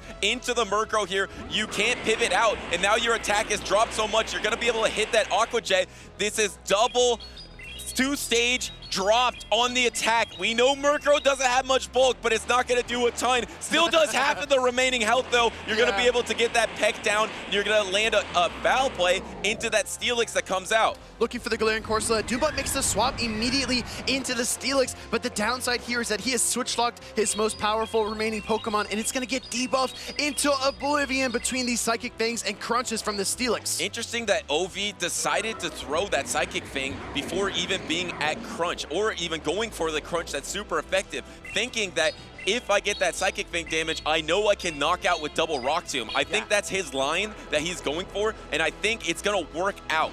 That's so clever. Cradilly's going to go up for good timing, though, wanting to stay disciplined to the very end. 4 assets for 8 turns versus the 3 Astonishes for 9, firing off the Rock Tomb, as you pointed out, Butters. And I agree with you. I think double Rock Tomb is going to be the key here. But meanwhile, the Switch Timer is almost up. Doombug could go for the Murkrow, and he does! And there it is! And it's the Drill Peck. This is going to be neutral, but we've seen it before. This Drill Peck does almost half of the health of a Cradilly. It's going to knock out the Cradilly. And can you get to a foul play against the Steelix as well? He needs to hold on. He does hold on. So he gets the chip damage as well, and Ovi does not like to see it. He said good game. He's thinking it might be over. Doombug hanging on by a feather to get off that foul play, but Doombug needs to do more work. He needs to land at least a Nightshade plus some Astonish damage, and that crunch is really, really close for Overlord. This Nightshade is not enough. It's going to come down to the pacing here. Which of these Pokemon can get to a charge attack first? Are you going to be able to hit that crunch before the Nightshade is available? It looks like he's going to go for the crunch, but no, the Nightshade is available. Ovi is kind of looking at it, counting it out. Hold up, I thought I had the crunch. No,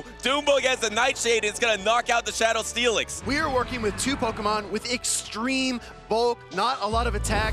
Knowing the charge attack priority ties between a Steelix and a Corsola is very complex, and I think there's a lot of nuance to that matchup as well. But we saw it. He had the Nightshade, and then Overlord had the crunch at the same time. Also, buddies, you're calling him OV. Are you on like a first name basis with this trainer? Well, you know, I did see on his notes that he prefers to be called Ovi. So we're going to call him Ovi. It is Overlord Raichu. He's a new trainer here, but, you know, he wanted to be called that. So we're going to call him that. So when you're introduced to this trainer, you know exactly who he is. And he is a talented trainer that was able to almost get to that crunch in the in-game that would have won it all. Golisopod, a Pokemon that has really fallen off of the meta. A lot of other bug types are rising to prominence, but Ovi actually made it look pretty solid in this matchup against Doombug. In spite of being double debuffed, that Aqua Jet did a ton of damage, and having it to answer the Cradilly was very nice. You also saw his handle on that Pokemon was so pristine. I can't emphasize this enough. Allowing the 2 assets through, realizing he was going to be able to charge that party tie the Cradilly was absolutely incredible. Going to game number 2, Butters. And I just want to point out one thing. When Doombug swapped with his Murkrow, I was thinking in my head, why didn't he throw the foul play into that Steelix? Because I thought he was going to also farm up again, and he was going to be over 100 energy. But like I mentioned before, I think he's ahead of the curve of knowing how to play with the Switch Timer. He was thinking ahead, I'm going to switch, but I'm going to get back to my timer on this Cradilly and Drill Peck it and knock it out. You couldn't make that play last season, but this season you can, and Doombug is already making those type of efforts. He's thinking 2 steps ahead, right? Going to game number 2, this could be an elimination battle for Ovi as he takes on one of NA's best. Doombug 97 has an awful lead to start off this game. Well, 2 fantastic leads in a row for Ovi. Safe Swap into the Fortress is met by the Shadow Steelix. You could have also brought out the Shadow Dusknoir, and I think Ovi, it's hitting him right now that I probably should have brought out that Pokemon. He's upset because he's trying to predict the Murkrow in the back. He thinks that this Pokemon would have been best against that, but he doesn't know that Doombug locked in the Nova Stunfisk instead. Yeah, and Doombug was safe swapping the Fortress to try to bait out that Steelix so the Murkrow could be free. And that was a successful bait out, and now Ovi is stuck with that Shadow Dusknoir versus the backline there for Doombug. But actually, there is no Murkrow on the backline. There is a Stunfisk. Exactly, and I think that that is the play that is going to be so important down the line. But right now, we see the Sand Tube connect into the Steelix. Fortress finally goes down, but it spun up so much damage against the but he blind pivots. He blind pivots and gives alignment right back. He was expecting the Murkrow. He's shocked. Ovi's thinking, where's the Murkrow? I was not expecting this Pokemon. Suddenly, that blind swap in is going to be terrible for Ovi. No need to shield here. This is just a fly. Resisted damage onto the Stunfisk. It barely does anything at all. And now that the double discharges are ready, Doombug can fire off whenever he wants. He goes ahead right here. And Ovi not opting to bring payback, as we've seen Steinar bring in this tournament, some others as well. The discharge does land. It's super effective. You're going to be able to get to another charge deck, reach for that Brave Bird. That Brave Bird is going to be able to chunk. Let's see if Doombug actually gives up a Protect Shield in this instant, and he does. So at least he did get a Protect Shield out of it.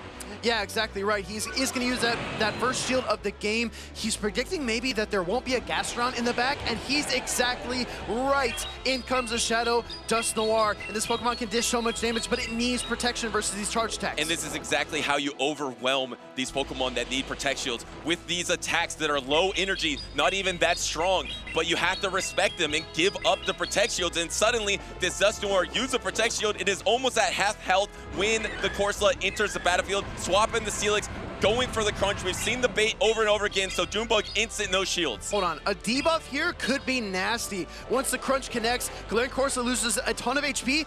I don't think there was a debuff though, which means that these Astonishes coming back at it are not going to chip down nearly as fast. Does not get the 2-for-1 special there for Ovi. Trying to go for the Astonish down. We hear a GG from both these trainers, and it is simultaneous. But remember, Doombug has the Stunfisk in the back, and that means he is moving on to losers round 4. I'm not sure if Ovi would have won, but if there was a crunch debuff there, and it only took 3 Astonishes from Shadow Dust Noir to KO the Galarian Corsola, he does still have some play against that Stunfisk in the back. Yeah, especially that Stunfisk was really low health, and Astonish is a punishing attack, especially from a Shadow Dust Noir. So there was a chance they would have to rely on the odds being in his favor. This time the odds were not in Ovi's favor, so Doombug is moving on. But congratulations to Ovi, Overlord Raichu, on an incredible tournament run to start off the season here in Pittsburgh. I really adore these first regional championships of a brand new season because everyone has watched Worlds. They kind of maybe watched here and there throughout the season, saw champions rise and fall, but seeing the World Championships, seeing the majesty of it all, the event, how incredible it is, and then thinking, right now, I'm starting a brand new season. It's a clean slate. I can get in, I can get on right now before anything else has happened, and I can carve out a name for myself. I think trainers like Ovi think like that, right?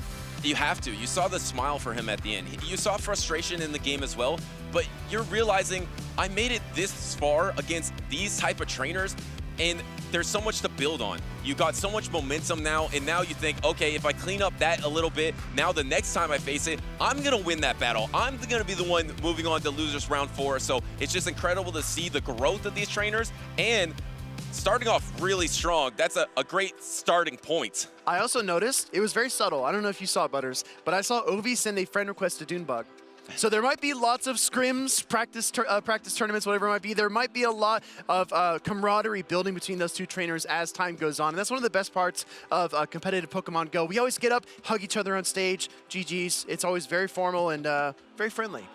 All right, well, we are in Pittsburgh, and it's all about the steals. We've seen so many steel types, so let's look at the steel skyline here in Pittsburgh. Of course, oh, look at that, the Dynamax there, the Duraludon. Yeah. Am I saying that correctly? You're close. Close, okay. I know this Pokemon because I did play Pokemon Unite, and Duraludon is an incredible steel-type Pokemon. In Pokemon Unite, you can kind of like latch it to the ground and fire off a mega powerful cannon. It's really fun, and I hope that it's viable in the Open Great League. But there are a lot of other steel and poison type Pokemon to farm as well. So if you want a Magnezone like Palasha plays over in EU, if you want a spicy Grimer with Mudslap, if you want an Aaron to turn into a Mega Aggron for Mega Master League, there's something for you there as well. And if you are a fan of heavy damage, like our producer, you can get Galarian Meowth and build a Berserker. And remember, that Pokemon was in eggs for the longest time. You couldn't catch it in the wild, so try to take advantage of that, try to get some better stats for PvP. That Dynamax just looks awesome. But let's move on to the Psychic Spectacular. This does end today, so make sure to take advantage of this. Also, make sure to take advantage of the end of the Rocket event. I believe today is your last opportunity to TM off frustration on your Shadow Pokemon. So please take advantage of that Shadow Pokemon. You've seen them on stage all tournament long. They're crucial to Pokemon Go PvP. Butters, I have a question. Yes. I'm very salty about this, but I need your advice. Okay. My Shadow Giratina Altered only goes to 1461 combat power. I don't like it. I wish it was closer to 1500. Should I spend a TM on that Pokemon? Because it's so bad. Let's be real. You know what? My CP is like exactly the same, and I spent a TM on it. So if I did it, you should do it too. Because You never know. You spent a TM on Pokemon like that, but you also spent a bottle cap building a Ultra Beast for the Great League. So you go above and beyond, my friend. I just have to applaud your effort. Yeah, but it all worked out because Guzzlord has been a force here from Zzwilous and true. from Arrow as well. It's a shiny Ultra Beast in that Guzzlord that is best buddied as well. But all right, we're into the next round here. We got the Ashton Ash versus Trent matchup. I don't know if Ashton Ash is going to win this one. I don't want to look ahead that there could be another Mer showdown. Trent has something to say in this matchup. He has the Fortress. And the interesting thing, Ashton Ash is protecting his Murkrow with double ground as well. I didn't notice that until now. Doombug and Ashton Ash are protecting the Murkrow with double ground. Here's the thing, right? In the previous series we just watched with Ashton Ash, he was hiding the Murkrow. He was not leaning into what his opponent expected to see. He wasn't bringing the Unova Stunfisk either. He was playing with his opponent's mind. And I think that he might do something similar here because look at his Stunfisk versus a Dugong, versus a Lantern, versus a Galarian Moltres. It can even hold its own versus the Galarian Corsola and Fortress. There's a ton of play for it, and if Trent overcorrects for that Pokemon, he's going to be left exposed. Well, we were talking about this backstage. Ashton Ash's team is actually very weak to Dugong. That's going to be a tough matchup if he faced Trent. And guess what? He's facing Trent, so Trent maybe has a team composition advantage, has the Fortress in the lead. The Murkrow is entering the battlefield here. There is no Dugong in the back, both Mudslappers and Corsolas in the back line for these trainers. Look at these bug bites chewing through via neutral damage into the Murkrow. Drill Peck is going to get fired off here really quick by that Pokemon. As we expect, every 10 turns it gets to that charge attack, but Fortress is way bulkier than a Scizor. No need to shield. And trying to swap on the Rock Tomb, maybe even a Sand Tomb bait, maybe it was early for the Rock Tomb. Here comes the Sand Tomb into the Gastrodon.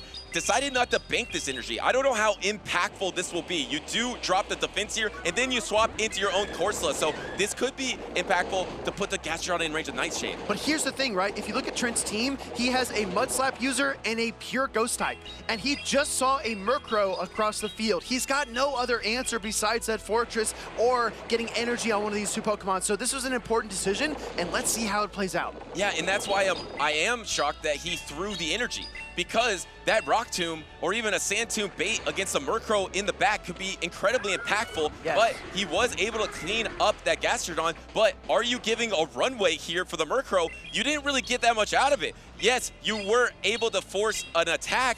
Let's see if there's a shield. No, all that energy goes to waste. This is really tough. That Fortress took a lot of punishment, and now we see a counter swap immediately into the Shadow Kanto Marowak versus the Galarian Corsola. Still 2 shields on both sides, and both of these Pokemon are 2-shield champions. They love to fast attack through. But look at the health of these backline Pokemon. Fortress has almost nothing. Murkrow does have some more health here. The pacing is in Shadow Kanto Marowak's favor, but the bulk is in Corsola's favor. So here comes a Nightshade. You actually have the back-to-back, letting this one go for Ashton Ash. You actually aren't even threatened that much by the fast attack pressure of Kanto Marowak, and that was charge attack priority. And here's the thing as well, if Ashton Ash is able to double up on charge attacks here, he might be able to force the shield away from Trent and close with Murkrow. His switch timer is almost there. He throws this move immediately into the Shadow Kanto Marowak to apply more pressure. Both of the timers are available for these trainers. Do we see a swap out? Here comes the Murkrow, and the Marowak doesn't have an attack yet. There is one Protect Shield remaining. The Fortress doesn't have that much health. It's charge attack priority into the Sand Tomb here. This is going to be able to knock out Ashton Ash.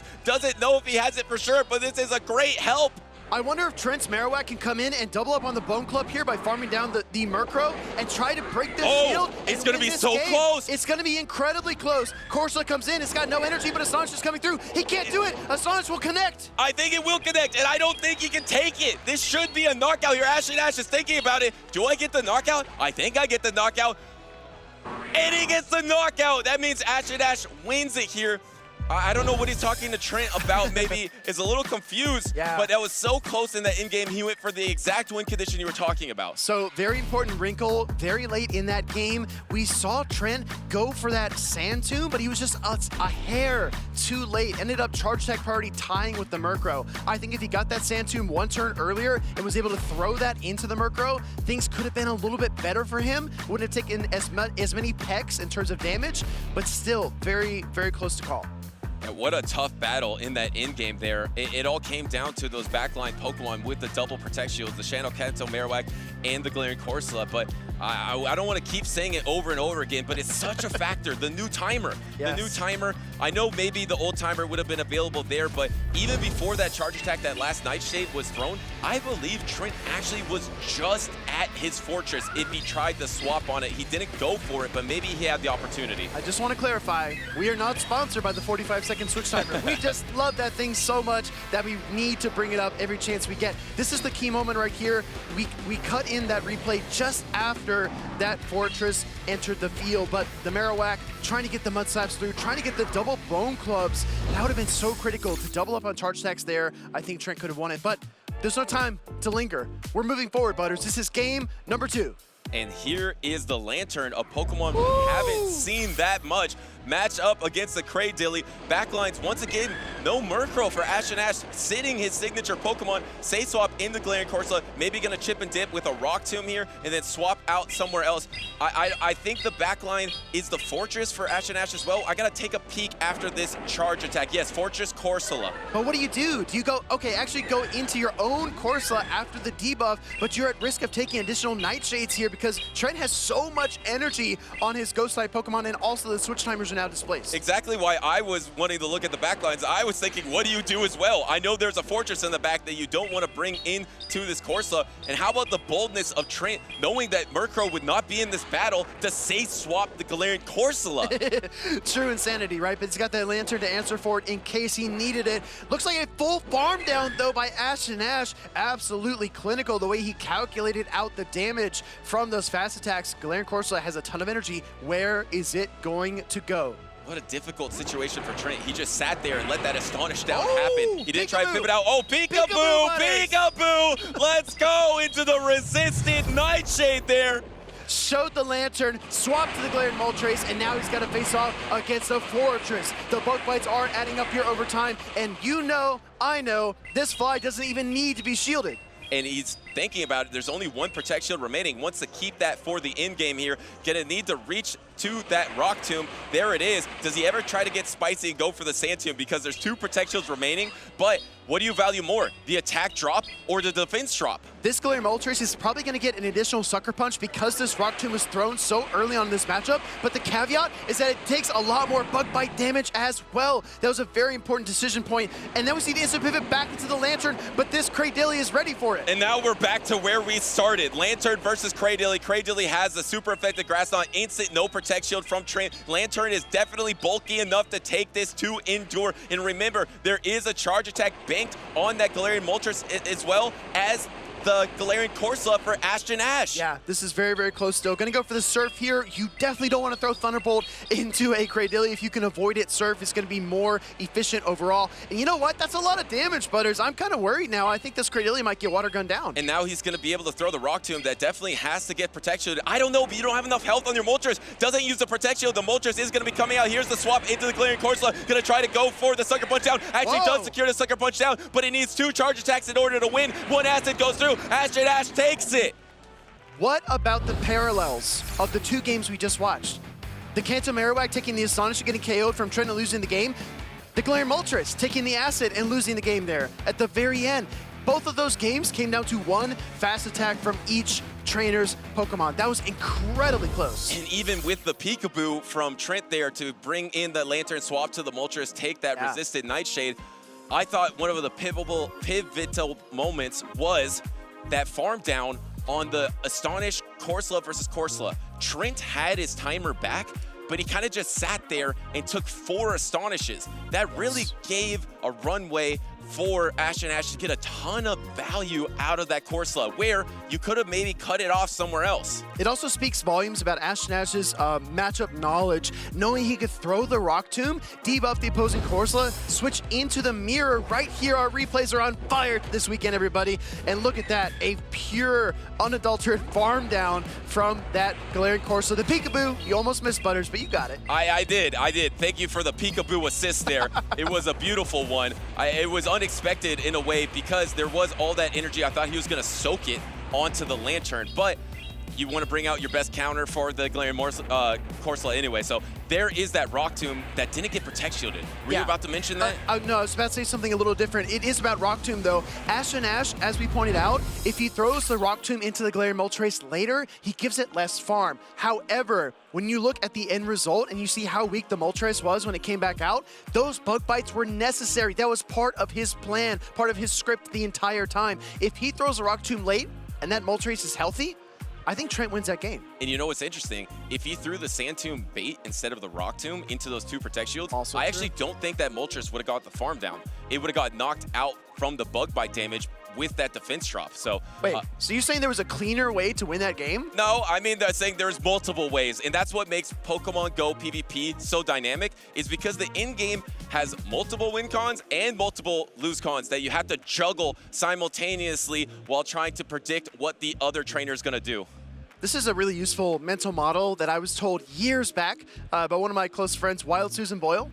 He said, when a game begins, you have countless win conditions, but as the game progresses, it narrows down up until a point where you might only have 1 or 2. So I think that's so important to consider when you're going into a matchup, right? The win condition might not present itself until halfway through the game, 75% of the way through the game, and at some point, you have to commit.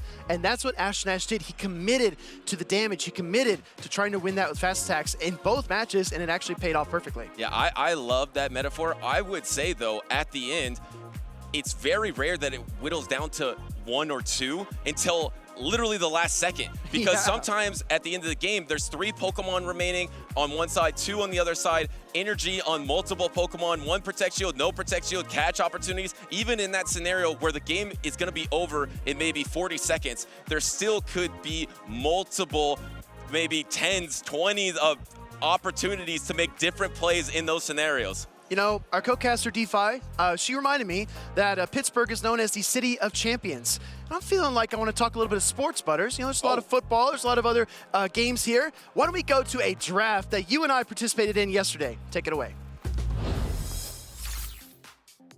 Welcome in, everyone, to a brand new segment called the Zzwilous Draft. This is going to be happening at multiple Championship Series events as we move through the season, and I'm so excited to kick off this Pittsburgh edition. We have 3 incredibly talented trainers in Tua Butters, Arrow, and LNDS Hard Jeff. They will be going through a snake-style draft with the current meta Pokemon, and they're going to go real quick. So let's get started. Butters, with the first pick in the Zzwilous Draft, is going to choose Scizor. All right, Butters. First pick overall, Scizor. That is a bold statement. Why? It's the best Pokemon, the best shadow Pokemon in the meta. It was on the winning teams of the last 2 regionals of the season. Best shadow Pokemon. That's why I'm picking it. All right, second up, Arrow. Arrow, second pick. Very close to me. Arrow with Galarian Moltres as his first round pick in the Zzwilous Draft here in Pittsburgh. It's a great Pokemon. It won Worlds. All right. Nothing else needs to be said. Hard Jeff coming in with the third. And because this is a snake-style Zzwilous draft, he gets actually 2 picks, but he's going to start with Lantern, followed up by Charjabug, double electric. I'm getting LAIC vibes here, Hard Jeff. Is that why you picked them? Yeah, this dude won LAIC for me, and Arrow picked Moltres, so I had 2 electrics now. Awesome, awesome. We love it. Next up, Arrow snaking back around the draft. Gastrodon, That just made those 2 picks. Oh, and needs to counter the electric types. All right, that makes a lot of sense. I also like the flying and ground type core. Butters coming back. You get 2 picks, Tua Butters. Going in with the Goodra as his first choice. A flexible dragon type, Thunder Punch, Aqua Tail. Tons and tons of flexibility here, but he's got to make his second pick real quick. Butters, what do you have for us here? I got the Cradily and I got the Goodra. Goodra, because I love Goodra, and it also messes with Harjeffi because he won with the Goodra, but now I have it.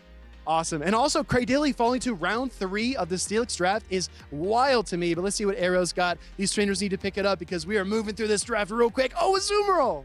I don't know. I'm scared. Okay. Well, when you are scared, pick up the Azumarill, right? It's a safety blanket whenever you need a little bit of extra bulk. Harjeffi with 2 picks here. Togekiss with, I assume, the newly buffed Peck, as well as Aura Sphere, and Galarian Corsola. Falling to the 4th round is wild to me, Harjeffi.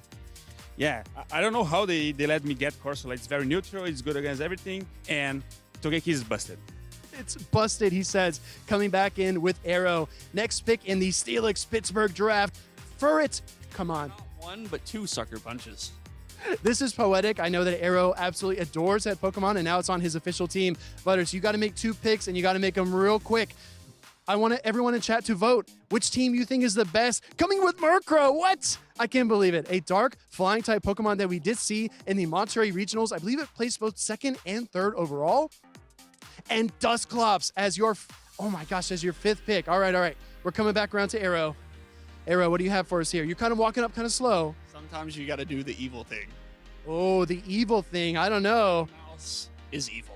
Dedenne looks pretty adorable there. I don't know. I don't think it's that evil, chat, but let us know what you think. Harjeffi has to make 2 picks here to round out his team in the Steelix draft. He's over there deliberating, everybody. He's trying to pick them. Only a few choices remain. I think he's got him. Harjeff coming in with the Fortress. Of course, I'm a huge fan of this Pokemon right here. And his final pick, another Steel type. Double Electric, double Steel. Harjeff, you are a madman. How does this team work? I just love Tinkaton. All right, Arrow, final pick in your Steelix draft. This is a Shadow, I promise. Shadow Kanto Marowak. 6th pick in the draft, my goodness. I mean, 2 ground types. What could go wrong? 2 Mud Slappers as well. Butters, final pick in the Steelix Pittsburgh draft, Unova's Stunfisk. I can't believe that Shadow Kanto Marowak went to the 2nd last pick of the draft. I almost got it, but Arrow stole it from me. It's one of the best Pokemon in the meta, but these teams actually look pretty balanced here. I'm actually very proud of us, Speedy. I'm proud of you guys too. Again, chat, we've got Butters' team here on the top level. We've got Arrow's team in the middle, and then Harjeff's team down below. Let us know in the chat which one you think is the best. And you know what? We're in Pittsburgh, so let's go ahead and celebrate a little bit. Back to the Pokemon action, everybody. See you there.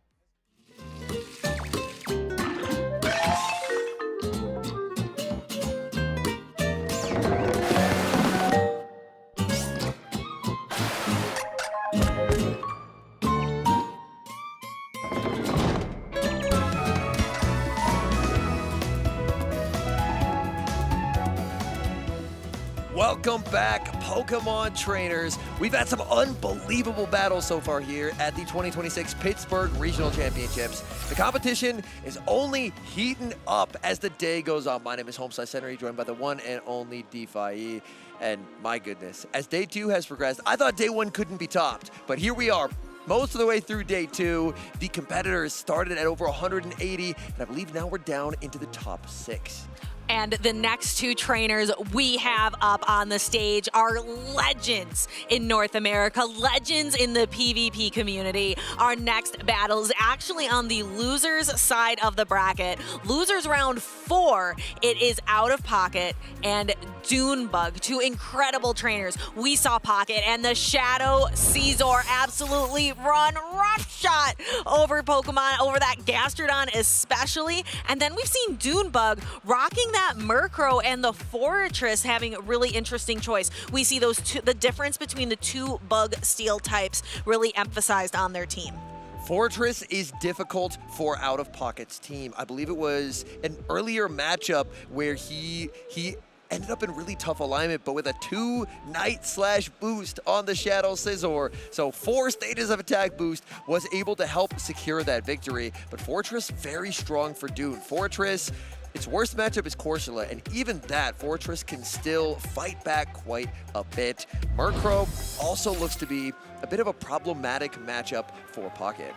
I am looking forward to seeing that Murkrow pop off. It only ever needs 5 pecks to get to its attack. That is so quick and it's so attack weighted. I mentioned at the start, these 2 are legends. They are champions and they are going head to head here in Pittsburgh.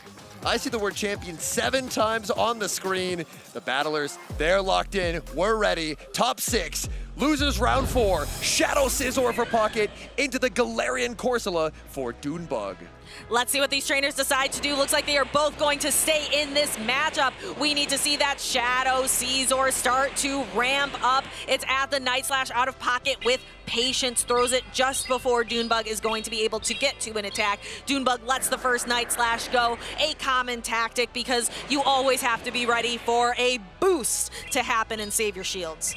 No boost this time. Pocket checking the team sheet, investing early in this Shadow Scizor, as a lot of trainers who have Murkrow like to do. Doombug holding on to those shields, as Murkrow with shields is proving to be a devastating Pokemon to deal with. There's the safe switch, sending out this Corsola. In comes Murkrow. So much energy locked and loaded on that Scizor for later. Murkrow, unfortunately, will get to guaranteed land a foul play, and that is unfortunate for Pocket, as that is devastating damage. And the Corsola can actually just bait a Nightshade here, because even though this is resisted damage onto the Murkrow's just so glassy that even resisted damage can be threatening. The Murkrow already had another foul play, but Doombug showing that patience, waiting until just before Pocket gets to an attack. Pocket making a decision. Do you preserve the Corsola to try to eliminate the Murkrow? Throws one more Astonish to get to the power gem. Doombug puts up the shield. Pocket does have a lot of energy stored onto that Shadow Scizor. Pocket, does he switch? It's the Simul switch! Shadow Scizor into Fortress. Doombug reads the play and denies that snipe attempt. Night Slash, followed by a second Night Slash, will immediately land onto the Fortress. But Fortress not worried about this damage. It's the bulkier Bug Steel type. It's going to shake off this damage and fully Bug Bite down. A last second boost to get one boosted Bullet Punch of damage. Out of Pocket has seen more boosts here today in Pittsburgh than most trainers will see during a lifetime of PvP. Now moving on to this Rock Tomb to do a substantial amount to that shiny Galarian Moltres. Moltres needs the farm down, gets the farm down, exits with the Brave Bird. Loaded Murkrow so close to a move, but it does not have it. Well played by Out of Pocket. Brave Bird knocks Moltres. Moltres' Brave Bird knocks that Murkrow back into its Pokeball. There's so many Dark Flyers, DeFi, I can't keep them straight. And there's so many Dark Flyers, so many Steel Bugs. These trainers just showing those subtle differences in the team, the subtle different tools that they have in their tool belt. Pocket with the Shadow Scizor having really good energy management on his Pokemon, taking the Shadow Scizor out, using it later. The Simul swap was crazy. Shadow Scizor being able to throw two back-to-back Night Slashes, got the boost, but it didn't even matter in the end into the Fortress. That Moltres exited that matchup on such low health. The Shadow Scizor getting that full farm down. Pocket knowing if it's the Murkrow in the back, things could get tough. Committing the shield, forcing the shield back, trying for the combo play. The Night Slash landing. The boost meant that there was one boosted Bullet Punch, and that may have been the difference, because look how close this farm down was. Just getting that farm down. So that boost, it was only one boosted Bullet Punch, may have been the difference for Pocket as he gets the farm down. Murkrow falls just short of the Drill Peck needed to win Charge Attack priority. And Pocket, this is a tough matchup, but he is one win away from making it to top 4. And our trainers are locked in. They want us to wait no more. Who is going to secure that top 4 spot in Pittsburgh today? And we have a Corsola mirror match to start us off. Do we have any information? Do we know which Corsola wins Charge Attack priority? We might be about to find out. Both trainers farming up. They throw immediately, and it's Doombug who will win Charge Attack priority. A Pokemon that looks so strong for Doombug in the back is that Unova Stunfisk. Stunfisk has so much play into the Charjabug and the Moltres. Doombug likes to no-shield the Corsola, trying to save shields for that very glassy Murkrow. There's safe switch into the Charjabug. Charjabug answered with the Stunfisk. This is a very tough matchup to be the Charjabug. Your Volt Switches, the buffed Volt Switch damage has done so much all day, but this is triple resisted. And however, this could be good for Doombug's Murkrow. It's avoiding this Charjabug. Murkrow can hardly stand up to these boosted Volt Switches. So can Doombug find a way to utilize this Murkrow in the end game? Maybe get a little bit of energy from that weakened Galarian Corsola, perhaps, to be able to throw into the Moltres? It's going to be difficult, because if there's not a lot of fast move pressure available, if that Charjabug goes down, if it gets knocked out, then Unfortunately, Murkrow is going to be a very scary Pokemon to battle against, because how do you remove it from the field? Sucker Punch is resisted, Astonish is resisted, there's a switch into the Corsola, and a beautiful catch of this X-Scissor, a full undercharge from Pocket, only going to hit just a few of those bubbles. In comes Moltres. The Nightshade is reached. Pocket, he knows this is only enough energy for the Nightshade, not the Power Gem, so an immediate no shield, as now he does have a bit of an energy head start on the Moltres, but in comes the Murkrow, and this is where things get scary. The Charjabug was saved, so the Charjabug, there is the potential for just a little bit of Volt Switch damage. The Sucker Punch is, this is where it really benefits Dune. Dune has to feel like he's in a very good position in this matchup, because the Murkrow, it loves being in these matchups where it does not have to worry about getting farmed down.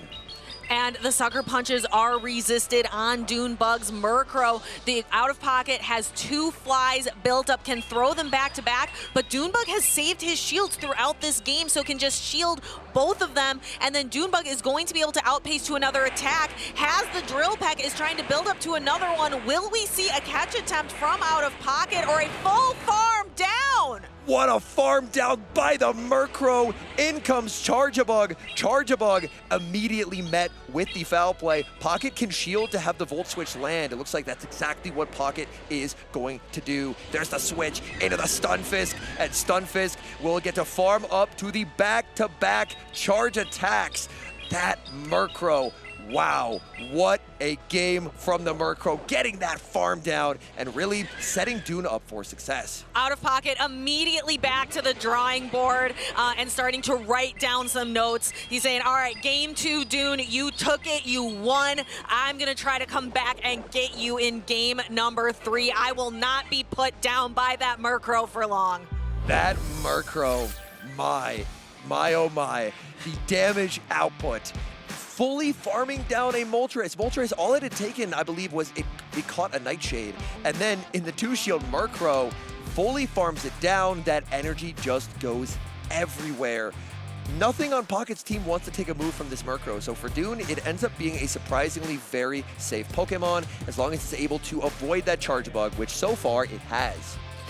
And the Charjabug looks really good. We saw it from Pocket in game number 2. We saw a Charjabug do extremely well in a game, I think, with Zzwilous earlier, but just not having that same amount of success here in losers round 4. We saw the Galarian Moltres full farm down. Doombug just about at max energy, and then able to throw those back-to-back mud bombs. Out of pocket, concedes the match, goes back to the drawing board, takes some notes, creates a strategy for game number 3. This will be very, very tough in this game at number 3 for Doombug. He has to try and position this Murkrow so it's able to dodge that Charjabug. For Pocket, if he can find that Murkrow or get an energy advantage, if he can find the Murkrow with the Charjabug, or he's going to need a big energy head start, because those are really the 2 ways that we've seen people deal with Murkrow, because outside of that Charjabug, there just isn't a lot of fast move pressure. There isn't something like the Shadow Talonflame that we've seen melt Murkrows before, but it's time.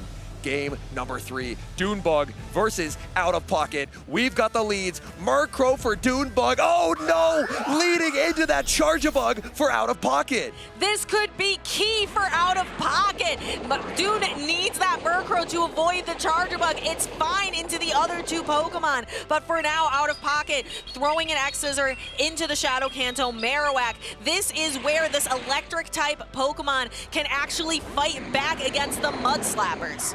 In comes Credilli. The decision to no-shield by Doombug is a very good one, because Credilli, if that move had been shielded, could threaten big damage. There would only be 1 shield to worry about, but now Credilli, all shields are up.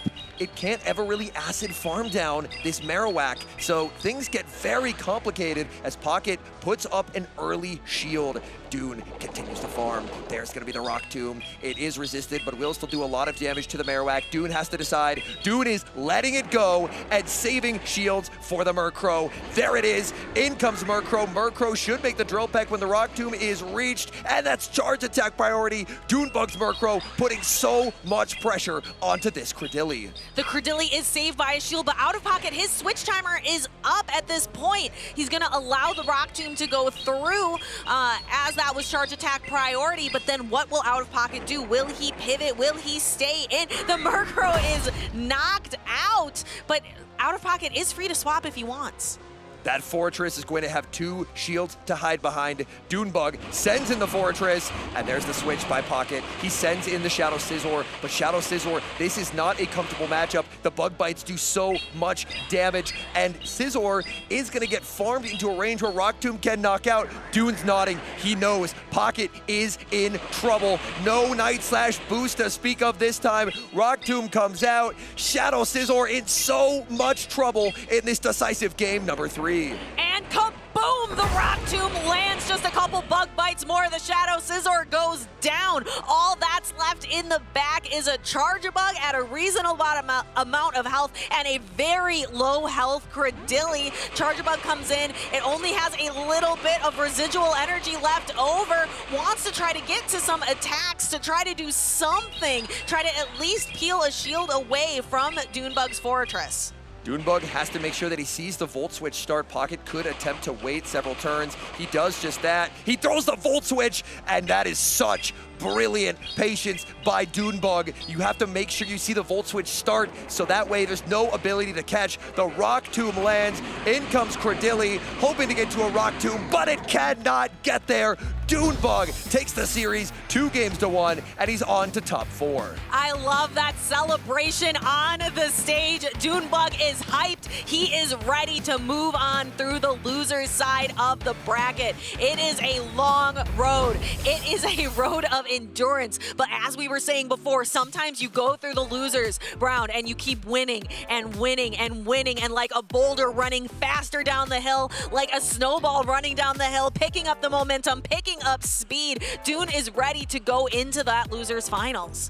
And in the losers finals, he is, or the losers semifinals, I believe, because I believe he's going to be playing against Ashton Ash next. So that means, much like Monterey, 2 Murkrows have found their way into top 4. And in that game 3, it really felt like the Murkrow show, being able to grab shields and choosing to a well-timed sacrifice of that Murkrow, getting it KO'd to set up the 2-shield sweeper, the Fortress, the Rock Tomb landing, Shadow Scizor not being able to make another move, and Charjabug getting KO'd as well.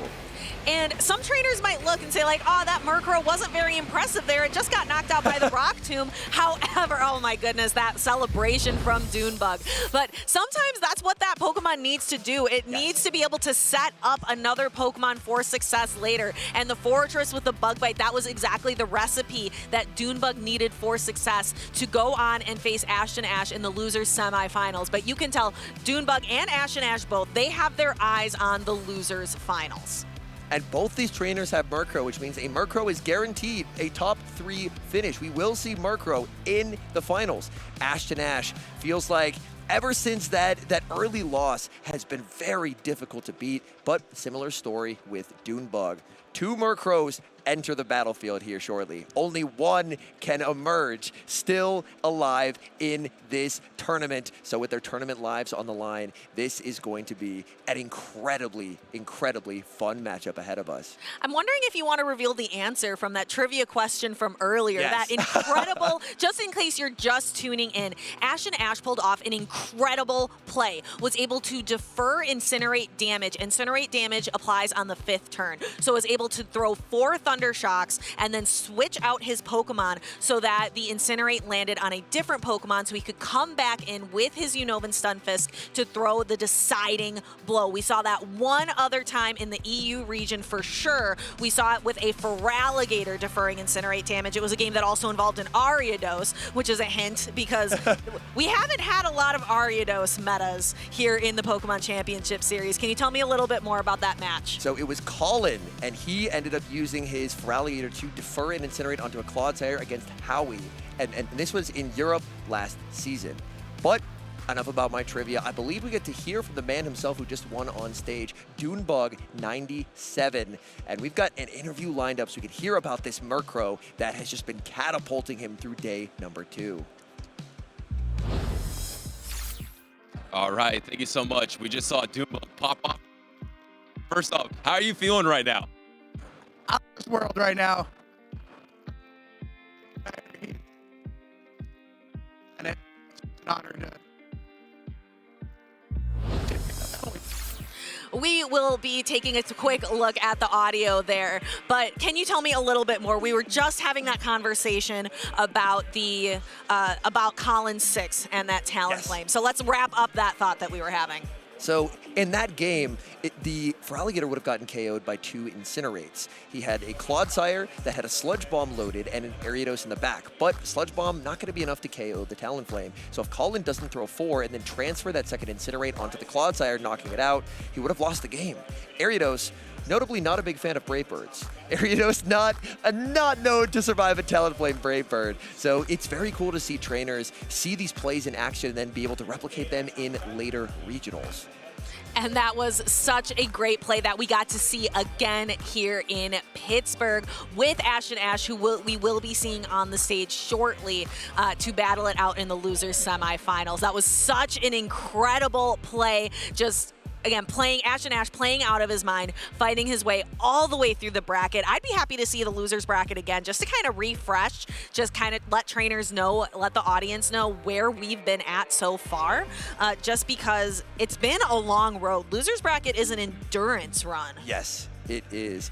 And it's also a little bit of how did we get here? Because we're now deep into the losers bracket. There's only 4 trainers still with their tournament hopes, their dreams of becoming the Pittsburgh regional champion still alive. 4 out of 182. So we've had incredible weekend of battles, and I'm confident the best is somehow still yet to come. I know, you said, I believe we are in top 4. We have 2 trainers over on the winner side of the bracket. They are kind of sitting in the audience probably, watching who might end up being a potential opponent later on. And those 2 like one of them, Zzwilous, who had an absolute incredible run earlier on. Just kind of, again, the king of spice, the king of bringing just a little bit of that anti-meta, and had some incredible plays with that Guzzlord.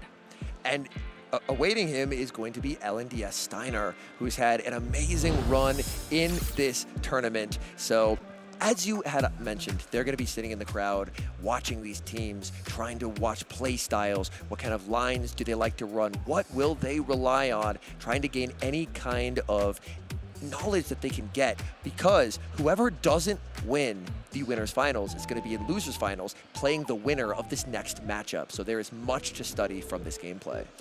As you mentioned and brought up before, double Murkrow, 2 Murkrows, 1 on either side, that they were brought from the Monterey Championship, and they are here to play in Pittsburgh and have had made such an impact. 1, 2, 3, 4, 5, and then you reach your attack right away. Drill Peck and Foul Play are both incredibly powerful. Murkrow's energy just seems to go everywhere. What walls it? That's not much.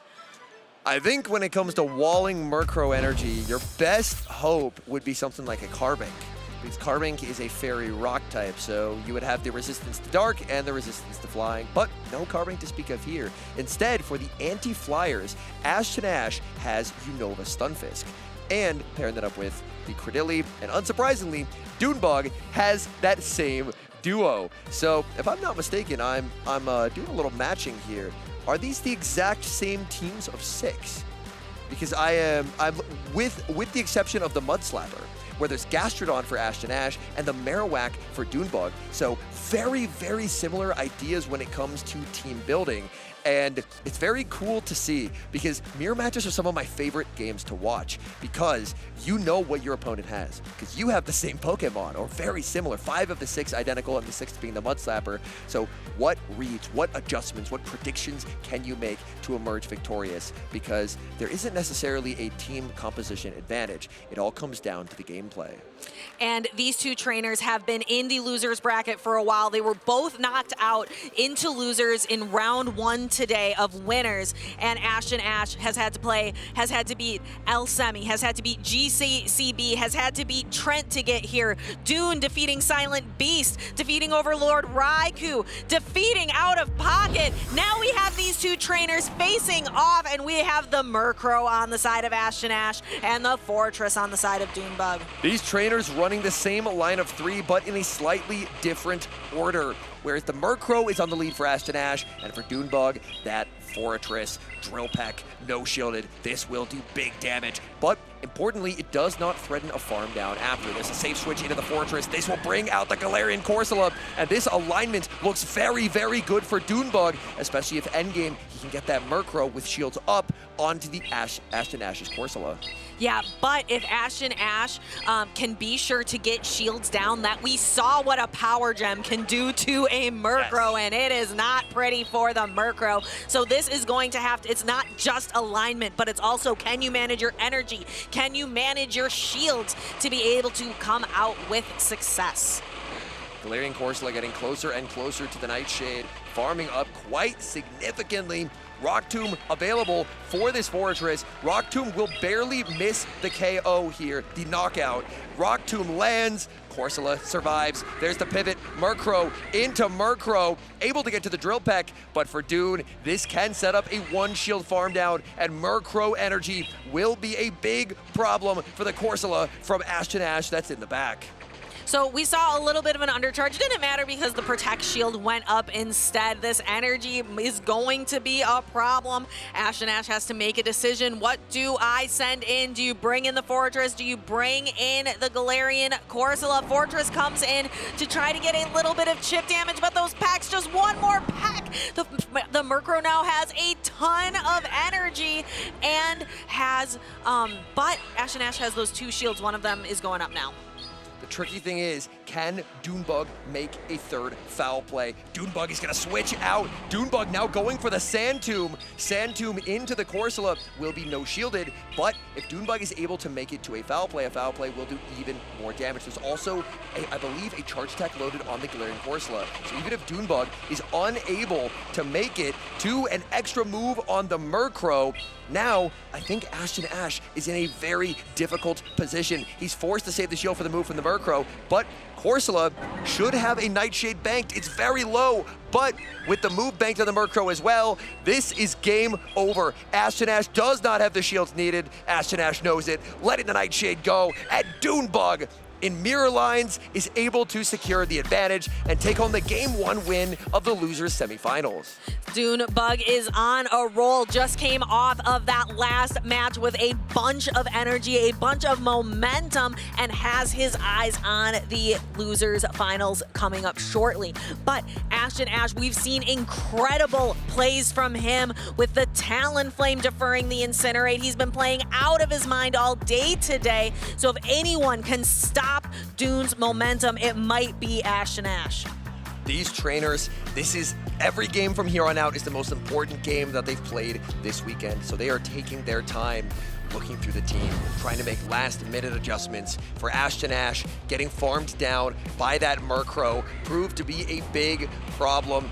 Murkrow able to farm down this Fortress as well. And then really well played by Dune. Sand Tomb into the Rock Tomb, and then with a move loaded on the Murkrow and a move loaded on the Corsola, there was no way out for Ashton Ash. Can Ashton Ash find a way, find a path forward? He needs 2 wins against Doombug, 2 teams that are incredibly similar, which, as you mentioned earlier, Henry, it comes down to skill. It comes down to how well do you know your Pokemon? How well can you navigate your win conditions? If you can't use the surprise factor of, oh, I bet my opponent hasn't practiced much against Murkrow. They both have Murkrow, they both have the practice, they're using the same tools, so it comes down to the craftsmanship instead. I think that's a very apt analogy. The tools are the same, it's about how your gameplay will translate. You have almost identical teams, one trainer locked in very quickly, the other trainer making last-second adjustments. Maybe the gravity of the moment is sinking in. We have double lock-ins, game number 2, Doombug versus Ashton Ash, top 4 here in Pittsburgh. And we're going to see on the field the same lead again. The Murkrow getting stuck on that Galarian Corsola. Fortress comes in as a safe swap. It's met by Doombug's own Galarian Corsola. But now Ashton Ash has the Murkrow in the back. But look what Dune brought to meet it. It's that Unova Stunfisk. That would be such a tough matchup for the Murkrow. Fortress Rock Tomb is going to apply a debuff, making this Nightshade not as threatening as it would be, but where Ashton Ash could end up in a difficult situation is if switch advantage is maintained for Doombug. Then that Unova Stunfisk looks terrifying in the back for the Murkrow, but if Ashton Ash expends a lot of resources to make a play for switch advantage, then a worry could be the Murkrow up a shield could be tough, but Ashton Ash, he's not going to let Murkrow get that shield advantage. Instead, just going to let this go, and now bring in the Galarian Corsola. Corsola will look for the full Astonish down. It looks like Doombug, his Corsola, it's bulky enough. It makes it to a last-second Nightshade. This is debuffed, but that's a lot of health that Ashton Ash would end up sacrificing. Ashton Ash is going to no shield, trusting in the Murkrow. That's gotten him this far. And we see the Murkrow on the opposing side, on the side of Doombug, shielding up the Nightshade, a potential power gem. Doombug kind of nods his head like, that's okay. I'm not too worried. I have the resources. There's the Murkrow, there's the Stunfisk, and there is the laugh from the two trainers. Ashton Ash says, I think you read me a little too well. The big thing to watch will be the Thunder Shock damage. Murkrow does not appreciate fast move pressure. Each Thunder Shock that lands, so much damage. Foul play, it hits everything for a significant amount of damage, but Stunfisk can actually survive 2 foul plays. Ashton Ash, he's looking for answers, but it looks very, very difficult to try and overcome this Stunfisk and Dune's Murkrow that is so much loaded energy in the back. The switch timer is coming up for both trainers, but Ashton Ash can't quite get there. Has to throw the foul play into the Stunfisk, and now the Murkrow, it is not only low health, and it makes a little bit of a cheeky catch. I don't think it's going to make that much of a difference, though. I think Dune's got this in the bag. Dune knows with his Murkrow, with the Protect Shield intact for it to hide behind, it can farm up to the back-to-back charge attacks. No shields available. Ashton Ash shaking his head, but for Doombug, the loser's run continues. Murkrow versus Murkrow. They know the game is over, so he is going to click the drill peck there. They stood up because they knew there was no ability for Ashton Ash's Murkrow to beat Doombug's. Doombug is going to take that knockout. Handshakes are exchanged, and look at that, posing for the camera. You love to see it. I love our community here in Pokemon Go. They are so much fun. There's so much camaraderie, and I love that it's just, I just love that it's just laughs and smiles up on the stage like, you got me, sir. Murkrow versus Murkrow. The Murkrow for Doombug, so devastating in that game number 1. Ashton Ash brings his own Murkrow in game number 2 just to have it align onto the Stunfisk, the one Pokemon that can so effortlessly shut down Murkrow energy. We asked at the start of this matchup, what can actually take moves from Murkrow? And it turns out the answer is Unova Stunfisk. It certainly can handle it. I wouldn't say that it's a wall. It's not a Bastion wall up against that Murkrow, but it can certainly handle those foul plays quite well. Doombug, as I mentioned, he has been on a roll. Let's bring it back. So Doombug lost to LNDS Steinar, lost to Steinar in winners round 1, but then Dune has been on a roll since. 2-0 versus Silent Beast, 2-0 versus Overlord Raichu, 2-1 versus Out of Pocket, and then here 2-0 versus Ashton Ash is just on a roll going into the losers finals. That is an incredible run. Not letting the fact that you're sent into losers mess with your head, destroy your confidence. Instead saying, I'm still in this tournament. I've won these tournaments before. And Dune, he's won a lot of them. Being able to dig deep, channel that inner confidence that I've been here before. I know what I need to do. And I'm pretty sure on an 8-1 run since that happened. So amazing gameplay from Dune. He's into the top 3. And that means that the loser of Zzwilous and Steinar will be playing Doombug in losers finals for the opportunity to make it to grands. If Steinar is able to win that matchup, we would see a Steinar and Doombug rematch depending on how this winners finals goes. But there you have it, Doombug's loser bracket run after being knocked down to losers by LNDS Steinar earlier today. Doon has it has been a long day, Home Slice Henry, and Doon has been battling it through the entire time. Doon win after win from losers round 2 all the way into the losers finals. And for winners finals, Steinar and Zzwilous will have had time. The winners semis were quite a while ago, so they will have had time to study the matchup, figure out what lines they want to run, try and get a read on what the opponent could possibly be bringing, because coming into the grand finals on the winner's side, there's so much more of a margin for error. You only have to win 1 best of 5, whereas if you get sent down to losers and make your way up to grands through losers, that's 2 best of 5s you have to win. So it's, as with anything in the loose side of the bracket, it is a significantly more difficult road. I really want to hear more from Doombug about the momentum that he has, about how it feels to just come off of that win from Ashton Ash, and how he is feeling now. Let's go ahead and send it over to 2-0 Butters with that interview. Thank you so much, Stephanie. I'm just going to ask him that exact question. Doombug, how are you feeling right now? I am feeling out of this world right now. Like, just taking down Pocket, one of the best players on this planet, and then winning the Merc show feels great right now. I've been waiting for the Merc showdown this entire tournament. Finally, it happened. You were able to come out on top. How did you do that? I feel like I kind of just made the right line reads, especially in game number 2, bringing the Stunfisk and getting it on his Murkrow. That just sealed the game for me. So, Doon, I have to ask you, is Murkrow for real? Is it a top meta Pokemon? It's a top meta Pokemon for sure. It incorporates a lot of the top Pokemon, like the Kanto Marowaks, the Gastrodons, the Corsolas. It's just so neutral into a lot of other things as well. While you're here, I want to get your insight real quick, because we got our winners finals coming up.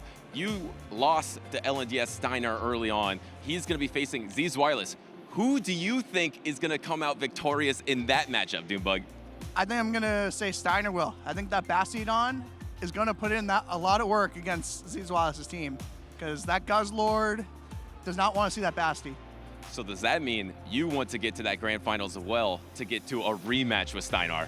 I'm hungry for that rematch against Steinar. I'll do it one way or the other. All right, and last question. Do you have any shout outs that you want to give now that you were the winner of the infamous Merc Showdown? First of all, shout out to Decibel Viper for trading me the Murkrow that I'm using. And then secondly, shout out to the collective, especially Final Boss AJ for all the support. I know you're cheering for me. And then finally, shout out to my amazing boyfriend Dylan. I love you so much. All right, well, congratulations once again to Doombug. We will see him in the losers finals, but we got winners finals coming up next. Let's get back to the casters. Thank you so much, Butters. What a wonderful interview there. The winner of the Merc Showdown, but the Battle of Murkrow, Doombug emerges victorious 2-0. And we've got an unbelievable matchup right on deck. I feel like we've kind of been alluding to it, maybe teasing this matchup a little bit, but Zzwilous versus Steinar, this is a matchup I have been waiting for hours, and I cannot wait to see these battlers lock in their teams because, wow, Steinar, an incredibly decorated battler from Brazil, unbelievable talent, great results as well. And for Zzwilous, Zzwilous always seems to be at his best when the lights are brightest. Constant top performances at international championships. I cannot wait. These two trainers are getting locked in and ready to go. We are excited for our winners finals. Remember, we have moved into the stage of the competition where we are best of 5 here today, and we are going to see which of the flying type Pokemon are going to be the best, because we have our final remaining Corviknight on stage in plush form, but also on Zzwilous' team. This is a wonderful lead for Steinar. Charjabug does not like getting hit by these smackdowns. ZZ looking to maybe build up a little bit of energy. This is catastrophic for Zzwilous, banking all the energy, sending in Credilli, and Credilli will immediately get hit with the Stone Edge. Instant no shield from Zzwilous. If Zzwilous is going to find a way to survive such a difficult lead matchup, it's going to be with very careful energy management. Double X scissors loaded on the Charjabug. Steinar decides to chip with the Stone Edge and now send his Credilli into the mirror. His Credilli is going to be slightly behind on energy, but will look to go for the Rock Tomb. I see our switch timers are coming up. That 45-second switch timer is crazy and can be so impactful in these matchups. Zzwilous, after this charge attack, will be able to switch out if he so chooses. Also lurking in the back is that Corviknight, which could have, could be a little bit of an advantage against that Bastiodon. Rock Tomb launched at Zzwilous. He shielded once. He's not going to be shielding again. This Rock Tomb will connect, but with all the debuffs, that does not do a lot of damage. Zzwilous gets to another Rock Tomb, and now Steinar has to decide, is it worth investing in the Credilli? Steinar says no, and switch advantage has been won by Zzwilous.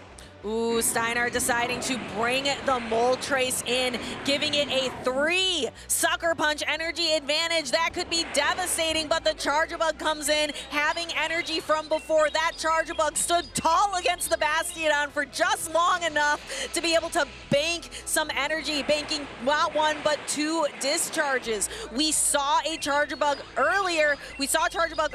Fully farm down a Galarian Moltres, so we know this is exactly the matchup it's looking for.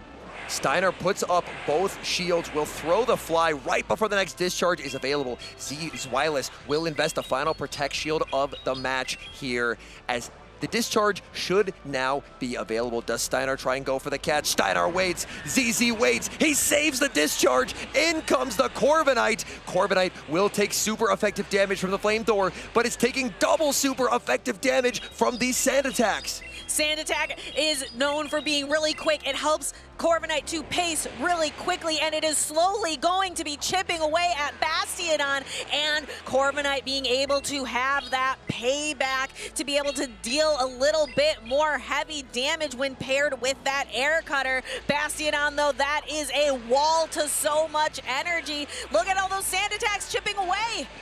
Oh my, Bastiodon cannot make it to the flamethrower. Payback will be taking the KO, but Charjabug, it has a charge attack loaded, but discharge is a weak attack. In comes the Moltres. Moltres goes for the fly, and now Zzwilous needs this discharge to be able to pick up the knockout. Volt Switch does so much damage. ZZ shaking his head. He doesn't think it's going to be enough. In comes Charjabug. Discharge, maybe if he can survive the sucker punches to get another Volt Switch off. The discharge lands. It does not KO. Can he survive? No, he cannot. And Steinar takes the Game 1 win in dramatic fashion. Steinar felt so cool and collected, already kind of going to his notes, thinking about Game 2. He's like, nah, I got this. I am not concerned. I am amazed by Zzwilous' ability to make a game that started with a Bastiodon lead into a Charjabug Credilli core as close as he was able to make it. That was brilliantly played by Zzwilous. And Charjabug, Volt Switch is so good, but it feels like in that end game, he was a little bit let down by Discharge. Discharge, it's a very cheap attack. You can get to it so quickly, but unfortunately, it does not do much in terms of damage. Zzwilous is usually able to manufacture win conditions just out of complete thin air. And the win condition he tried to manufacture was building up a bunch of energy on the Charjabug. So when it came in to the matchup later, even though it had to sit through several Bastiodon smackdowns, was able to come in later with energy, but it just wasn't enough. Was able to throw this discharge, but needed at least another Volt Switch to land and just could barely not survive long enough. We've got lock-ins. Game number 2. It's the battle of the rock types. Bastiodon rumbles onto the field, and it finds a target in Credilli. Credilli has a significant pacing advantage. Zzwilous farming up so much energy. Zzwilous going for the grass knot, but Bastiodon, the smackdowns add up a lot. It's very slow to get the charge attacks, but with the fast move pressure, it can definitely make its presence felt. I'm really curious about this adjustment from Steinar coming off of the win, bringing in the Shadow Annihilate.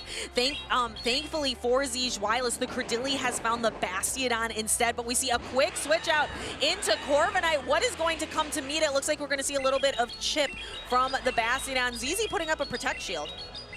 If Corviknight is answered with Credilli, Credilli is a very convincing answer to Corviknight. The Corviknight is up energy, which could help Zzwilous quite a bit. Because being able to threaten a payback before Rock Tomb lands is a big, big help. Steinar letting it go, saying even though payback is a very efficient charge attack, I am not worried. The payback lands, doesn't even do half, and now Corviknight will immediately get debuffed, meaning that a second payback should not come close to picking up a KO.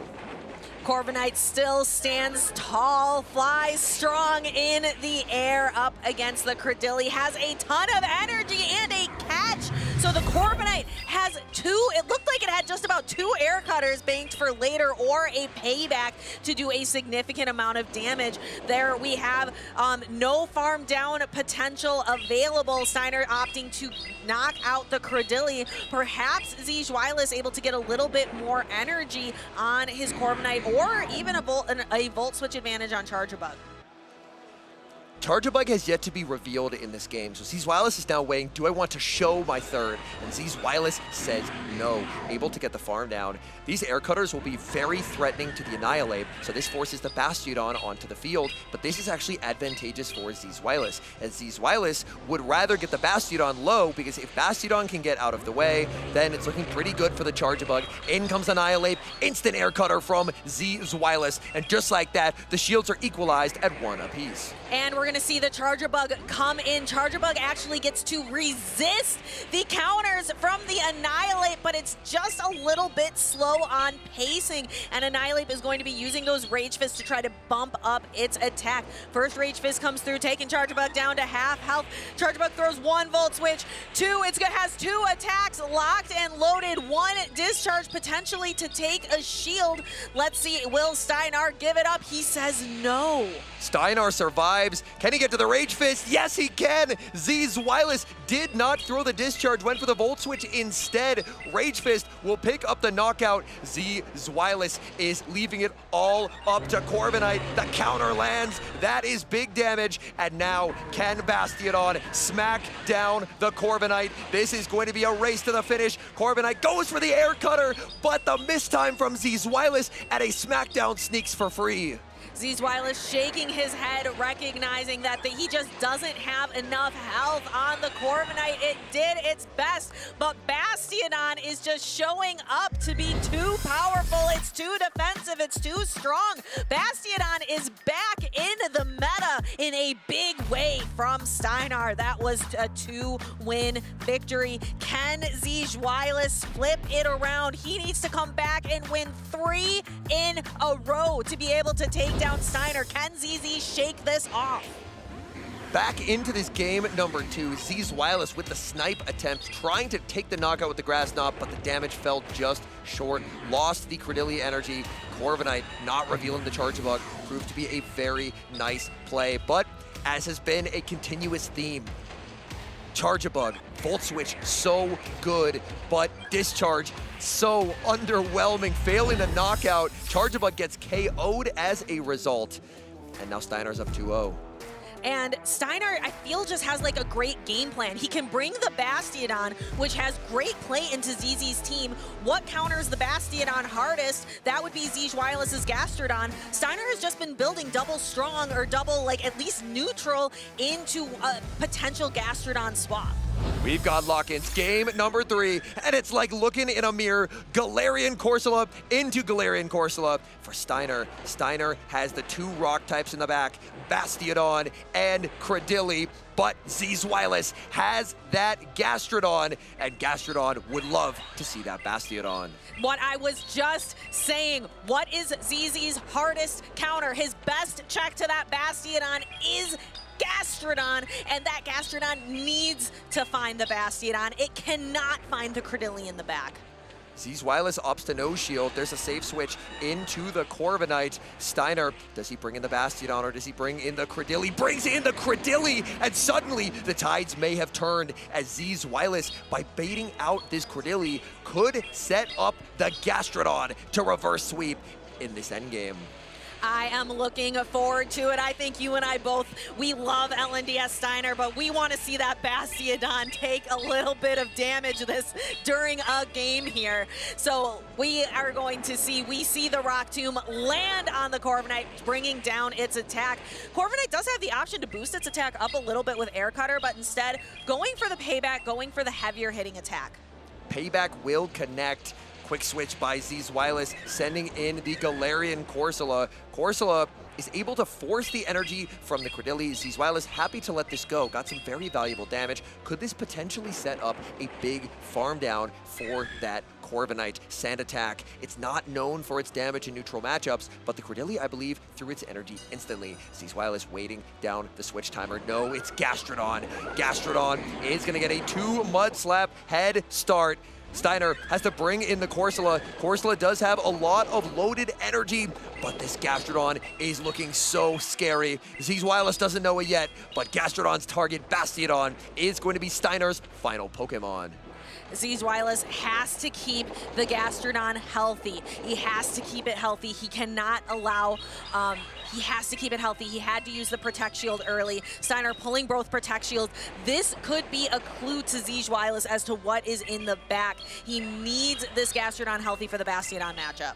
And Zzwilous recognizes it, putting up the final Protect Shield. Steinar, his switch clock is up, but you don't want to switch a Bastiodon into a Gastrodon. Gastrodon looking for the farm down, not gonna get it. There's the switch into the Bastiodon. Bastiodon will still be taking super effective damage from this Water Pulse. Water Pulse lands, and watch these Mud Slaps. Look at Gastrodon go, those Mud Slaps shredding the Bastiodon's health bar. Bastiodon desperately trying to make it to a Stone Edge, but it simply cannot get there. Zzwilous, well-timed Water Pulse will be knocking out that Bastiodon as Zzwilous looks to gain back control of this series. And throwing a body slam into a 1 HP Corsola. That is exactly what ZZ is about to do, showing that Bastiodon who is boss. You typically, do you know where you find fossils? You find it deep underneath the ground, and that is how that Gastrodon ended up with that Bastiodon, just burying it in mud.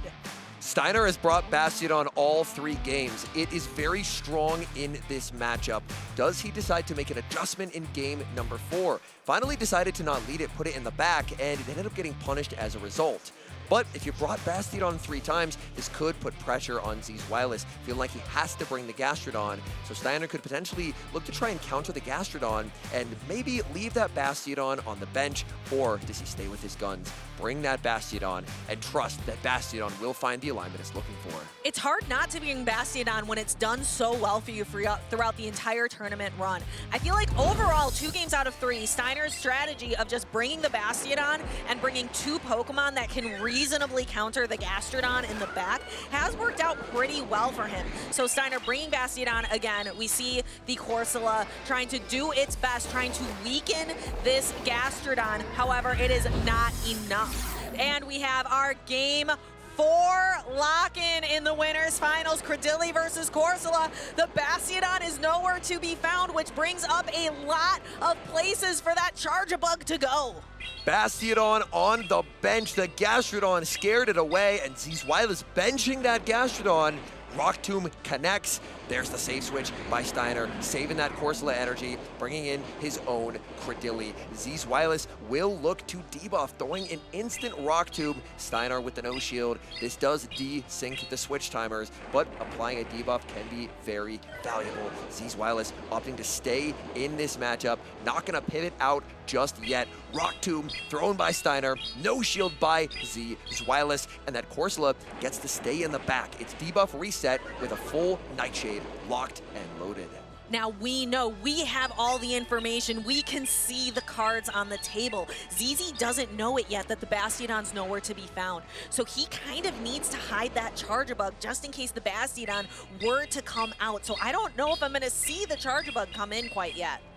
Rock Tomb will pick up the KO. Zzwilous surrendering switch advantage. In comes Corviknight. There's the pivot into Annihilate. Annihilate answered with this Charge-a-Bug. Charge-a-Bug trying to get to the discharge, but with the energy advantage that Annihilate has, Annihilate gets to strike first with the Rage Fist. Rage Fist, it is a very powerful attack, but what Charge-a-Bug does not have in discharge damage, it makes up for with amazing bulk.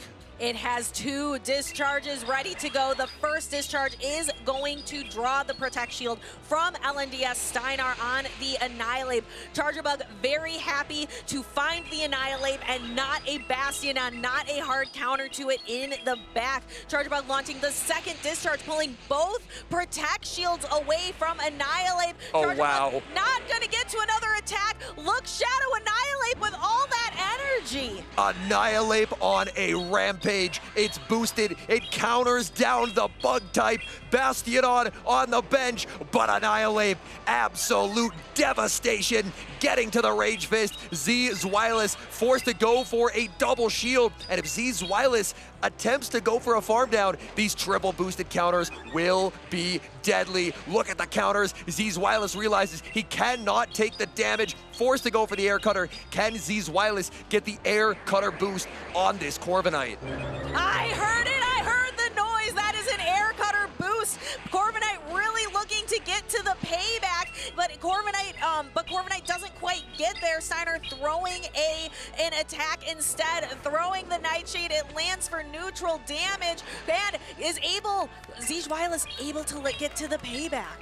Payback, this is boosted. It's super effective damage. Corsola is not going to hang on. It gets knocked out. In comes Credilli. Credilli trying to get to the Rock Tomb. It does not get there. Zzwilous gets the equalizer, and we're going to a decisive game number 5 in the winners finals. Zzwilous saw the Bastion lead twice in a row and maybe shook up LNDS Steinar by taking it down, winning 2 games in a row. Steinar benched the Bastion, but that wasn't enough to win the game. Instead, bringing out some of his other Pokemon.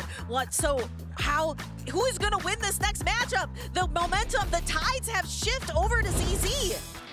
This matchup felt like it turned on that air cutter boost, boosting up the sand attack damage. When Annihilate was able to counter farm down the Charge-a-Bug, this game looked like it was over because Annihilate would be so threatening to that Corviknight, but Zzwilous with a very precise overfarm, knocking out with the air cutter. Air cutter boosting up the Corviknight's attack, knocking out the Brave Bird, and then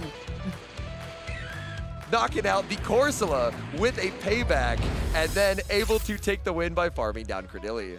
This has been so exciting. We are in game 5 of the winners finals. The loser is gonna go down to face Doombug in losers finals. The winner has a guaranteed top 2 spot in grands. We have a lock-in. We have Corsola into Credilli. And LNDS Steinar has decided to bench the Bastion once again. The Corsola in the back for Zzwilous does look quite strong. Immediate Rock Tomb from Zzwilous. Steinar has shown that he does like to bank this energy and switch out for later. So will we see the switch out, or does he stay in? He is going to be switching out. In comes Credilli, saving that energy for later. The Annihilate in the back. Zzwilous does not know it yet, but Steinar has to be very careful because Corsola onto Annihilate would be devastating. Rock Tomb lands onto the opposing Credilli. ZZ has an opportunity to switch out if he so chooses, but instead is staying in this matchup, allowing his own Credilli to have the attack debuff instead. Here's the switch out into the Corsola. Switch timers misaligned. Steinar is going to be able to switch out shortly after this charge attack is thrown. This Rock Tomb, it's debuffed. It's not about the damage. It's about getting a debuff applied and just looking to burn this switch timer. Switch clock is available, and there it is. That looked to be a CMP sack swap, catching this debuff to Nightshade while going for the full power Nightshade as well. And The next Nightshade is coming through. Will Zzwilous choose to block it with a Protect Shield? He does, reducing all of that damage down to 1 with a Protect Shield. And ZZ is going to opt. He cannot quite make a farm down, recognizes it, and throws the Nightshade instead. Steinar puts up the shield. Steinar desperately trying to KO this Corsola, but Corsola gets to escape. It dances off the field. In comes Corviknight, and Corviknight not going to be worried about Nightshade landing whatsoever. And this allows Annihilate to come in. Those counters are going to really start to threaten once the Rage Fists start to apply, but ZZ has an Air Cutter. It is not boosted up yet. So LNDS Steinar allowing his Annihilate to get a little bit lower. Air Cutter almost there, but Annihilate able to go first. This is a charge attack priority tie. Annihilate, Rage Fist is going to be shielded by the Corviknight. Corviknight will go for the Air Cutter. Annihilate gets the guaranteed boost. Corviknight only has the chance to boost up its attack. Switch timer is available for Zzwilous. There's the switch into Corsola, but it does not get the farm down. Annihilate holds on, making the last second Rage Fist, and that's going to be knocking out that Corsola. This is tough for ZZ. Neither of his Pokemon want to take that last counter from the Annihilate. Will it be the Corviknight? Will it be the Cradilly? It will be the Cradilly. Look at how much damage that singular counter did. We are down to the last couple attacks. All attacks will be thrown. All attacks will land. There are no shields remaining. Great play by Zzwilous. 2 acids and the Rock Tomb, so the second Astonish does not register. It's going to be very, very close. Steinar needs the perfect overfarm. It's going to be a catch by Zzwilous of the Rock Tomb. Steinar going to need a perfect undercharge, only going to hit a few bubbles. The Rock Tomb lands. It's too much of an undercharge. He cannot get the double up that he needs. Zzwilous gets the Air Cutter. He's done it. The reverse sweep. Digging deep, shining brightest when it matters the most, and Zzwilous is on to the grand finals. Zzwilous winning 3 games in a row. Saw that Bastiodon game after game, and then found a way to stop it. Shook up Steinar, holding the Corviknight proud there at the end. What a game. What a show of skill from Zzwilous. In Corviknight's first tournament that it's eligible with Air Cutter in these finals, Zzwilous is showing how Corviknight can be deadly. Corviknight being able to hit back. It's a flyer that can hit for double super effective into the Bastiodon, and that beautiful catch forcing Steinar to make almost an impossible undercharge. Steinar tried, but unfortunately unable to do so. We'll get to see a little bit of that undercharge there. ZZ having to be precise, dancing around. Both trainers really dancing around and playing with that new 45-second switch timer. There's the Cradilly. It had to take that counter. It had to hold on, throw the Rock Tomb. And here we are going to see that attempt at an undercharge. The catch, the undercharge, and it wasn't enough.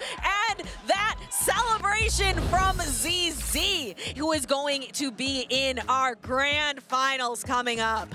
Zzwilous so close to claiming the title of regional champion, the first North American regional champion, maybe won by a European.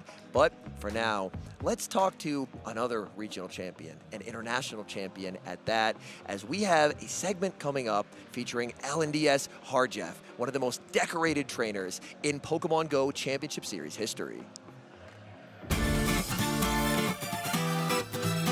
Oh, I play Pokemon since forever. Since day one, they released in Brazil, and I have been playing since then. And when the PvP started, I just started playing more and more the game, and now it's a big part of my life. My favorite Pokemon has been changing during my life, and I think it's okay. But I started being Cyndaquil because it was my first Pokemon ever when I played Gold. But I think right now it's Umbreon because I won LAIC with Umbreon and then a regional, so it's my favorite Pokemon right now, and I love Umbreon. I think a quote is to do good or be good, because when you are good or kind with everyone, good things will happen to you, like good things to other ones, and good things could happen to you. I think right now the best player in the world is Beelzeboy. I really hope I can have a revenge against him. I used to think that I'm the best player in the world, but he has this right now. I think my overall goal playing Pokemon is to have fun, to be with the community, be with my friends, my family. But I think in competitive, my goal is to be one of the best, is to be the GOAT, is to be one that everyone thinks is the best, and a name that can be remembered. A snack that I really like, it's cookies. I really like cookies, and you have better cookies here in US. Usually I have to make my cookies in Brazil. So I like when I'm here, I always buy some cookies. I think my favorite dessert is ice cream. It's good almost every time of the year and have all different flavors. So ice cream is good in every single occasion. I have a lot of favorites, but the best was Worlds in Anaheim. It has all these amazing memories for me, and I got goosebumps just to remember there. And it was an amazing event. My wife was there, a lot of my friends, so it was amazing, Anaheim. My favorite type of music is pop. Like, I usually listen pops during my days, but before tournaments, I usually listen funk, like Brazilian funk, because it puts me really hyped for the games, and I think it's amazing. Oh, I'm Team Ash. Like, I'm OG, and I think he's world champion, right? So I'm Team Ash. All right, trainers, get ready to take some notes. It's time to study Pokemon types. In Pokemon Go, there are 18 total types. Some Pokemon have a single type, while others are dual type. You can identify a Pokemon's type in the inventory menu or on the top right of the battle screen, similar to the Pokemon TCG. Every attack in Pokemon Go has one type property.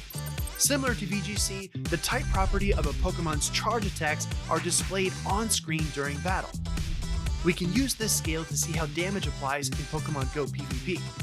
Neutral, resisted and super effective, double resisted and double super effective, and triple resisted.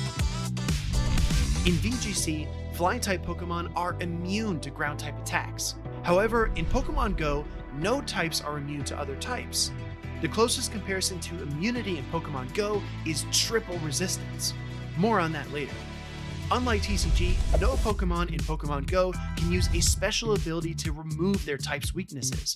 Therefore, every fast and charge attack will deal at least a tiny bit of damage, leading to improbable, unexpected, and exciting win conditions. Let's begin with the interactions between fire, grass, and water. Fire is super effective to grass, grass is super effective to water, and water is super effective to fire. When two single-type Pokemon battle, their attacks are usually neutral, resisted, or super effective. However, dual-type Pokemon are much more complex. To determine effectiveness for dual-type Pokemon, consider each type individually. For example, a Psychic-type Confusion from Bronzong will deal super effective damage to Poison and Fighting-type opponents. When Bronzong battles Toxicroak, that damage becomes double super effective, because Toxicroak is both a Fighting and Poison type. Some Pokemon single resist, double resist, or even triple resist attacks from other types. For example, Steel-type Pokemon single resist Dragon-type attacks, while Fairy-type Pokemon double resist Dragon. A Fairy and Steel-type Pokemon like Mawile will actually triple resist Dragon-type attacks. These are all of the double resistances in Pokemon Go. If you combine one of these double resistance interactions with another single resistance, you get triple resistance. Let's deep dive into a complex dual-type matchup. Beedrill versus Skeledirge. Beedrill's fast attack Poison Jab is neutral to fire, but resisted by Skeledirge's Ghost type. Skeledirge's Incinerate is neutral to Beedrill's Poison type, but super effective against its Bug type. Beedrill's X-Scissor, a Bug-type attack, is resisted by both Fire and Ghost, making it double resisted. Skeledirge's Disarming Voice is a Fairy-type attack, which is neutral versus Bug, but resisted by Beedrill's Poison type. Skeledirge's Shadow Ball is neutral to both Bug and Poison. Beedrill's Drill Run is neutral versus Ghost, but super effective versus Fire, resulting in super effective damage. Always keep a close eye on the screen while battling. Super effective or not very effective appear when Pokemon use their fast attacks. Protect shields turn red when shielding super effective damage, purple when shielding neutral damage, and blue when shielding resistant damage. Lastly, make sure to check the type icons at the top right corner of your screen.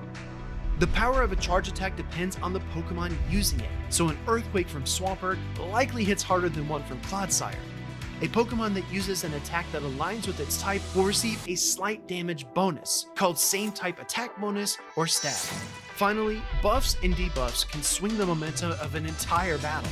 An Icy Wind debuff will lower all of a Pokemon's attacks, and a Night Slash boost will raise them. That's all from me. Best of luck in your future battles, trainers.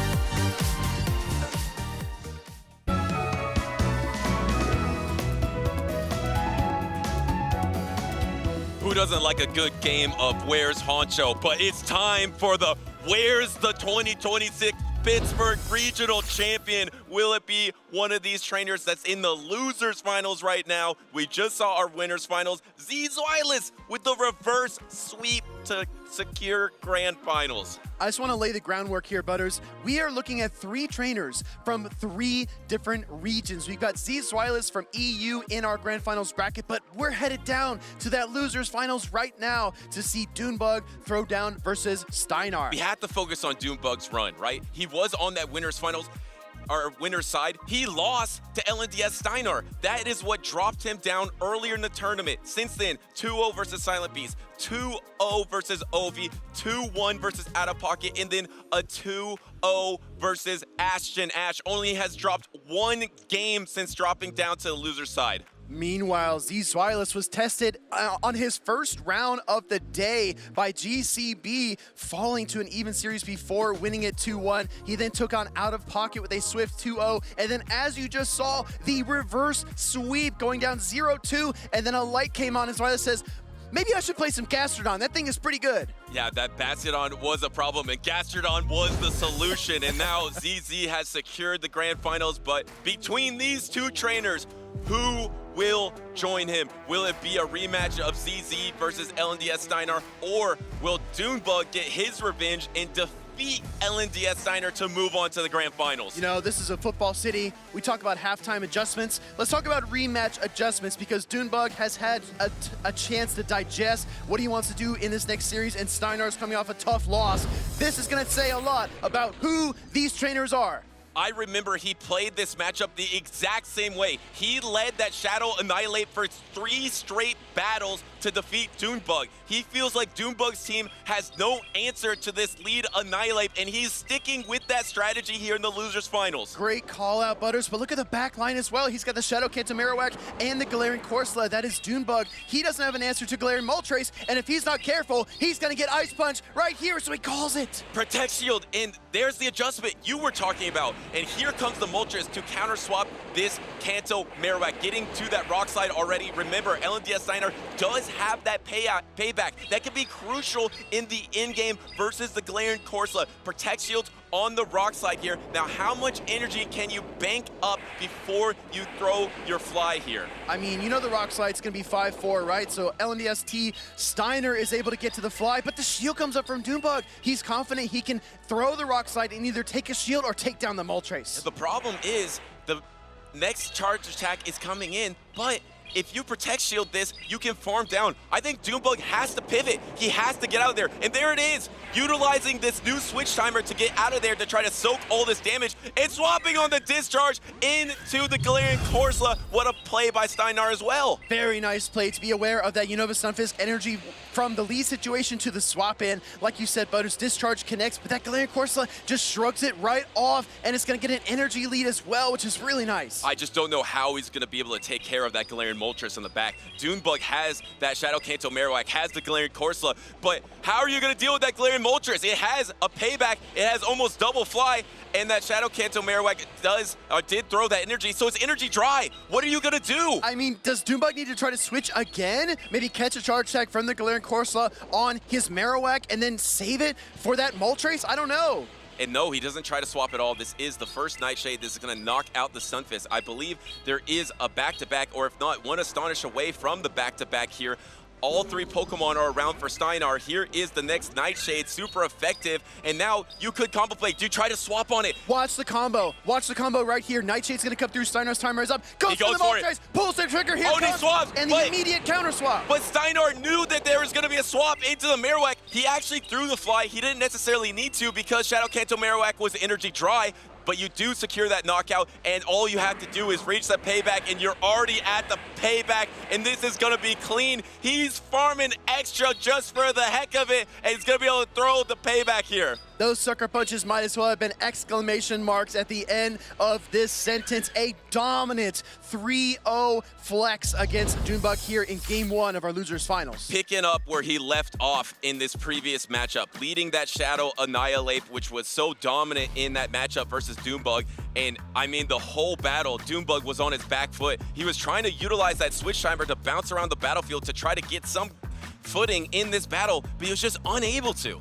So here's the thing, right? We saw Doombug play an ABB line to that Galarian Moltres. He led his Unova Stunfisk. He kept his Murkrow on the bench. And if you look at Steinar's team right here, you can see exactly why he is nervous to bring that Murkrow, because if it aligns against a Bastiodon, that is game over. And of course, in that game number 1, we didn't see the Bastiodon. Bastiodon has probably been the MVP for Steinar in a lot of series. I mean, it was probably the game-winning Pokemon earlier on when he matched it up against the Murkrow. Actually, no, wait. I think he one-shot and hit that Ice Punch into the Murkrow earlier. But if that didn't hit, he was going to win with the Bastiodon. Just the force of the Bastiodon, the pressure, the bench pressure, something that Caleb Pang, who runs Bastiodon all the time, talks about. There's so much bench pressure with Bastiodon because if you lose the alignment in any point of the game, you know you might just lose the battle. If you're Doombug, you can't go weak to that Shadow Annihilate you just mentioned, Butters. You can't go weak to the Bastiodon, and you can't go weak to the Moltres. So Doombug is cornered here in terms of what team composition he wants to run, and he's taking every single second he can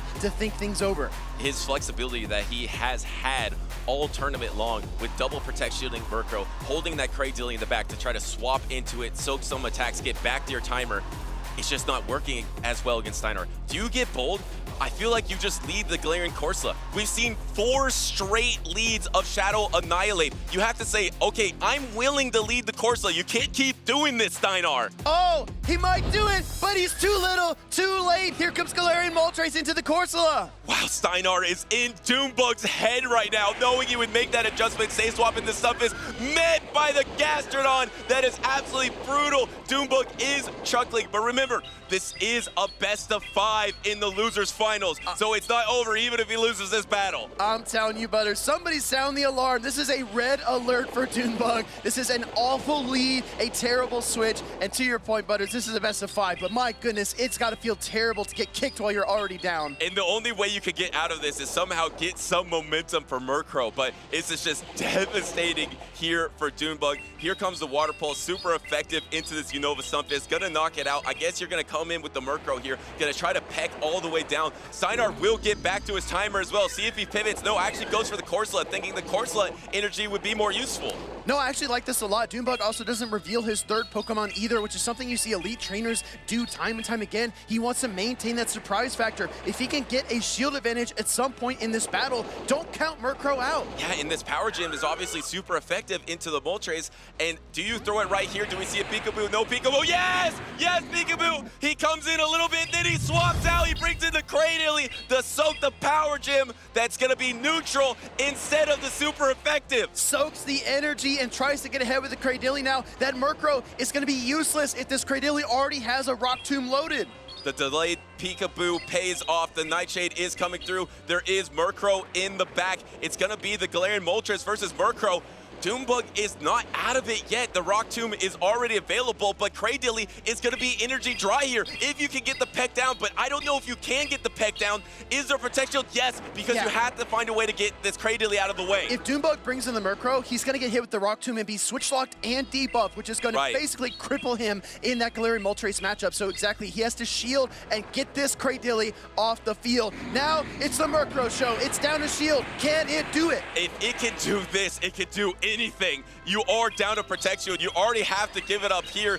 You just can't get to enough drill pegs in time. Doombug knows it. All you have to do is get to one more fly. Remember that Galarian Moltres already had that extra energy because he threw a couple sucker punches in previous matchups. Here is the double drill peg. I think that's charge attack priority, using the first protect shield of the game for Steinar. There's no swap. There's no escape hatch here. Doombug is going to be forced to absorb this fly onto the Murkrow, and it's beaten Galarian Moltres before, but not Steinar's. And a little revenge here for the dark flying type of the Galarian Moltres, taking out the Murkrow, sucker punching down the Galarian Corsola.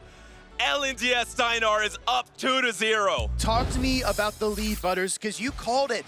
You keep seeing Annihilate. If your opponent keeps hammering you, you have to respond. Doombug tried to do that with the Galarian Corsola, and Steinar saw it coming a mile away. Yeah, I mean, he did it all 3 battles earlier on in the tournament. He showed it game number 1.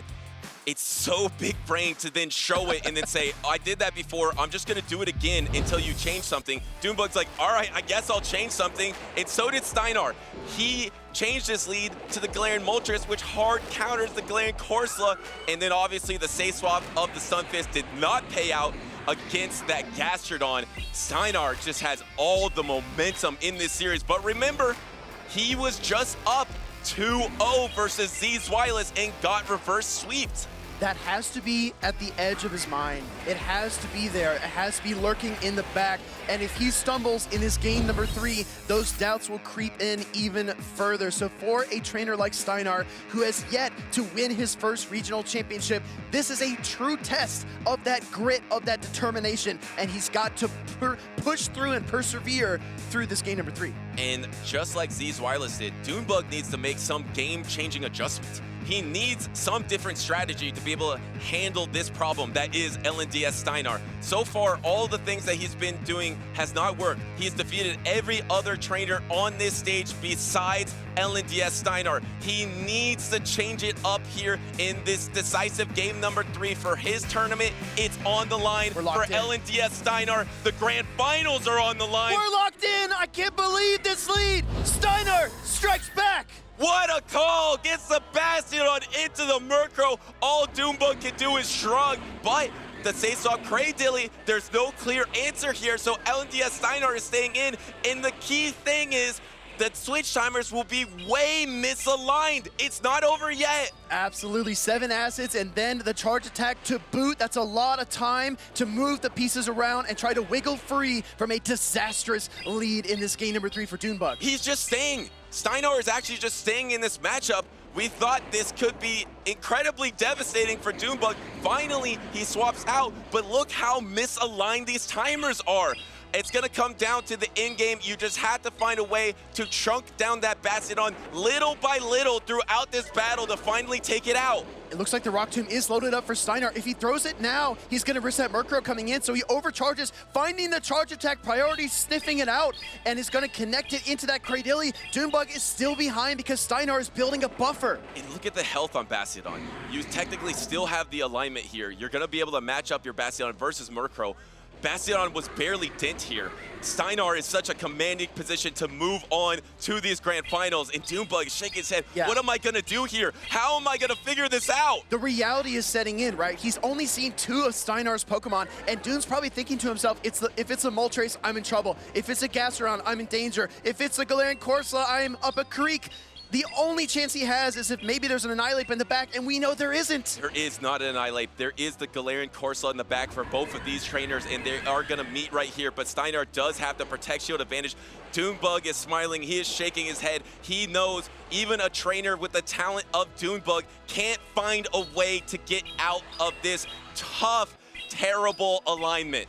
Gonna throw the Nightshade here, but it looks like basic formalities on stage. The 2 trainers kind of exchanging knowing glances, shielding, but still chatting about it. I mean, Doombug is really realizing this composition, this alignment, this series is basically unwinnable for him. Looks like the Merc show is finally over here in Pittsburgh as Doombug is still trying to do as much as he can, but look at the backlines. There's still a Bastion, there's still a Murkrow, there's no Protect Shields remaining for Doombug. Steinar is up 2-0. He's gonna secure this game, and that means he's gonna secure the rematch against Zzwilous.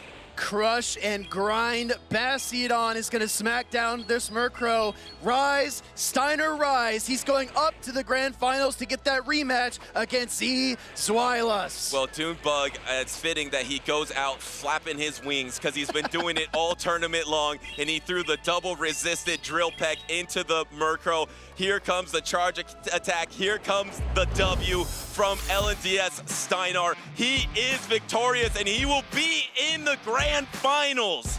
Let's give Doombug his flowers. 3rd place overall at the Pittsburgh Regional Championships. 2024 was Doombug's year. Regional Championships, 2nd place at an IC. Incredible. No one's ever done it like he did it. 2025, Doombug faded, and he faded quite a bit. We talked about it at the beginning of the season, but it became evident that he was not the same trainer in that meta in that season.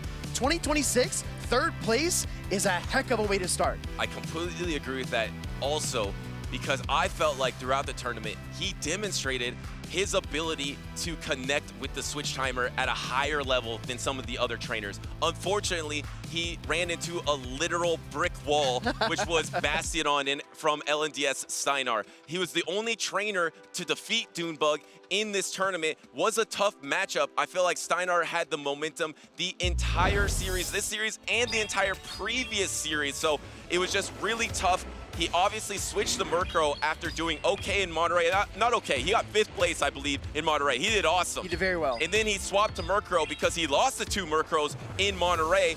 He brought it here. He put on an awesome Murk show, and he is saying that this is a top meta Pokemon that needs to be dealt with. So you picked the Bastion. That's something that can really deal with that Murkrow. Hey, Butters, no matter how super powerful you are, everyone has a kryptonite, and that steel wall is exactly the issue that Doombug could not overcome. And we looked at the team, there were answers. He did have the Unova Stunfisk, he did have a couple of Pokemon, but Steinar and his mind games, oh my goodness, I have not seen a series of leads that crazy in quite a while, and against top competition, it's 1 in 1,000 to pull that off. I mean, it kind of reminds me of Inadequate's style in a way. Yeah. Especially because Bastion can be so polarizing, especially against a team with double ground. Yes. We knew Zzwilous didn't have a great answer for the Bastion. Doombug had 2. He had the Stunfisk, he had the Shadow Kanto Marowak, but the problem was that Shadow Annihilate was actually the major force for Steinar that whole series, and then Doombug got in his head, and he's like, okay, I need to switch it up. And then Steinar predicted the swap up in that game number 2, predicted the lead in game number 3, and it's that high-level predictions that reminds me of Inadequates. Steinar leads the Annihilate, and you pointed out it's so good. You said he did this constantly versus Doombug the first time they met. So he leads the Annihilate to settle Doombug into this mindset that things are going to turn out in a similar way. Doombug pivots to the Corsola, like you called out. Steinar brings in the Galarian Moltres, and right when he makes one more adjustment to the Murkrow to straddle the Annihilate and the Galarian Moltres matchups, Bastion. And it's even more impressive knowing that he just got off the stage against Zzwilous, and he had to pull up a new strategy from scratch. He thought he was going to be in the grand finals awaiting the winner of the losers finals. He was up 2-0 versus Zzwilous. Yes. He let that slip through his hands, and then suddenly he's like, okay, I need to get back to the grand finals. I need this rematch. And the strategy that he pulled off to 3-0 in an absolutely dominant way, I might add, was incredibly impressive. I mentioned the doubts creeping in, maybe that small voice in the back of your head that's saying you just fumbled a 2-0 lead. You could be in the grand finals right now, but you are making too many mistakes. Steinar, I like to think, heard that voice and says, shh, let me cook. And he did exactly that up against Doombug, one of the world's best. And right now, Butters, for the first time, I think, in Championship Series history, we have a North American regional, and it looks like 2 trainers not from NA are in the finals. Wow, that is a change of pace here for North America. I'm sure the other regions are absolutely loving it right now. I'm sure. As Doombug has been eliminated here. But it just goes to show how much Championship Series has changed even at the regional level. We have all these trainers, top trainers, traveling from different regions to try to get as much championship points as possible, because a key thing for these top trainers is that travel award. And I know that That's a huge reason why Steinar was here today, and he is putting himself in a fantastic point to get that travel award. I think our grand finalists are ready to talk about their grand finals, so let's go on down to Stephanie for the interview. Thank you so much, Butters and Will. I am here. Like you mentioned, I have 2 trainers from out of region here at the very first NA regional event. I am sure our trainers are very, very proud. I'm sure the Twitch chat is abuzz with the smack talk for being able to conquer the first regional in our North American region. So, Zizi, I'm going to start with you. And my intention when I was writing my questions was to ask you about the Bastiodon and how you felt and your strategies. But I'm not so sure you probably want to talk about it, considering you will have to face Steinar again. Yeah, I think I should not reveal all my anti-Bastiodon strategies, but like as we both know, I think Basti is a Pokemon that either wins you the game or loses you the game. And we are going to play that game at least 3 more times, up to 10 more times. Yeah, I just hope to come out on top. It's going to be dicey. And Steinar, I spoke to Rajef a little bit before this, and he told me, typically, you hate Pokemon like Bastiodon. Why are you bringing it here to Pittsburgh? Na verdade, a ideia do time foi do Rajef e eu não concordei com o Bash.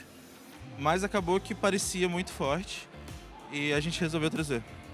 So in reality, the idea for Bastiodon was not mine, it was the team's. I did not agree with it. However, the team felt it was a good move and we decided to bring it. I think your team had the right idea in this circumstance. Your team was behind you. Very good. How about for Corviknight, ZZ? Corviknight has been a non-factor this entire tournament. It has been really unimpressive, but you, sir, are the Corviknight master. Can you tell me a little bit about this Pokemon? So what I really like about Corviknight is how neutrally it plays into everything. I mentioned it briefly before. I kind of built my team around always having play. I don't really need the alignment. I don't need to really oppress my opponent with the picks that I chose. I just need to dance around with energy. I need flexibility. And I think with the fast pacing to Air Cutter, with the coverage, with the great resistance profile, Corviknight is the Pokemon that delivers on that promise. And it has been delivering for you, bringing it in all 5 games against Steinar. It was very impressive. Steinar, you have been away from home for 2 weeks. From Monterey to here, it has been a long time traveling. How have you been feeling now after all of these travels? Com certeza eu estou muito cansado, mas feliz de ter ido bem em Monterey, estar indo bem aqui e a gente vai ter uma final incrível com certeza. So I'm definitely very, very tired, but I'm extremely happy to be here. We're going to have great games and an amazing final. We are definitely going to have an amazing final. I'm curious for you, ZZ, is there anyone who helped you train up, who helped you train for this finals here? Well, I did play a lot of practice tournaments, whether it would be in the Candle Cult or in the Flash server, on the Legends Never Die tournament. I played 1 round, but it was important practice. Yeah, but overall, I feel as if a lot of my team building just comes down to just having a little bit of a back and forth with my teammates in particular, where we each enter our little practice tournaments, each with like a little bit of a variation to the team. So there were like versions of this team that had Shadow Scizor on them. There were like versions that had Clodsire on them. And I still kind of miss Clodsire, if I'm being honest. But yeah, I ended up with this version, and apparently it was the right call for this weekend.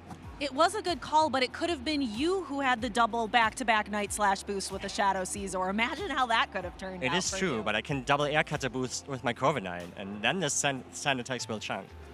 Well, ZZ, you have a lot of opportunities to talk to the camera and tell everybody about the EU region, about your home in particular. You even have a podcast. But Steinar, you don't get those same opportunities. We don't have nearly as many streams in the LATAM region. I wanted to ask you a little bit about how it feels to come here to Pittsburgh and represent your home, represent the LATAM region here. Eu falo muito com meus amigos de que eu gosto que quando a gente tem essas oportunidades de vir para fora e poder estar na stream, mostrar como a gente joga. Ano passado o Marto foi um jogador absurdo do Latam, a Rajef A gente não tem como não falar dele. E é sempre legal, tipo, mostrar que o Brasil e o Latam também pode competir com os melhores. So I always tell my friends that it's fantastic to come up here and be able to show to the world that Latam and Brazil have very strong players and that the results can't be denied, that we are in fact world players and we'll be doing well. And I think you both are doing incredibly well. I'm going to give you one quick moment. Any last words for the camera, for your friends back at home in both of your home regions, which are not here in Pittsburgh? Zizi, I'll let you start. All right. So shout outs to everyone watching at home. I know that there's a lot of homies here, but some of them couldn't make it. Still thinking of you guys. I really appreciate all your messages, all your support, whether those homies may be here in North America or back home in Germany, in Hamburg, in my hometown with my family, my brother, and I bet they're all very excited to see what's about to go down, and yeah, I hope to deliver. And Steinar, how about you? Any last words for the camera, for everybody watching you at home? Shout out para os meus amigos que estão viajando comigo, o Rajef e o Canan. Para os meus amigos do Gebelindos, da Tuzi, para minha família. So shout out to all my friends that came with me, my team with Tuzi, and to my family. Thank you both so much. I am looking forward to a fantastic rematch there on the stage. You took it to 5 battles before. I'm hoping to see 5 more. Thank you both so much. I'll let you get going. Casters, back to you.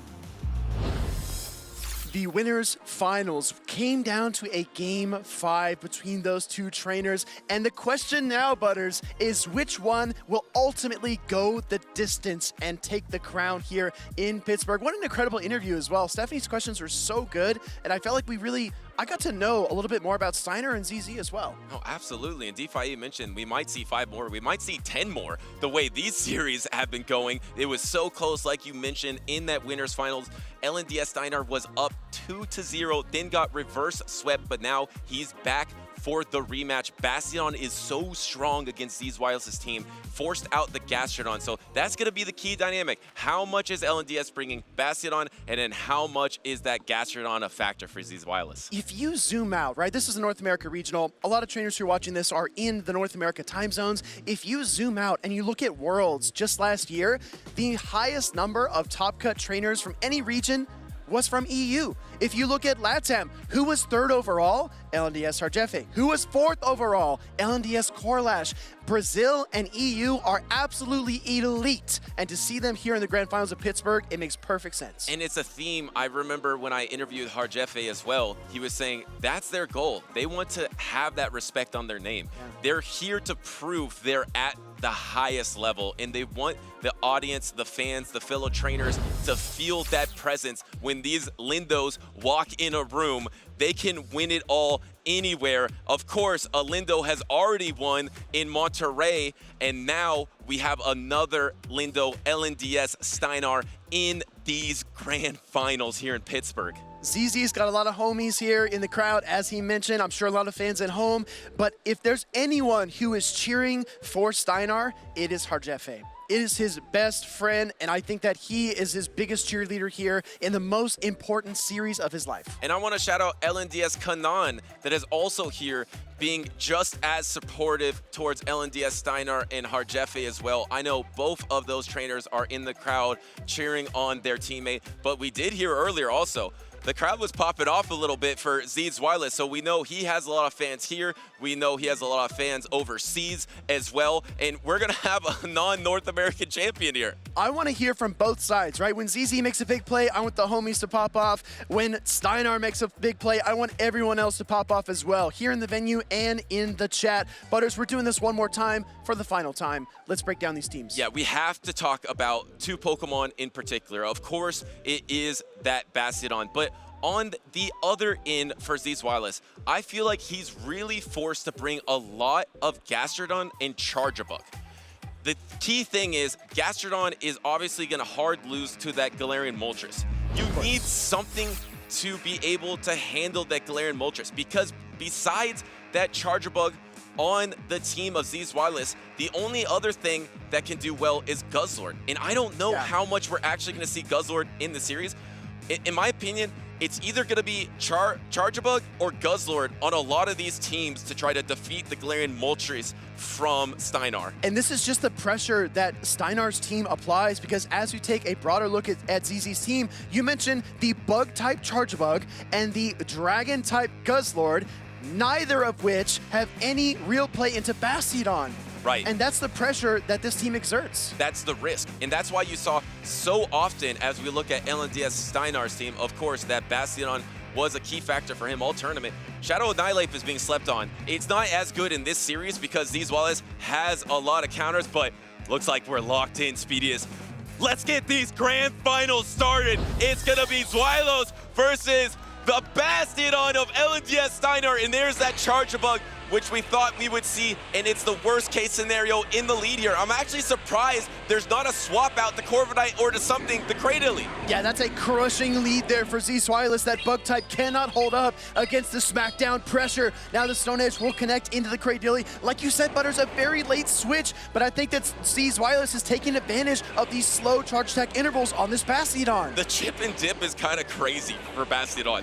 You chip a lot and you really don't get punished at all. You're gonna take this neutral Grass Knot. This is gonna tickle the Bastiodon. There's almost double Grass Knot available. But the thing is, you can also deal with that Charjabug with the Cradily in the back. I think that's the key reason Zzwilous actually banked all that energy, knowing that he's gonna be double strong to Charjabug in this matchup. I'm gonna need X-Scissors for the backline. This is something else to consider. Bastiodon is such a polarizing pick, like we've heard multiple times this weekend. Either you win or you lose by the Bastiodon, but Zzwilous wants that neutral play. And now that this Bastiodon is so weak, he doesn't need alignment. He just brings in that Corviknight and starts to work with the sand attacks. And do we see a pivot here? This is gonna be the super effective Flamethrower, actually getting the Protect Shield into the Corviknight. If you sit there, you're just gonna get sand attack down. So here's the pivot into the Cradily, and then the swap. This is why Zzwilous banked all this energy for this moment right here. That is actually amazing that he was able to predict the end game even though he was in a devastating lead. It didn't even look like a swap, Butters. It looked like a pounce. This Charjabug came out immediately in the blink of an eye because Zzwilous recognized that Steinar bailed out the Bastiodon and sent out the Cradily. And the double Protect Shield here from LNDS Steinar, knowing you don't need a Protect Shield as much for your Corsola. Bastiodon is almost gone. Here comes the Rock Tomb, the last Protect Shield from Zzwilous as well. A lot of charge attacks have been thrown, but no, the timer is not up for either trainer. The debuff did happen. You're gonna land this super effective X-Scissor. It's probably gonna do about half of the health of this Cradily. Zzwilous is just trying to clear the runway for the Corviknight here. He needs to soften up these targets so that the Corviknight can sweep. Meanwhile, Steinar is gonna prevent that banking energy on the Cradily. Here comes the Corviknight. Wow, and he had all that energy. Remember that he banked against the Bastiodon. Zzwilous is playing out of his mind here, able to be in these negative situations, but gather energy to use against the backline. He is really playing well in this switch timer era. It's a boost to his gameplay. This is the challenge, Butters. Look at the HP on the Galarian Corsa. Can Zzwilous afford to air cutter and farm down? I think he's got to throw the payback here. Galarian Corsa is too bulky. You have to. The air cutter is not enough. Perfect timing from Zzwilous there to throw the payback, which will knock out the Galarian Corsola. And now it all comes down to this backline of the Cradily. Cradily has the Rock Tomb. He instantly throws. He's gonna have to catch if he wants to win the game. But if Steinar's timer is up, he might be able to bring in the Bastiodon and smash that Charjabug. Oh, he does! Smackdown's hitting. He's got to fire this discharge. The question is, can this Charjabug hang on long enough to get one more X-Scissor versus the Cradily? He needs 2 Volt Switches, I believe. I think he can take 2 acids. I don't think he can take 4, but no, he actually can take 4, and he holds on to get to the X-Scissor to win game number 1. Zzwilous with 1 HP snatches victory from the jaws of defeat. I can't believe it. Incredible. Incredible. Your matchup, a Charjabug versus a Bastiodon, one of the most negative situations you can be in, but to have the foresight that LNDS Steinar is going to be double strong to your Charjabug. So I need energy versus that Cradilly in the back. He had that same foresight with this Corviknight to have payback energy for the Corsola. This is so fascinating, Butters, because we talk about Bastion, live by it, die by it, however you want to put it, but Zzwilous just doesn't care. He leaves the charge bug in, he overcharges energy, he sees the long-term plan from the very onset. So creative. So creative. I mean, to be able to figure out this problem is so difficult. Most trainers would fold in that scenario where you're ABA weak with your lead Pokemon. Yeah. Not Zzwilous. And he was down 0-2 in winners finals. He's now won 4 straight battles versus LNDS Steinar. LNDS Steinar knew he's bringing Charge Bug. I'm gonna bring 2 counters to it. It didn't matter. It didn't matter. It didn't matter. And that is when you can start to get desperate, when you try everything and nothing works. But we need to see if Steinar can bring it back. Game number 2, Galarian Corsola lead into Bastion. Wow, and there's a Guzzlord in the back there for Zzwilous. That is going to be devastating for LNDS Steinar's Corsola if they match up in the in-game. The favor for LNDS Steinar is Bastion is one of the best neutral Pokemon ever, so he can probably maintain alignment throughout the battle. I appreciate the patience as well, recognizing the Bastion needs so many smackdowns to get to the Stone Edge. Zzwilous banks that extra energy, anticipating a potential switch, anticipating that Steinar might move the pieces around. And here comes the smackdown here, or sorry, the Stone Edge from the Bastion, and this Corsola, oh, actually swapping, and now the Flamethrower is available. Does he throw it? Yes, he wants to chip this Pokemon a little bit, and actually getting the Protect Shield from this Corviknight. Zzwilous is investing in this Corviknight. Flamethrower is the only charge attack on Steinar's team that's gonna deal super effective to the Corviknight. So realistically, Butters, that's probably the only move he ever needs to shield in this series. It's an efficient shield, no doubt. Now the payback is gonna be coming in. He was saying, I could get a double boost on my air cutter. He's not going for it at all. He's going for the payback. You need the double payback to be able to knock out the Cradilly, but now the Rock Tomb is gonna drop your attack here. But where's the timer? The timer's almost up already. The timers are desynced here. Can you get to your timer before the next charge attack? You can. Will we see a swap? Yes, a combo swap. Wombo combo. Galarian Corsola with the Nightshade. Gonna hit this Cradilly and leave a mark if Steinar does not shield. He's setting both of his Protect Shields and letting his Cradilly get so weak, but his timer's almost up as well. He's gonna go ahead and throw the Rock Tomb. And continues to be misaligned, these timers. Now the Rock Tomb will connect. You have the opportunity to farm down this Cradilly. Does he go for the Corviknight once again, or does he try to bring in that Guzzlord for the Dragon Tail down? We're gonna find out. I think he might go for that Sand Attack down. Let's see what he brings out. No, actually goes for the Dragon Tail down. Gonna try to bank up some energy to try to throw at the Bastion of Steinar. That was crushing right there for Steinar to not be able to withstand that third Dragon Tail, and now the Guzzlord's got an energy advantage, and typings don't matter when you have the Brutal Swings and you can dish out this neutral Dark-type charge attack over and over again. Will double Brutal Swing be enough? No, it's not enough. You need more damage than this double Brutal Swing. Throwing on charge attack priority. This is going to be so close, Speedy. It's almost impossible to tell if this Bastion will be knocked out. Can it endure to hit the charge attack? Yes! Steinar knows his Bastion. He knows what it can take, and it's going to dish that punishment right back with the Stone Edge, taking away that final shield from Zzwilous. Literally 1 health on that Bastion there. Now you have all this energy, the double Brutal Swing here. There's 2 Protect Shields remaining. Do you let one go, knowing you have to save one for the payback? That's smart from LNDS Steinar. Exactly. Guzzlord needs to get to 3 Brutal Swings, but the good news for Zzwilous is that it's only 9 turns to each of them. I think he might be able to do it. Steinar is not out of this yet. And here comes the next charge attack. Waiting a second, throwing the Power Gem. This is gonna connect into the Guzzlord. Guzzlord has a lot of HP itself. Can it hold on? It does hold on to get to the Brutal Swing. And suddenly, Steinar has to let it go. It's super effective. Can it knock out the Corsola? That is massive. 1 HP survives on both sides. Clears the runway for Corviknight to come in and double air cutter. But if he swaps and he catches, this might change the outcome. No, but you can get to a Nightshade maybe. Can you get to a Nightshade? Is there a boost there? There is no boost. Oh, no, the swap! The swap! into the Bastion on here to soak this energy. Now it all comes down to if you can hold on to the sand attacks. Is there a boost? There's no boost. Going for the power gem here. This might knock out. This is gonna be so close once again. I've never seen a game so close. Corviknight takes the power gem, hangs on! Here comes the sand attack, but it's not enough! Zzwilous is a switch timer technician. This is ridiculous. One of the best grand finals I have ever seen, and we are 2 games in. This display from Zzwilous here, and Steinar as well. Steinar is also playing awesome. This is incredible. If this is just a taste of what we are gonna see in this new season, I am all in. I'm all in for the merch show. I'm all in for the switch timer technician. Zzwilous is up 2-0 in this series. He is 1 game away from becoming your champion. We are tied up, Butters. Oh, hold up a 1-1. second. Hold up a second. It's 1-1. Hold up a second. The astonishes were enough.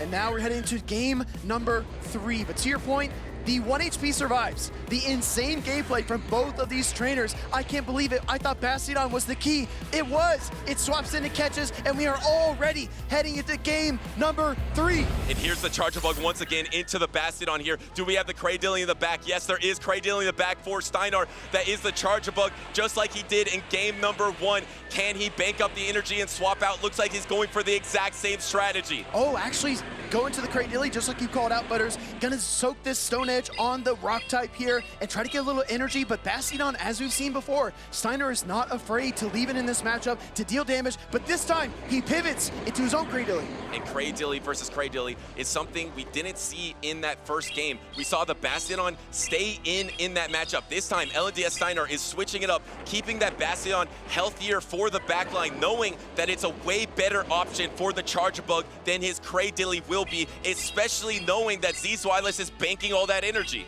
Rock Tomb getting fired off here by Steinar, connecting into the Cradilly from Zzwilous, lowering that attack yet again, but the Grass Knot gets queued up here by ZZ. This is going to deal some damage, maybe a little bit more than the Rock Tomb, but it is in no danger of knocking out the Cradilly. My goodness, this series is so crazy. It even confused me. I even couldn't see. It was so close in that game number 2. What an epic series as the farm down happens, wasting all that energy. Now you have the alignment. This is everything Steinar needs, and there is the charge attack priority on the discharge, knowing that if maybe there was a swap out, he would throw a super effective or a neutral somewhere else. Butters, this is dire.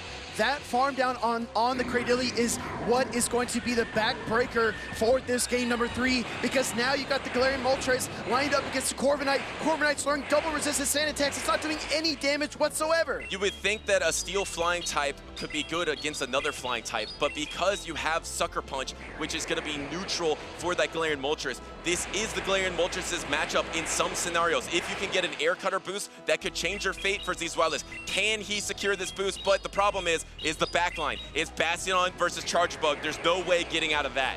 Air Cutter. Oh, he gets a boost! Gets a boost on the Air Cutter there. He's closing in on the second one, but this Galarian Moltres has been farming energy all day long. It's got the double fly. Gonna fire the first one here into that Corviknight. And the problem is, Butters, you can't even catch if you're ZZ. Switch timer is up, but he decides to throw into this Moltres, and now both the switch timers are up. LNDS Steinar uses his Protect Shield here. You could swap, but then you will lose your boost. There is the fly that's going to be coming into the last Protect Shield of Zzwilous here. Zzwilous needs to take out this Moltres, and he needs to significantly chunk this Bastion. That is a lot to ask of this Corviknight. It's so much to ask. Such a tall task as the third Air Cutter of this matchup gets fired off, and the shield comes up from Steinar as well. He is pushing on the pressure point here against Zzwilous and trying to force him into this loss in game number 3. Here comes Fly number 3. And there it is. That's the knockout, and that's going to be the game for LNDS Steinar as he has Bastion in the back. He's going to bring it out and Smackdown down. No, actually, there it is, bringing it out. We know there's a lot of energy on this Charger Bug, but it just doesn't matter against the stat product of Bastion. Both these trainers were thinking about fast attacking down, but instead, he's going to unleash the Stone Edge, and Steinar has now won 2 games in a row. Let's talk about that. ZZ winning game number 1. I'm sure a lot of people thought maybe second verse same as the first, right? But Steinar strikes back in game number 2, hammering ZZ with the Bastion, and then sending it in with just 1 HP to tank the air cutter and seal up the game. And then here in game number 3, ZZ tries to go back to his winning ways, leaving the charge bug, but it doesn't work. Because of the key adjustment from Steinar. In that game number 1, Steinar had the Bastion versus Charge Bug, and then there was a say swap to Cradilly. He stayed in with his Bastion. This time, he swapped into his own Cradilly, got that farm down like you mentioned, but more importantly, right there, retained alignment. Once he kept the alignment in this battle, it just is impossible for Zzwilous. He kind of mentioned it in the interview, right? I physically recoiled when the acid down happened, and that Cradilly just got absolutely devoured by Steinar. But we don't have time to linger. We're going right into game number 4 here. Galarian Corsa lead from Zzwilous into Bastion. And we haven't seen Gastrodon at all from Zzwilous. And LNDS Steinar is putting everything into this Bastion. Once again, he can get the alignment here, and alignment is going to matter. He has that Galarian Moltres in the back. He would rather face the Corviknight with that Pokemon, but Guzzlord, it's looking quite strong for Zzwilous in the back. Yeah, Guzzlord and Dragon types in general are just so neutral, and when you look at that back line and see the Galarian Moltres and the Cradilly, there is an enormous amount of play. The question is, will ZZ decide to move the pieces around, and in the process, will he make a mistake? And can he get those timers misaligned a bit? You have this Bastion in range of not a charge attack, but you're just whittling it down over and over again. Do we see a Protect Shield? Yeah. We've seen this so often. Yeah, he does Protect Shield. He knows Corviknight is so important, not only in this battle, but to his entire strategy of manipulating the switch timer. This is so good because it actually pulls the Galarian Moltres out, and it keeps the Galarian Corsa from ZZ away from this dark flying type Pokemon. So even if Corviknight can't quite get the job done, it just needs to soften up the Galar Bird in order to clear the runway for the other Pokemon on ZZ's team. No boost on the first Air Cutter. Can he get the boost on the second one? Remember, Air Cutter now has a 30% chance to increase your attack 1 stage. Can he get it right there? No, he is 0 for 2, but the timer's almost back up. Here comes the payback. Maybe a little tech for this matchup in particular. Getting the second shield from the Corviknight, calling the payback. I am shocked by this shield here from ZZ. That's so surprising. With a 2-shield advantage, he brings in the Guzzlord, but the switch timers are only displaced a little bit. That means the Galarian Moltres can throw the fly and chip this Guzzlord. I don't know, Butters. I'm really not seeing the vision here. And now he's going to come in, not with the Bastion, but actually with the Cradilly here, trying to get to a Rock Tomb. There's going to be some brutal swings that are going to be thrown before. You're not going to be able to get back to your timer. This Cradilly is going to be able to soak up all this damage here. 1 brutal swing. There's going to be another brutal swing. I don't see the vision either. I feel like Steinar is in such a commanding position, has 2 Protect Shields, and his fate to reset the bracket is on the line here. If he wins this battle, this Grand Finals is reset. He's on pace to do so. Cradilly has so much energy, and I know Steinar is aware of the timer. Just 2 seconds before the swap was available, he is gonna nail this Guzzlord to the field with a devastating Rock Tomb, picking up the first KO of the battle. There's still 2 Protect Shields remaining. A lot of these Pokemon are around 40 to 20% health at the end of this battle. There are still 5 Pokemon remaining. A good amount of energy on this Corsa. Gets a Protect Shield from Steinar here, not trying to invest in that Bastion because Bastion doesn't need Protect Shields, and you're almost at the next Rock Tomb to secure the knockout on the Corsola. I was going to say, I was a little bit surprised to see the shield there. I thought that Steinar would just use the Galarian Moltres to sucker punch down, but there are so many win conditions here for Steinar. He's in a commanding position, as you said, Butters, and the Air Cutter is the first step for ZZ to fight his way back in, but he's got so much ground to cover. And he was trying to swap out there into that Air Cutter. Can he get the boost? He needs something here. The Bastion is coming in. You need to be able to land this payback. There is 1 Protect Shield remaining here. There it is. It's the payback. This will get Protect Shielded. Could he have baited and also got to the payback? But remember, there still is that Moltres in the back. Now, suddenly, you're going to get to that Flamethrower. There is no swap available, and it looks like Steinar is going to be able to reset the Grand Finals. 1 turn short of the payback there, and I don't know if he could have taken down the Galarian Moltres, but Steinar did not want to find out. Bastion has been the wedge. It has been his foundation this entire tournament, and it is coming through for him in a big way in the Grand Finals. And now we've seen 2 reverse sweeps between these trainers. LNDS Steinar was up 2-0 versus Zzwilous. He reverse swept. Now, Zzwilous was up 1-0, and LNDS Steinar has won 3 battles in a row. Looks like these trainers are gonna switch positions on stage. Steinar looked across the stage at Zzwilous and he said, you know what? You reverse sweat me, I'm gonna show you how that feels. Exactly right. And it probably doesn't feel great for Zzwilous, and probably doesn't feel great for Corviknight that has taken so many charge attacks throughout this battle. Really, I think has been the MVP for Zzwilous in this matchup, even though he's gone down. The key factor is, are we gonna see that Gastrodon in that bracket reset? That's the question. That's the main question. I was going to ask the chat. I was going to ask the venue. I was even going to phone our friend Lou over in EU and say, where is Gastrodon? Gastrodon will be a fantastic answer to the Bastion. We heard Zzwilous talk about this matchup. He said it can be a little dicey. It can be a bit of, can I avoid the Bastion with my Charger Bug, with the Pokemon like Guzzlord that are weak to it, or can I match up my Gastrodon against that Bastion? Does he go for that strategy? I was so impressed with the other strategy of able to swap around the battlefield, bake energy, really utilize the switch timer, but he came up short. I thought he won game number 2 because I thought that wasn't enough on his Corviknight, but it was the closest game I've ever seen. Steinar was able to farm that down, and it wasn't enough. He's come out too short being neutrally. Does he have to switch his playstyle to be a little bit more aggressive with alignment? ZZ wormed his way out of so many tough matchups so many times. Steinar tried to clamp down with the Bastion, and to quote my good friend Jesse, he can't keep getting away with it.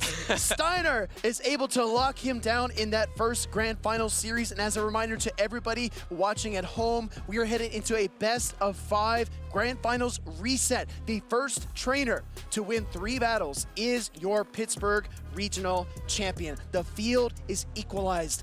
Everything is level. It comes down to this next series. Both trainers have a loss on their leisure to the other trainer. Now we have this grudge match to determine who will be your grand champion here in Pittsburgh. Will it be LNDS Steinar from Brazil, or will it be Zzwilous from Europe? 2 trainers outside of the North American region are trying to make history here. So much on the line. These trainers have both won a regional before, but they both desperately want this significant one. This next series, it is a tiebreaker. It is a champion maker, and it is going to be a heartbreaker for whoever doesn't get the gold. And it all comes down to our Zzwilous on the left from Germany and LNDST Steinar on the right from Brazil. And you know, there's so many things we can talk about the matchup, but I think it might come down to what Zzwilous was saying. It might just come down to how can you position your Pokemon. I am fascinated to see if Zzwilous doubles down with his playstyle that has been boosted from this switch timer advantage at 45 seconds, or does he get a little different? Because Steinar doesn't like Pokemon like Bastion. Yeah. He said that in the interview. He doesn't like those alignment-based Pokemon, but he's switched it up here in Pittsburgh. Yeah. And that has, I mean, he's achieved great success with that, something you didn't expect him to do. Does Zzwilous do the same thing? That's the question, right? That is the question we are all looking to answer here in our Grand Finals reset. And Zzwilous has that Gastrodon. He has an answer. He had to turn to it in their first meeting. Does he go back to it here? Or does Steinar do what he did to countless opponents before and stay one step ahead? This is one of the best series between the winners finals and that first Grand Finals that I've ever seen in Pokemon Go PvP. The talent being displayed here in Pittsburgh is next level. We are locked in for the Grand Finals. The winner of this series will be your champion, and there it is. Zzwilous made the adjustment. He has the Gastrodon lead into the Bastion. Say swap Cradily. No clear answer is staying in with the Gastrodon. This is so fascinating because ZZ can go for the Water Pulse. He can switch into the Charge Book, or he can go to the Guzzlord, excuse me. He decides to throw the Water Pulse into the Cradily, take the first shield from Steinar, but he is locked into a Charge Attack priority, and he fails to call it. He shields as well. He gets the bait shielded, and that will be the debuff as well, but it doesn't matter because you're getting out of there. You're swapping into the Guzzlord. You're ABB weak to that Bastion in the back, swapping into this Cradily with the Guzzlord. You should be able to maintain alignment. If you maintain alignment, this is probably your battle to win. ZZ is probably 25 or 30 seconds behind on the switch timer due to that little maneuver he just pulled, and the Rock Tomb connects into the Guzzlord, taking a chunk out of its HP, but Steinar's staying in. He's not going back to the Bastion. I thought maybe he would try to bank some energy here. Steinar doesn't love this situation. I thought so too. The timers were so misaligned. Why didn't he get out of there, ditch this effort, come in with the Bastion on? Maybe he didn't want to switch lock it. He doesn't want to switch lock this Pokemon into a Gastrodon eventually, and looks like there's going to be a full smackdown down, but you're going to have to take 2 brutal swings, which really don't do much. This is going to be poetic because the Guzzlord will dump its energy. It'll do what it can in this situation, but Zzwilous will bring out that Gastrodon, and the moment that Steinar reaches for that Galarian Moltres, I think ZZ will have the perfect response. He will know that will be his game to win. Here is the swap. Here's the Gastrodon, the counter swap into the Charge Bug. LNDS Steinar sees it. He is unfazed. The difference is it's neutral sucker punches versus these super effective Volt Switches. Here comes the first discharge into the last Protect Shield. No, doesn't even use it. Doesn't use it, is confident he can survive. I think he might be able to do 3 more sucker punches, but actually just goes for 1 into the payback. The shield from Zzwilous, he knows he doesn't need to shield the Gastrodon. Well, to Galarian Moltres' favor, you actually would win that 0 Protect Shield situation.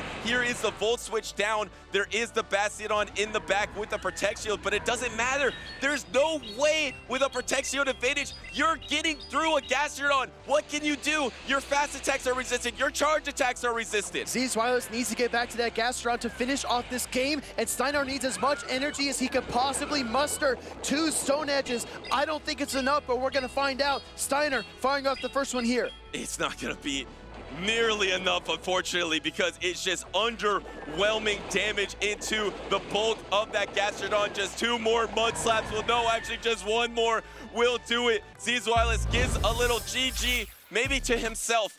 I switched it up. I did what I didn't think I was going to do. I tried to go for the alignment, and it worked. Steinar has tried to trap Zzwilous over and over, and he has succeeded. But Zzwilous says, I will not be caged. I will fight back.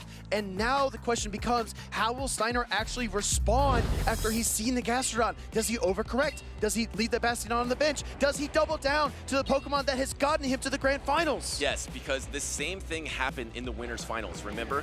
Zzwilous was not running the Gastrodon. He was down 0-2. Then he unleashed the Gastrodon. He took all those wins. Now LDS Steinar knows that is his win condition. He is now down a game. He is the one that has to switch it up. I think Zzwilous is locked in with Gastrodon. I mean, he might switch it up at this point, but he's shown it in the past in Winners Finals. I don't know if he'll show in the game number 2, but I feel like the onus is on Steinar now. It is just crazy. It feels like the momentum is just ping-ponging back and forth, and it's so hard to keep up with. I don't know how these trainers are doing it. You know what's been absent this entire Grand Finals series so far? I'll say it real quick. Shadow Annihilate. Yes. Shadow Annihilate could be the core breaker that Steinar needs. We're going to go right into game number 2 of our Grand Finals reset. Bastion, Cradily, as Henry said, the battle of the rock types. And there is no Shadow Annihilate in the back. There is that Corviknight in the back for Zzwilous, but once again, Bastion can win almost any battle neutrally. So LNDS Steinar is going to get the alignment here. Here's the swap in the Corsola, trying to catch some energy, but this is brutal. Now suddenly you're met by this Galarian Corsola. How many times did we see this in Anaheim? Exactly. I mean, Zzwilous did bank a mountain of energy on that Cradily that he can use to strike back later, but this Galarian Moltres' sucker punches add up so quickly. Even if you connect the Power Gem, it's not going to be that much, and this Galarian Moltres will just farm and farm until it can strike back in return. And actually going for the fly here to try to get the knockout on the Galarian Corsola, getting a Protect Shield from Zzwilous here, trying to get to the next charge attack, trying to get to that Power Gem. No, actually just trying to get to that Nightshade right at the same time as the fly. Looks like LNDS Steinar is going to Protect Shield it to try to go for that Sucker Punch down to ensure that energy goes somewhere in this battle. This Galarian Moltres was the thorn in the side of the Corviknight for ZZ, but he actually combos into the Cradily, throws the Rock Tomb into the Galarian Moltres to pick up the KO. And I just wonder, like, how is this going to turn out? I mean, I didn't expect that swap at all. No, and now you switch lock. this Cradilly into the Bastiodon here, which is not fantastic for Zzwilous here. As we take a peek at the backline, it is going to be that Cradilly versus the Corviknight. That Corviknight does have a chance versus the Cradilly, but the problem is there's going to be way too much health on this Bastiodon. Exactly right. Grass Knot connects. We've seen it before. It is extremely underwhelming. Grass Knot into Bastiodon is like that that charge tech we just saw into the Stone Edge into the Gastron earlier. Earlier. It's not that impressive.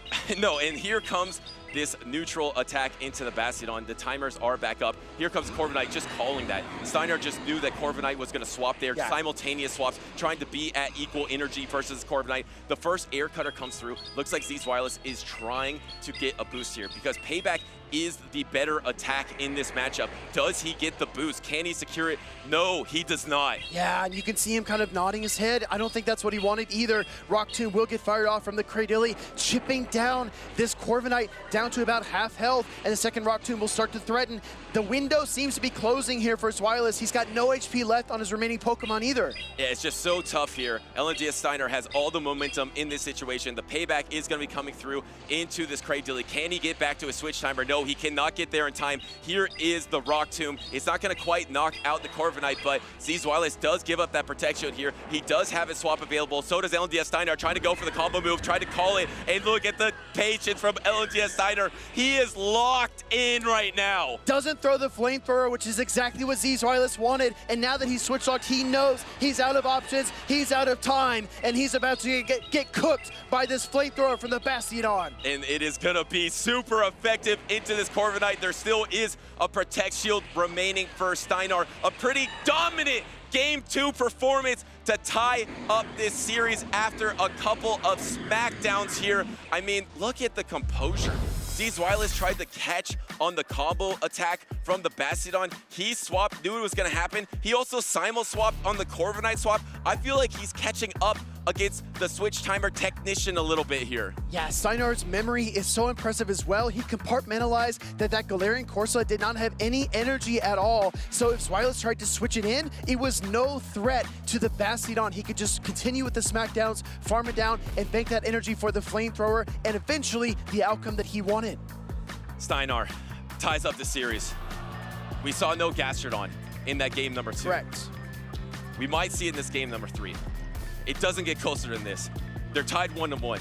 Now, it just comes down to a best of 3 between these trainers who have now battled, what is this, 11 times 11. In this tournament? Yeah. And we've seen a lot of the matchups come down to, they're just in it. They're just back in it. They know what they want to do. And Steinar knows he wants to reveal the Shadow Annihilate versus this Corviknight. What is the backlines? Wow, he sat this Bastiodon in this crucial game number 3. Yeah, for basically the first time as far back as I can remember, Corviknight fires the air cutter. We know the first air cutter will not do that much damage, and Annihilate can endure. Does the boost come through? No, we don't even find out. Oh, wow! He goes to the Charge Bug to soak the Rage Fist. But he gets the full Volt Switch through, Speedy.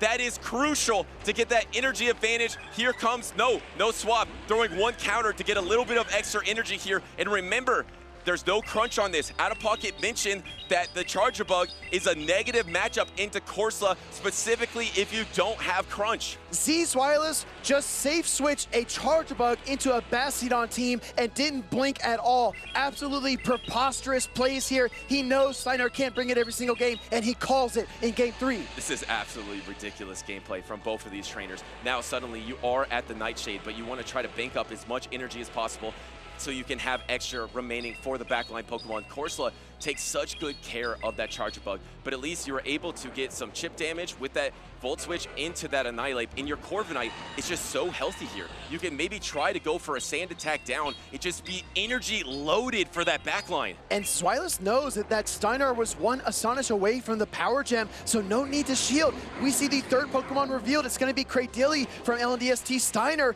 and the question becomes, will he shield? Whoa, what a call! He finally goes for the bait, and he is Protect Shielded from Steinar. Can he get the boost as well? It doesn't matter because he's swapping into his own Cradilly. Moving the pieces around yet again. This is a 1,000-piece puzzle, and I don't know what the final picture is going to look like. Rock Tomb gets shielded. And here is the shield parity in this matchup. We have complete parity in this series. It is 1-1, and we have a mirror matchup between these Rock Tombers. The Rock Tomber does land. Steinar will get to his timer way earlier. After this Rock Tomb, he can unleash the Annihilate. I expect that to happen right now. Unleash the 8th Steinar. Steinar has it. He goes for it. Annihilate's counter damage is adding up, but the Rock Tomb is almost there as well. Just one turn away. He's able to get to the grass knot, KO the Annihilate, so its effect will be minimized, but that damage is incredible. Exactly, and he was able to get all that pressure with that fast attack and soak the energy. Do you come in with the Corsola here, you are going to be switch locked. That's the danger. If you come in Corsola and try to get some energy, the swap can happen. I actually really like this from Steinar, not being vulnerable to that switch lock timer. Can you go for the charge attack priority? He doesn't go for it. He's gonna go for the shield, and no Rock Tomb. I'm actually shocked at the no Rock Tomb here. Oh, he's expecting the Corviknight. The Corviknight could come out at any second, and here it comes into the battlefield, into the fray. Rock Tomb gets fired off by the Cradilly. Is gonna take that final shield away from Zzwilous. The question is, will a payback while debuffed be enough to take down the Cradilly, or will he swap on it? Corsola's right there, waiting for it! Go for it! Steinar knows! Unfazed, Steinar swaps onto this payback. It is going to be super effective. There is an undercharge. You're going to get the sand attack down, but you can't get to enough energy. You get to an air cutter. You can't get to a payback. You got kind of close, but it looks like Steinar does have the Rock Tomb banked. It is charge attack priority, but this air cutter is not going to be enough. Air cutter connecting into the Cradilly. Going to deal some damage, but like you said, Butters, not nearly enough to win this game. And that charge attack priority tie is going to seal the fate of the Corviknight. The question mark above my head, above all of our heads, is how much energy this Cradilly has. It's got nothing. He can't get there, and he's going to get acid down. And LNDS Steinar takes game number 3 and is 1 game away from being your Pittsburgh champion. This series is amazing. Butters, I've got chills. I can feel the pressure. These trainers have history in their hands. Every single play, every single prediction, every single Pokemon matters, and it will be etched into the history books when it's all said and done. So the question is, who will rise to the moment? And this is going to be looked at as one of the classic series of Pokemon Go PvP, especially at a regional. Both of these trainers want victory. They want to be the one standing with that first place medal. Zzwilous can never be count out. He was down 0-2. Do we see the Gastrodon in this decisive game number 4? Your tournament dreams are on the line. You want to be grand champion. You maybe don't want to do it with the Gastrodon, but it could win you this game. But remember, Steinar's not showing Bastiodon. All right, Butters. Here we go. Here we go. Game number 4. Guzzlord, Galarian Moltres, Dark types on both sides of the field. And Steinar doesn't bring the Bastiodon, and Zzwilous brings the Gastrodon. These backlines are kind of neutral. You have a bit of a positive matchup here, actually protect shielding on this fly. The thing is, you don't do that well with Dragon Tails and Sludge Bomb. It's hard to do enough damage with your charge attacks, and actually, both of these trainers are investing in their dark types here in this lead matchup. Yeah. You know why? There's a Gastrodon in the back for Zzwilous. He wants alignment. He absolutely does. Guzzlord dealing a lot of damage with the Dragon Tails, but not as much as seasons past because of the Dragon type rework this season. Fly will connect into the Guzzlord. It's as bulky as ever. That hasn't changed, and the Sludge Bomb is locked, loaded, and ready to deploy. This is not enough to knock out the Moltres. You're going to also have to throw a Brutal Swing or Dragon Tail down, as this Moltres is able to take that, no problem. Here comes the swap into the Great Dilly. I love this swap from Steinar. He's trying to get an energy advantage of whatever's in the backline, and he did. He has a 3 acid advantage versus this Corviknight.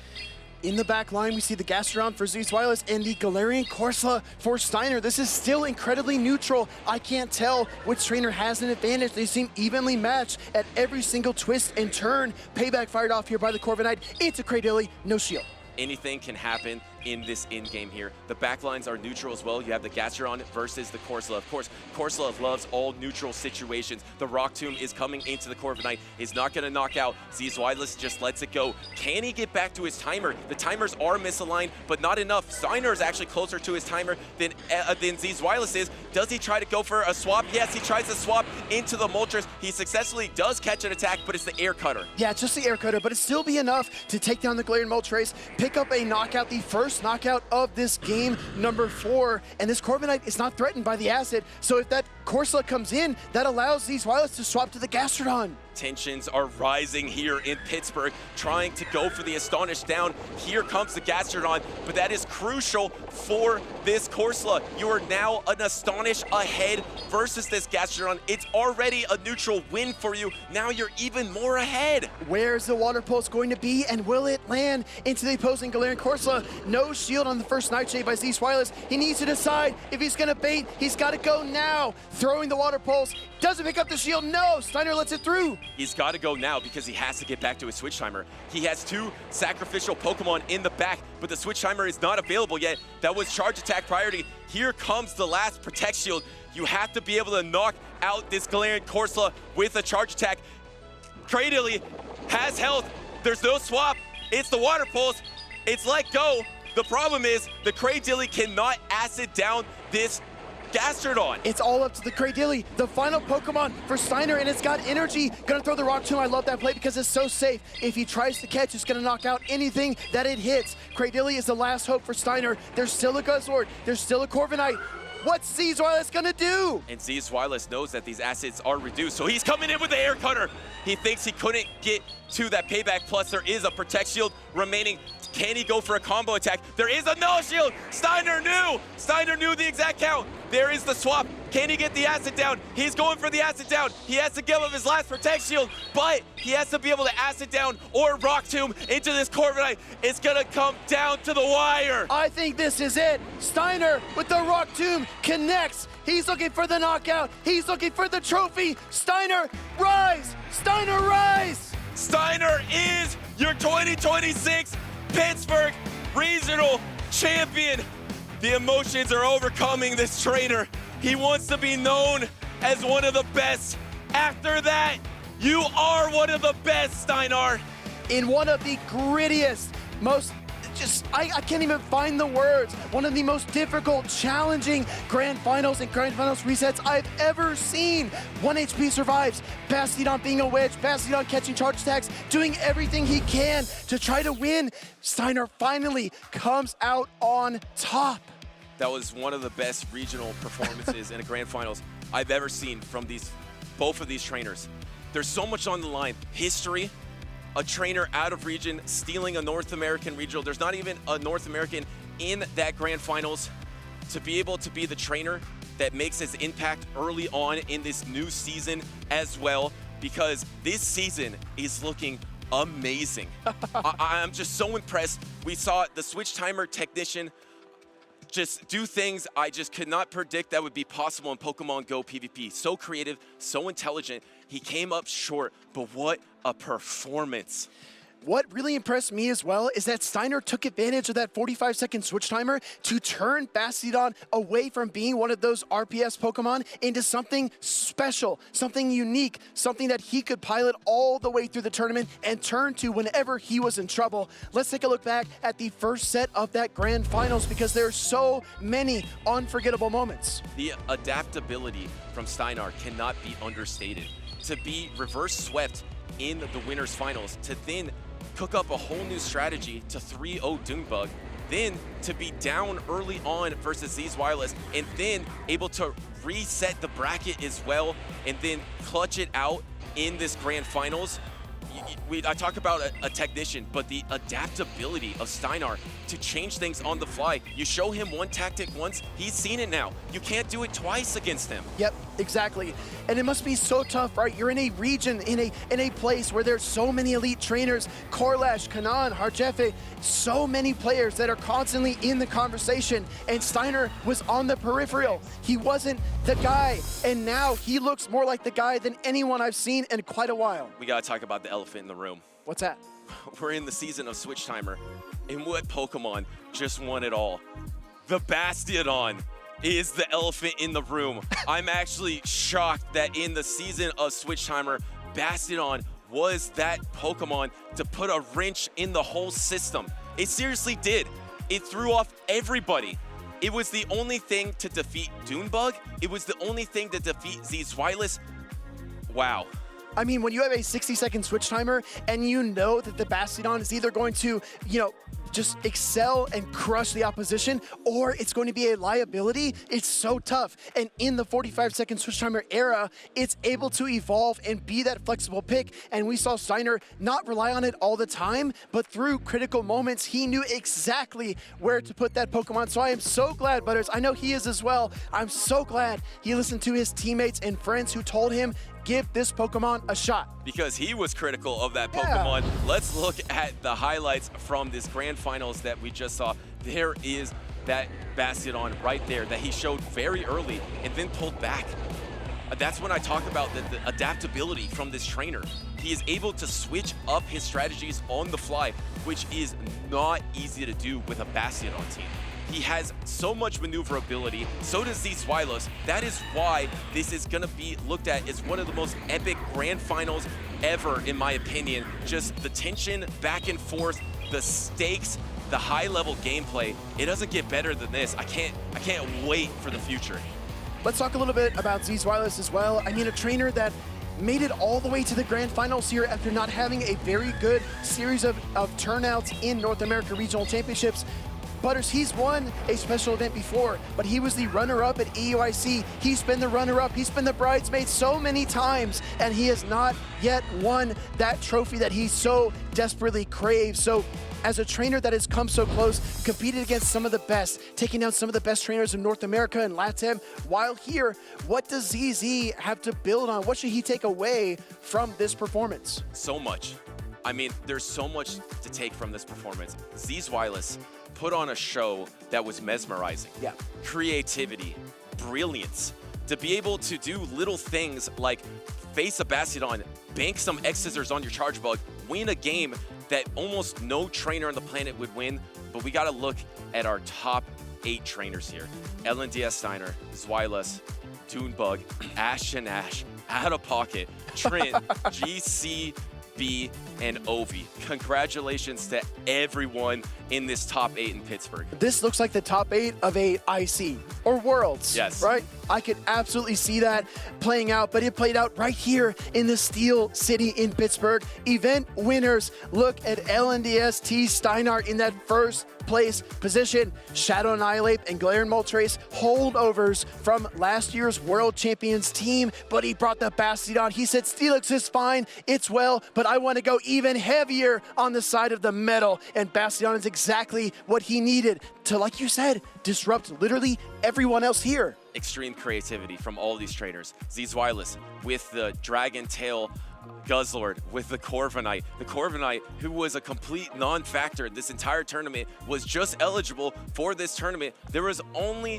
one trainer with that Corviknight on that winner's side of the bracket. He made it to the grand finals, and he made it look awesome because it's a tool to manipulate the switch timer. He proved that here. Another tool in the toolkit is Murkrow. Doombug, Ashton proved that for North America as well. I know we saw that in Monterey, but now it is confirmed. Here's the thing, Butters.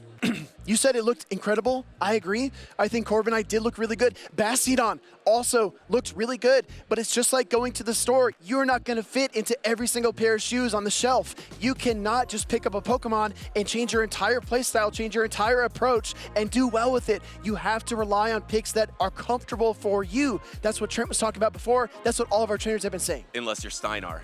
Because Steinar did that exact thing. Fair. He took that from his teammates, from Harjeffi, from Kanan. He wasn't on board. I'm sure he's on board now, and he's thanking those teammates for bringing that Bastiodon. But it is hard to do that. You're completely right.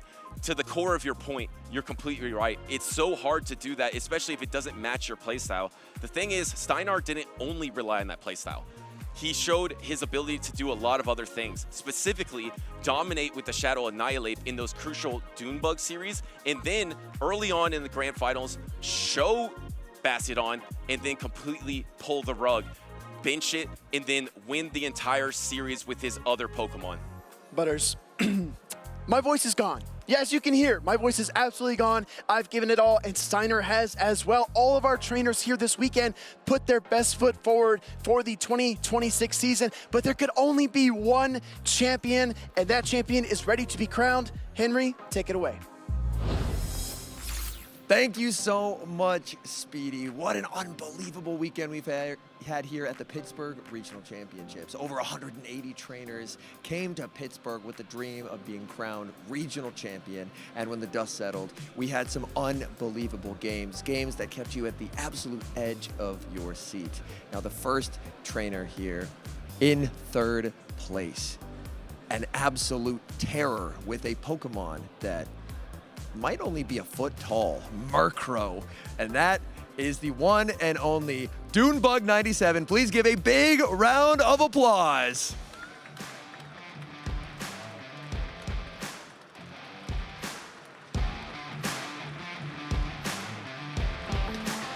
So, Mr. Dune, back in a pretty familiar spot for you, being on the podium. You have quite a nice medal collection at this point. Talk to me about what it means to kind of dive into this new meta, and so early on, only a few weeks in, already have a medal to your name.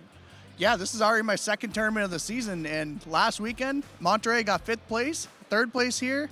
I brought the Merc Show to Pittsburgh, and it feels great.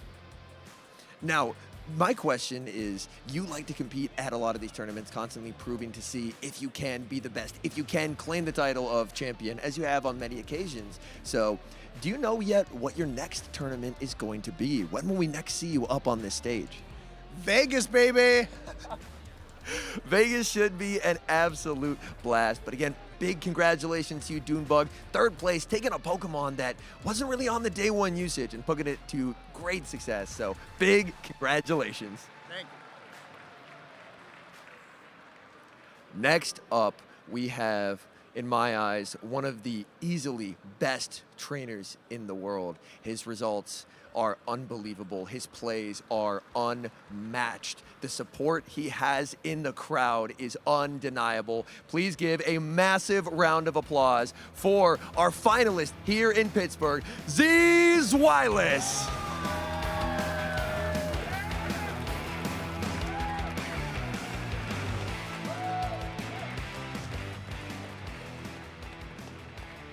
Zzwilous, you are a battler that I personally admire so much, and just looking at the crowd, you have so many people out there standing, cheering for you. Can you talk to me about what it means to have so much support, even all the way across an ocean competing?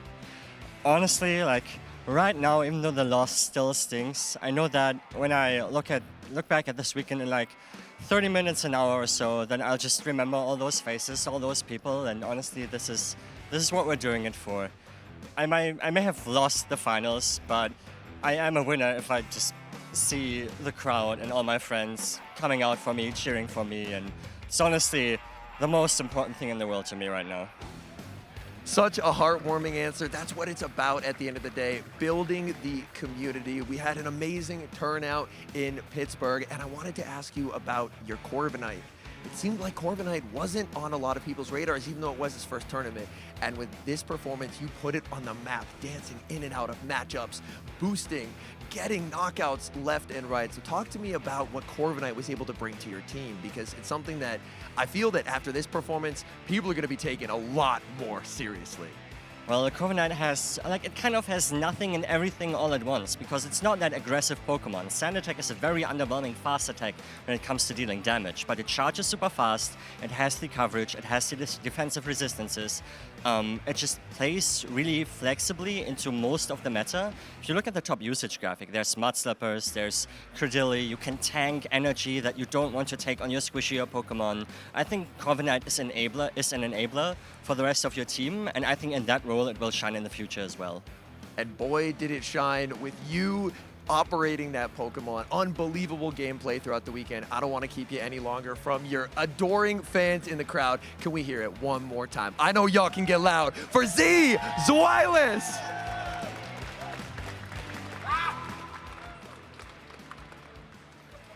And now, the moment we have been waiting for. 182 trainers came to Pittsburgh looking to earn the title of regional champion. And at the end of the day, 2 incredible days of competition of charge attack priority, sack swaps, deferring fast moves. At the end of the day, only 1 trainer remains standing. Please give a massive round of applause for your Pittsburgh regional champion, LNDS Steinar!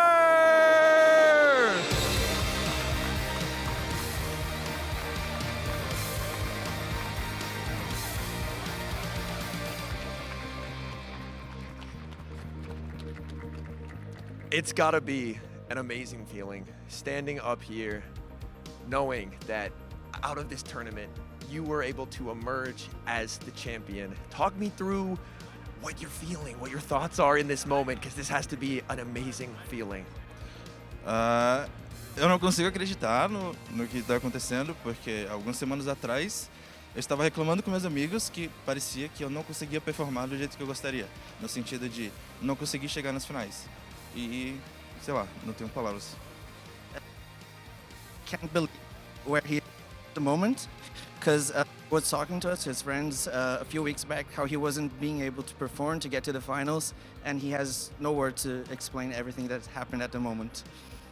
An unbelievable feeling, and you have a ton of support in the crowd as well. One of my favorite parts of getting to go to the World Championships the past 2 years is every time a battler from GB Lindos is on stream, the support, the cheers, the camaraderie. So talk to me about what it's like to get to perform on the big stage, but also know that you have so many of your friends, at this point probably people you consider your family, supporting you throughout this journey.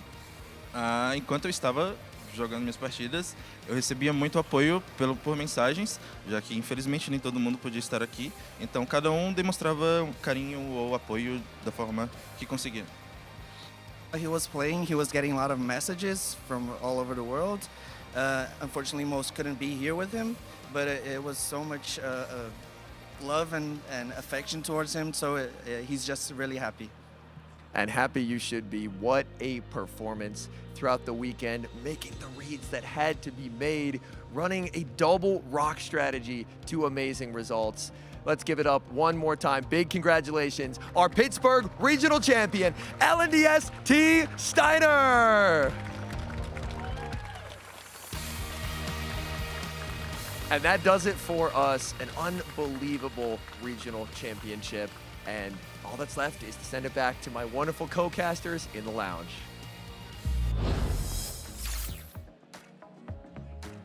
That heartwarming awards ceremony. Trainers talking about their family, their friends, how they are winners even if they didn't win the grand finals, and then Steinar being able to talk to all of his family and friends and supporters back in Brazil. I am here with my incredible co-casters as well, Tuo Butters and Speedy is Chief 2.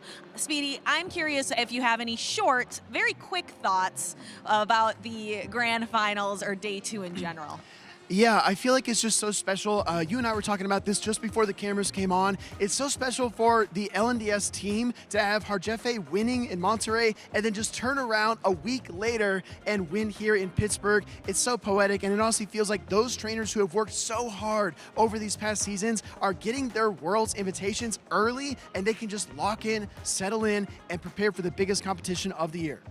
And I think you mentioned it, they actually have not been home since that tournament in Monterey. They've been on the road, and to take 2 regional championships for these Lindos, parabéns, congratulations. It's incredible. The finals were incredible. Such an amazing display of talent between Zzwilous and LNDS Steinar, and Doombug as well. The Merc show, it was so much fun.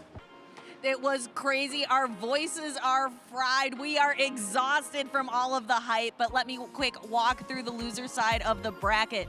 Doombug getting knocked down in round 1 and having to face off against, or Doombug getting knocked down early and having to face off against Overlord Raichu, having to face against Out of Pocket, being after Ashton Ash, but then being defeated 3-0 by the Bastiodon user LNDS Steinar. If you take a look on the winner side of the bracket, that is where we will be able to see most of our grand finalists. LNDS Steinar doing quite well, was the one to originally knock Doombug down, beating Trent, and then losing in the winners finals by a hair to Zzwilous, the switch timer technician, being able to just utilize that Corviknight in all 5 games. But Steinar pivoted back up and was able to reset the bracket. What an incredible run. And to have 2 trainers in the grand finals who are out of region here in North America was such a great show. What do you think about that? I mean, probably a tough pill to swallow for the North American trainers, but there's a lot more opportunities. We got Milwaukee next month as well, so we know we're going to have a lot of North American trainers there trying to reclaim the crown and become the Milwaukee regional champion. But will we see other trainers travel from out of region to try to repeat those grand finals that we just saw? There's so much on the line for all these trainers with championship points. And of course, the crucial travel award for the European International Championships is on the line. And that's what a lot of these trainers are going for. That's what Steinar was going for in this tournament. I think he's doing pretty well. DeFi, I heard that there's over 100 trainers already registered for Las Vegas, but there's many fewer than that registered for Milwaukee. And you were talking yesterday, you might have an elite piece of advice for trainers that want to compete at regionals this season. I do have that elite advice ready to go, and my elite advice is to register now. Please register today if you are going to a tournament. Don't leave it until the last minute, trainers. Now, our trainers who are looking at Milwaukee and who are looking at Las Vegas are probably going to want to take a look at the Day 2 bracket or the Day 2 usage to see what Pokemon were so popular and so successful here in Pittsburgh. And we have a 3-way tie. It is Credilli, Galarian Corsola, and Gastrodon who are doing so well in top 12 usage. Well, it's crazy that Bastiodon won the whole thing with 2 Mud Slappers in the top 5 here in this top 12 usage. Absolutely incredible. Even with these ground types, the Bastiodon, the Steel type, able to hold on and persevere. I mentioned this one once before on our cast, but I just want to bring it up one more time. A typing that has been basically ubiquitous in every single top usage graphic over the past several years is not present here. There's no Ticketon, there's no Azumarill, there's no Dedenne, no Fairy type Pokemon to be seen, and we were really concerned that Dedenne was just going to be a core breaker and a disruptor all weekend long. Those fears turn out to be unfounded. Let's take a quick look and see what we were thinking at the beginning of the tournament weekend, and we see caster predictions. I see Shadow Charizard that didn't make it. I see a Goodra that didn't make it. I see a Shadow Giratina didn't make it, but Speedy, Bastiodon, was the champion. Hey, I'm going to give us credit, and I'm going to throw Butters under the bus because Henry, you, and I all had at least 2 Pokemon that were in the grand finals, being the Chargebug, the Galarian Corsola, or me, maybe I had 2 other ones, Corviknight and the Bastiodon. I was calling out those picks as being very strong, very formidable, but let's break down some MVPs. Butters, who did you have? Well, I'm going to get some redemption here. You just called me out, but my MVP got top 4, which was the furthest out of all of these trainers here. So a little redemption for me, even though I was wildly off with my caster picks for the Pokemon.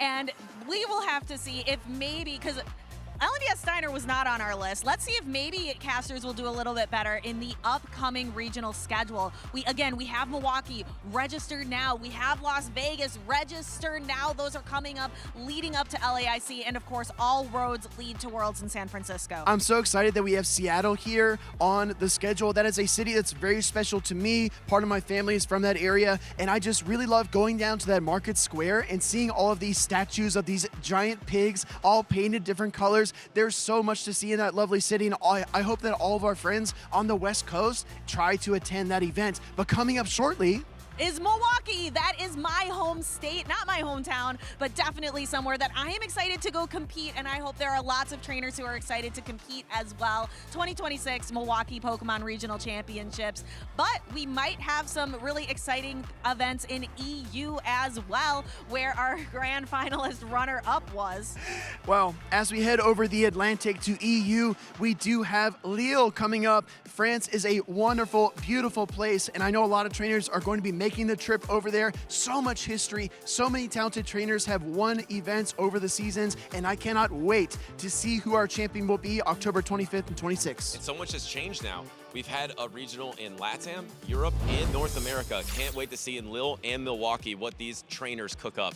And Speedy, where should the trainers follow? Where should they follow along if they want to catch all of that action? I look here, I look there. Look at the screen, everybody. Make sure to follow along at Play Pokemon or /Pokemon on all of these social platforms. There's only 4 here. I know you all have the apps downloaded. Go ahead, log in, follow those channels. You do not want to miss any of the action.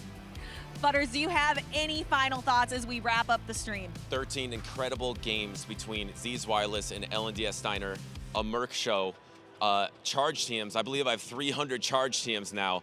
What an awesome tournament. What a way to start the season in North America. Yeah, I mean, I can't really say enough about our grand finals. All of our trainers that competed here in Pittsburgh were so valiant in their efforts, but there could only be one champion. And let's be fair, I think the best trainer won this weekend. Butter said it, I said it, DeFi and Henry said it. 2026 is special. This is a very, very special year, and we want you to be along for the ride, so get involved, please, we beg you. And the next place to get involved is Milwaukee. We are so excited to see you there. But until then, be sure to follow the channels, and we will catch you all next time. Bye.